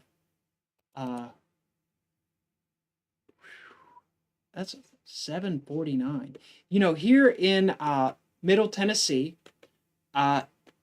where we are near the military, where they keep the fuel prices down, so everybody's feeling happy and productive and whatnot. The fuel prices are under $3 a gallon. We are at, I think $2.89 is the expensive gas stations for regular fuel. And if you shop around for the cheapest prices, you can get like closer to like $2.69 or $2.79. I don't know exactly. It fluctuates every couple weeks, so. Oh, it's down to $2.50 something. Yeah, like $2.49 you could get if you went to the cheapest place in town. It's about $2.60 at Walmart, I think. Something like that. Okay, this is a picture that JB sent, what the heck but I don't know what it is. JB, you know what that is? That's the Terminator movie. The Terminator's driving that truck, chasing somebody down. Oh. And that is a Ford. Oh, you know what? They can't see it. I'm not doing my job. So this is a scene from a movie, and I'm pretty sure the Terminator, the Liquid Terminator. Is it the Liquid Terminator? Somebody tell me. No, you stop the chat. There we go.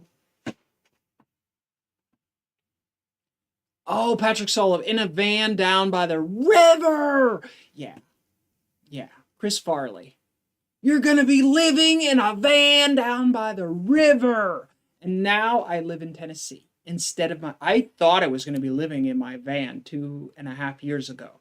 I bought the van so I wouldn't be homeless. Because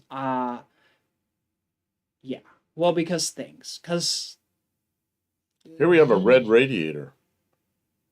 It is red. So, Mexican Spec, you got to tell us about the red radiator. Because I think this is one of your... Yeah, look at that dash. Mexican Spec asks, how did the Liquid Terminator know how to drive a big rig? AI.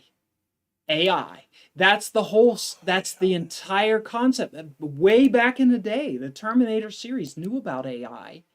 AI tries to take over the world and kill all the humans. So the AI sends the Liquid Terminator back in time to kill Sarah Connor, because Sarah Connor is the person who stopped AI in the first movie. Don't you understand? Skynet. Oh, and you know what Skynet was? The internet, because Terminator came before the internet, and they knew about the internet. That Zephyr looks identical to yours, Buff. Does it say Mercury on it? I don't know. On the front of it? Already moved It's perfect. Yeah, it really is. We should remake that movie. So this is a Mexican Spec truck. Someone painted it red. Says Mexican Spec. That's a big. That was the radiator was painted. Datsun. It's a Datsun mini truck. I like it. I like really that body like style. it. I like that body style. I like it. I think it looks fresh. It's got the flares on it. Yeah. I lost my cursor. There it is. Okay. Datsun. Mexican Spec says yes, but that doesn't mean he knew how to drive it practically. AI knows everything. That's why he kept running into things, because he wasn't good at driving. Johnny C asks, how is Ari? Have not seen him or heard from him. I think he's been really busy working. And sometimes when you're making good money and you're busy, I mean, that happened to Buff Del Campo for a couple years. He was Yeah, I had to run off. MIA because he was busy working, making money, paying bills. We wish Ari the best and we hope to see him again soon. But if he's being successful in his career, work at what he was working for, is it, were we allowed to say? Rivian. He was working for Rivian and he was doing really well. And so like, I don't know, but check on your friends. And he moved. He moved to a new place. So. Oh, I didn't know that part. Yeah, he had to move all his stuff. Last I heard, okay, I hope his house is okay, though. Yeah, I think he's further south than all that mess. Oh, with the fires and whatnot. Yeah. Sarah Connor, making phone books famous. Potentially. You do not want to be a Sarah Connor, because that just puts you in line for extermination by the terminations. The exterminator terminator. Dean, AI purposely makes mistakes to fool you into thinking it's human.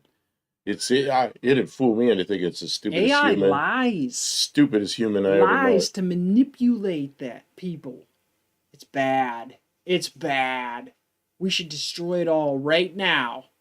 We should destroy it all right now. Rivian in Bloomington, Illinois. He has traveled to somewhere in Illinois and worked there, but he's working, in the San Diego area, somewhere between San Diego and Los Angeles, closer to San Diego, I think. And I guess Rivian has engineers and stuff there. I think he was working on prototype vehicles, but I'm not sure. But I know he has had to go out to the one in the Midwest, which might be Bloomington, Illinois. One of the biggest problems with your Mercury is that the color shows up terribly on camera. It's too dark. Well, it might not be that color forever. I'm just saying.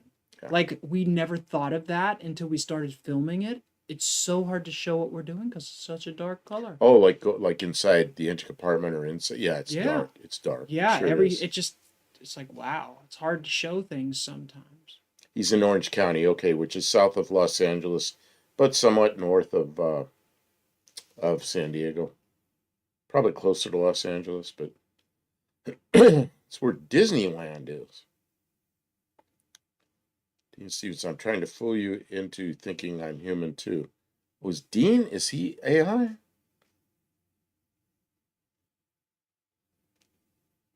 Yes. Yeah, he is. I've thought of that a lot. That explains why he's everywhere. I think Mexican Spec could potentially be AI as well, because he is in every stream you go into. It's impossible. There's not enough hours in a day. When do you sleep, Mexican Spec? See, we know. We know who you are.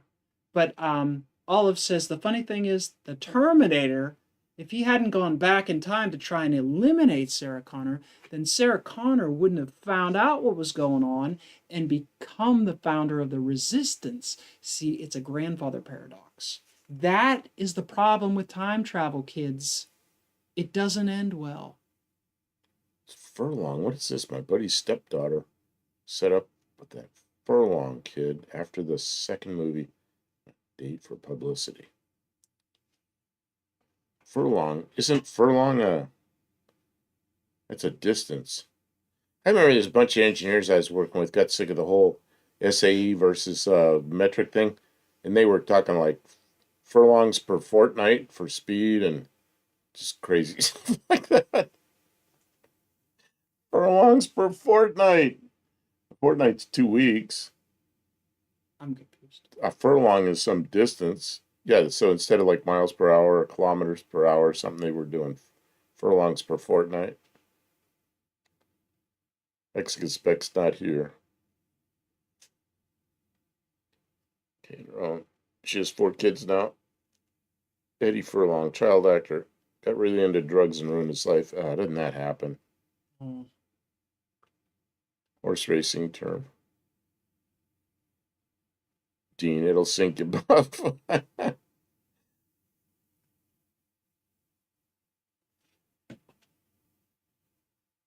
All right, everybody.